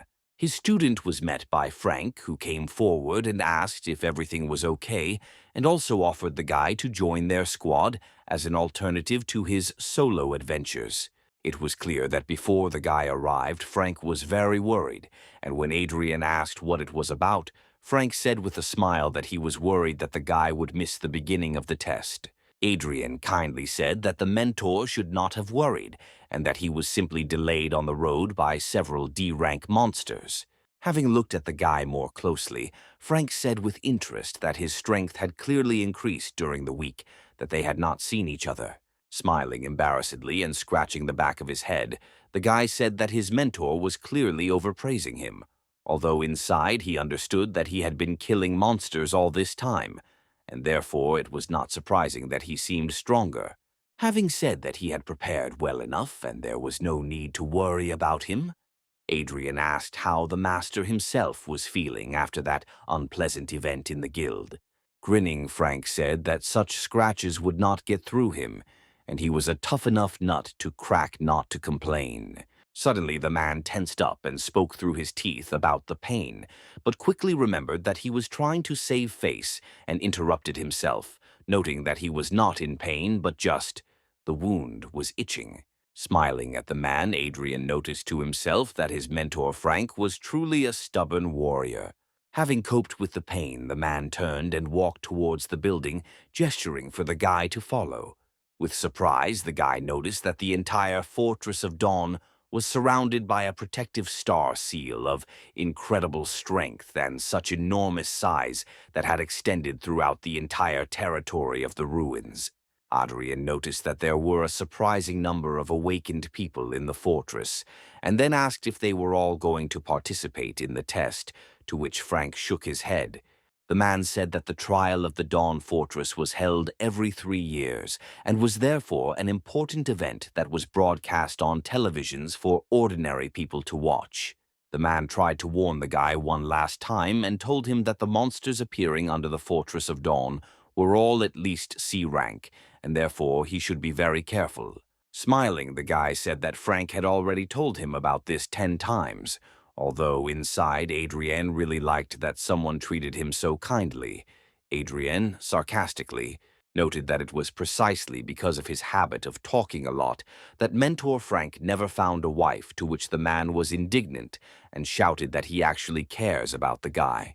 And although Frank was feignedly offended and Adrien tried to ask for forgiveness, one of the talented warriors of the guild named Vic approached and laughingly noted that the guy was damn right. Putting his arm around the guy's shoulder, the warrior told his mentor not to worry, because he would do everything in his power to prevent Adrien from getting into trouble. Smiling, Adrien noticed to himself that he really felt like a family in the guild, because all its senior members cared so much about him. Frank and Adrien moved further into the fortress, where crumbling pieces of architecture that looked like ruins gave way to beautiful views and striking buildings. Suddenly, Mentor Frank's attention was attracted by a familiar voice calling the man's name. Turning around, Frank saw 2 stunning-looking girls from the Magician's Guild, one of whom was clearly the eldest. Frank froze in place, recognizing his old friend Aurora, from whom Adrien felt an incredibly strong B-rank aura. Vic told the guy in a whisper that Aurora is a manager from the Magician's Guild, just like Frank is from the Warrior's Guild, and that the girl is a B-rank mage, and they have known their mentor Frank since childhood. He said that the mentor was always competing with Aurora, but had long fallen behind her, and therefore was always lost in her presence. And Aurora immediately asked the man how he still remained C rank. Looking behind Frank, the woman pointed at Adrien with a nod and asked if he was the genius with the golden talent, and then reproached Frank for sending the guy to the test too early. The girl sarcastically talked to Frank, noting that it seemed that the Warriors Guild had no successor, to which Frank grinned and reasonably noted that Adrien was gaining experience here. Angry at the woman, Frank pointed to the other warriors who had come and proudly noted that they were the elite and would definitely surpass all the magicians in the test. The woman did not stop mocking Frank and asked if it would be with their mediocrity that they would crush the magicians, to which Frank clenched his jaw angrily. Smiling, Aurora proposed an argument to Frank, and Frank, in the heat of emotion, did not allow himself to disagree. Skillfully playing on the feelings of the warrior's mentor, the woman offered to supply him with a very valuable potion of spiritual power of B rank. She boldly egged Frank on, which is why even his students began to get angry, although Frank, out of anger, agreed to such an expensive bet.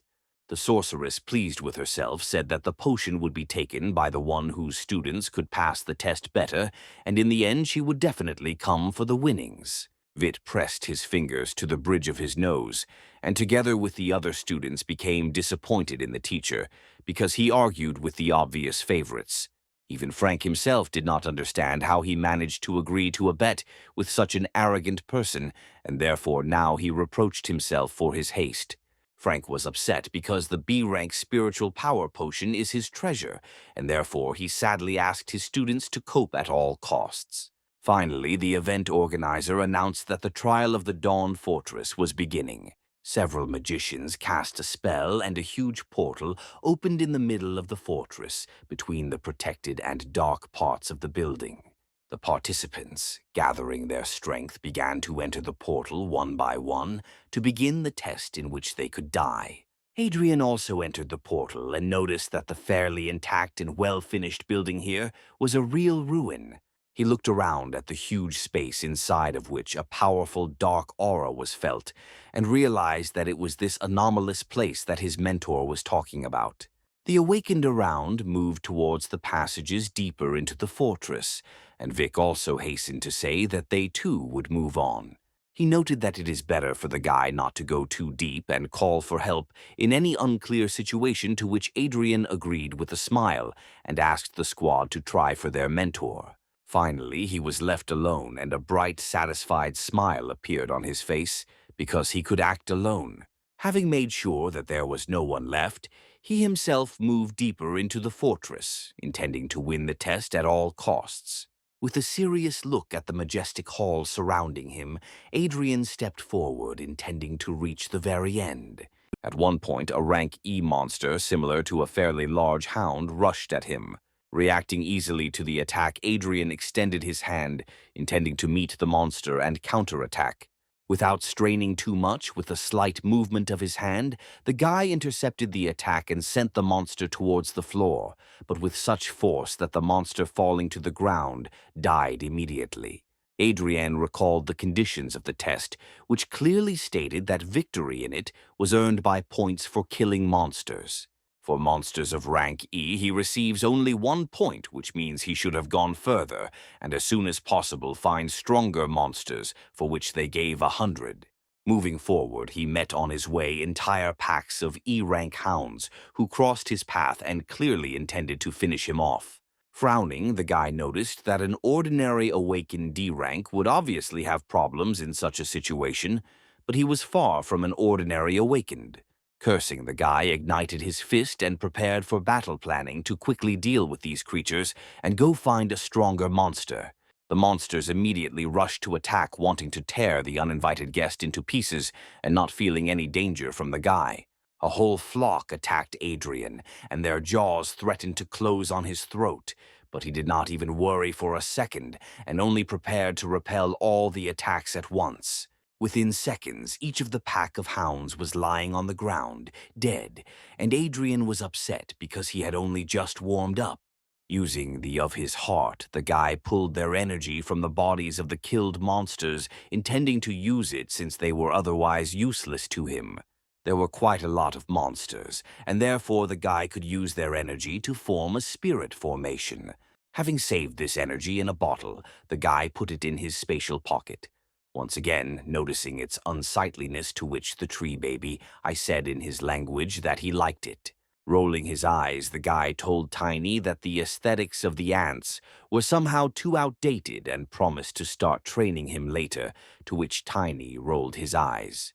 Having done everything he wanted, Adrien moved further into the depths of the fortress, looking forward to facing someone truly strong. As soon as he turned the corner, his presence was noticed by the same thief, whom Vincent ordered to kill Adrien, and, with a smile, he rejoiced at his luck. The guy rushed after Adrien, silently warning the guy that he was to blame for his death because he had insulted the master. However, at the same moment, the thief stopped himself because he remembered that his master Vincent had given clear instructions to make Adrien's death look natural. With eyes hungry for blood, the guy remembered that on one of the paths of the fortress at the top, there was a whole horde of monsters, and therefore he could bring them on Adrien with the help of a special potion. Adrien opened the bottle and its contents immediately began to dissipate, which is why the aroma of the potion began to spread throughout the surrounding space at high speed. The guy Krui stated that Adrien should be grateful that he would be killed using such an expensive means, although being a dead man he would no longer thank anyone. Having risen to a higher floor, Adrien studied his surroundings without much effort, looking for those monsters for which he would get more points. Suddenly, before his completely calm gaze, several blades flashed at once, each of which was aiming at the guy. From the darkness native to monsters, 3 armored zombies of rank D immediately rushed at the guy, planning to destroy him. Using the fist of a fiery blade, the guy without much effort finished off all 3 monsters with one powerful blow, sending their dead souls to another world. With a smile looking at how their bodies crumbled, the guy noticed that armored zombies were even weaker than some awakened D-rank ones, and therefore the battle turned out to be too easy. Turning his head, the guy noticed a whole group of living corpses, and then counted them and converted the number of zombies into points that he would receive for destroying them. Having dealt with the crowd of monsters without much difficulty, Adrien calmly moved on, thinking only that their armor could serve as good material. The guy was even more upset when he realized that there were no more monsters ahead, but only a dead end, which meant he would have to go back. However, the magician's insight helped Adrien well this time because he noticed traces on the floor left by those who passed the test last time. Kneeling down on one knee, the guy studied them with interest and realized that the footprints looked quite strange. Taking a closer look, he noticed that right where the wall blocked his path, there was an incomplete footprint from which only the heel was visible. Adrien thought that this wall must have moved somehow since someone had passed here, and then smiled, realizing that this place had many secrets. For the first time in a long time, Adrien used his summoner senses to feel all the details of the space around him. The guy looked around and saw details of a hidden mechanism in several torches on the wall. He realized that it was enough to light the first, third, and fifth torches for the mechanism to work. With one DEA movement, the guy created a flame from the air which flowed to the desired torches and lit them. Approaching the torches, the guy saw other parts of the mechanism and turned the second, fourth, and sixth of them. As soon as he finished his manipulations, the sound of gears and levers was heard in the walls, which influenced the mechanical door opening it. Smiling at his own ingenuity, Adrien walked forward and found himself in a surprisingly brightly lit room, which stood out strongly from the dark atmosphere of the fortress. Right in front of Adrien in this hall, 3 unusual warriors in golden armor lined up. Walking closer without fear, Adrien examined his potential rivals with interest. After analyzing the spiritual power of these warriors, Adrien realized that these were rank C monsters, and anyone else in his place would have despaired by now. But Adrien, standing up and igniting his fist blade, prepared for battle, noting with a smile that for him, this was just a light warm-up. Stretching out his free hand, the guy beckoned them with a gesture, urging them to attack and show everything they were capable of. Suddenly, for some reason, the monster's aura became much darker, and Adrien even became wary. And at this time, the weathered potion used by the thief-murderer had already risen to the floor above. And following his victim, he moved straight into the passage that Adrien himself had recently opened. Holding his stance, the guy prepared to meet the attack of one of the knights who had already aimed the tip of his spear at Adrien, while the other 2 surrounded the enemy. Taking out his blade, the guy blocked 2 attacks with the blade, and dodged the third without taking his eyes off his enemies, ready for battle. Carefully analyzing the battle, the guy ignited his fist blade and, choosing the right moment, rushed to the attack. With one powerful blow, Adrien broke through the defense of one of the warriors, sending the enemy flying and then prepared for the next attack. However, his reaction was not enough for both warriors, and he found himself open to attacks from 2 spears at once.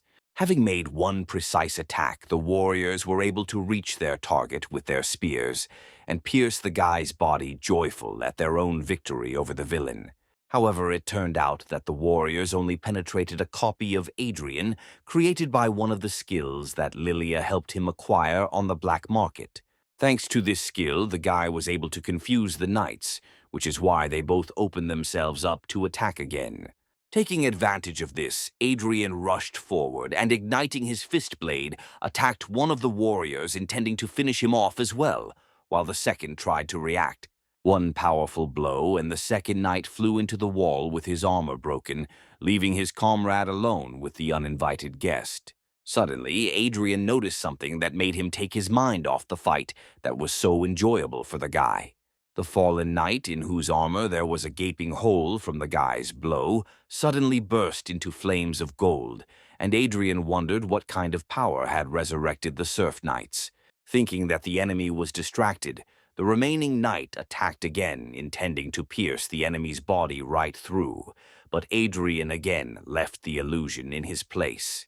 In the blink of an eye, the guy found himself behind his opponent, intending to end this fight with one blow. Swinging and again igniting his fist blade, Adrien plunged it straight into the warrior's back, piercing right through his armor. Finally, Adrien relaxed because all three knights were now defeated, although for some reason they were engulfed in harmless golden flames. It turned out that this flame was there for a reason, and one of the warriors suddenly stood up, staggering on both legs. Adrien noticed that he was not careful, and the night serfs did not really die, and he himself could not even restore his health. Using his special vision, the guy saw an unusual magical seal that was located on the floor of the room. Having looked at it more closely, Adrien realized that this seal is a magical puppet formation, and it is for this reason that the knight does not die from his attacks. Adrien realized that those who last entered this room died and were turned into puppets that could be resurrected to control their bodies. The guy realized that this room used to be something like a secret treasury, which required a similar special security system, although all the treasures had long been taken out. Suddenly, the eyes of the statue of an old man standing in the middle of the hall lit up, and she spoke in a booming voice demanding that the guy get out, opening his eyes. In surprise, the guy even smiled from the realization that a soul was born in this statue, and it became the spirit of a magical formation, which is why it itself became a treasure. He realized that this figurine had been functioning for thousands of years, fueled by spiritual energy from an underground source, and therefore its value was indescribable. Adrien thought that in his previous life it took him a lot of effort to create an 8th-level spiritual power formation, but with this figurine it would be much easier for him to achieve that power.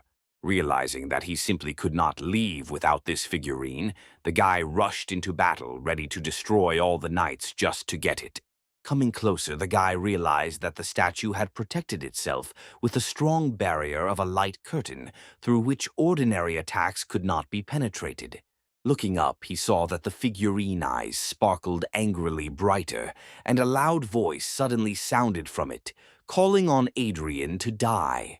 Her power was so great that monsters suddenly appeared from everywhere, whose spiritual power clearly indicated that they were all puppets of this figurine. Looking up with interest, Adrien came to the conclusion that the figurine had decided to use all its powers, which meant he would have to take a risk. The guy used the thief skill to speed up his movement, and then the magician skill to hold the puppets around at least for a moment. Having given himself exactly a second to act, the guy rushed forward to the figurine, and thanks to the dispersion of magic was able to break through its protection and burst inside. As soon as he penetrated the protection, his hand immediately grabbed the figurine, snatching it from the pedestal. Raising his hand with the statue, the guy loudly exclaimed that he had grabbed it when his skills stopped working, and a whole horde of monsters rushed towards him, ready to tear him apart. Fortunately, Adrien calculated everything well enough, and therefore the blade's fangs and claws froze just a couple of centimeters from his face and throat. Sighing, the guy sat cross-legged directly on the stone floor, intending to use the soul from this figurine and the energy of the hound pack collected earlier to create a high-level molding. Having poured this energy into the figurine, the guy activated its magical puppet formation, intending to absorb all the power that it had absorbed over these millennia. The guy's eyes shone when he began to use one of the techniques that he knew in a past life, and which allows a powerful soul to merge with the soul in the body of a man for successful molding. Adrien thought that the ranks were used specifically for separation, since ranks E to D were considered low, while ranks C and above became managers in the City of Dawn. Finally, the guy's body was enveloped in threads of golden energy, and he himself was able to create the formation of his spiritual energy, which is used to obtain rank C and higher. Sitting in the circle of the magical formation, Adrien began to modify the threads, thinking that the formation would be stronger the more patterns it contained. Looking down at his hands, Adrien noticed that they were covered with weak wounds, which meant that the power of the 1,000-year-old soul contained in the figurine was too strong for his body. Suddenly, Adrien saw that 2 spears were aiming at his head, and therefore he had to briefly interrupt the formation of patterns. Easily dodging, the guy realized that his soul had already completely merged with the soul of the figurine, and therefore the knights could now control their bodies themselves, although they would not be resurrected again. Although the guy was even happy because the knights could help him strengthen his body, which began to collapse from the power contained inside. Diving under the knight's blow, the guy turned sharply and hit his opponent in the stomach, but the force contained in his body was so great that Adrien easily sent his opponent flying. Adrien fought furiously, taking attacks from a whole horde of monsters, each of which began to move in accordance with its own desire to kill him. Smiling slightly, the guy was even glad that there were so many monsters of no longer than D, but even several of C rank. And at the same moment as he prepared to attack this entire army of monsters alone, Adrien felt an explosion of all his strength, which he had never expected.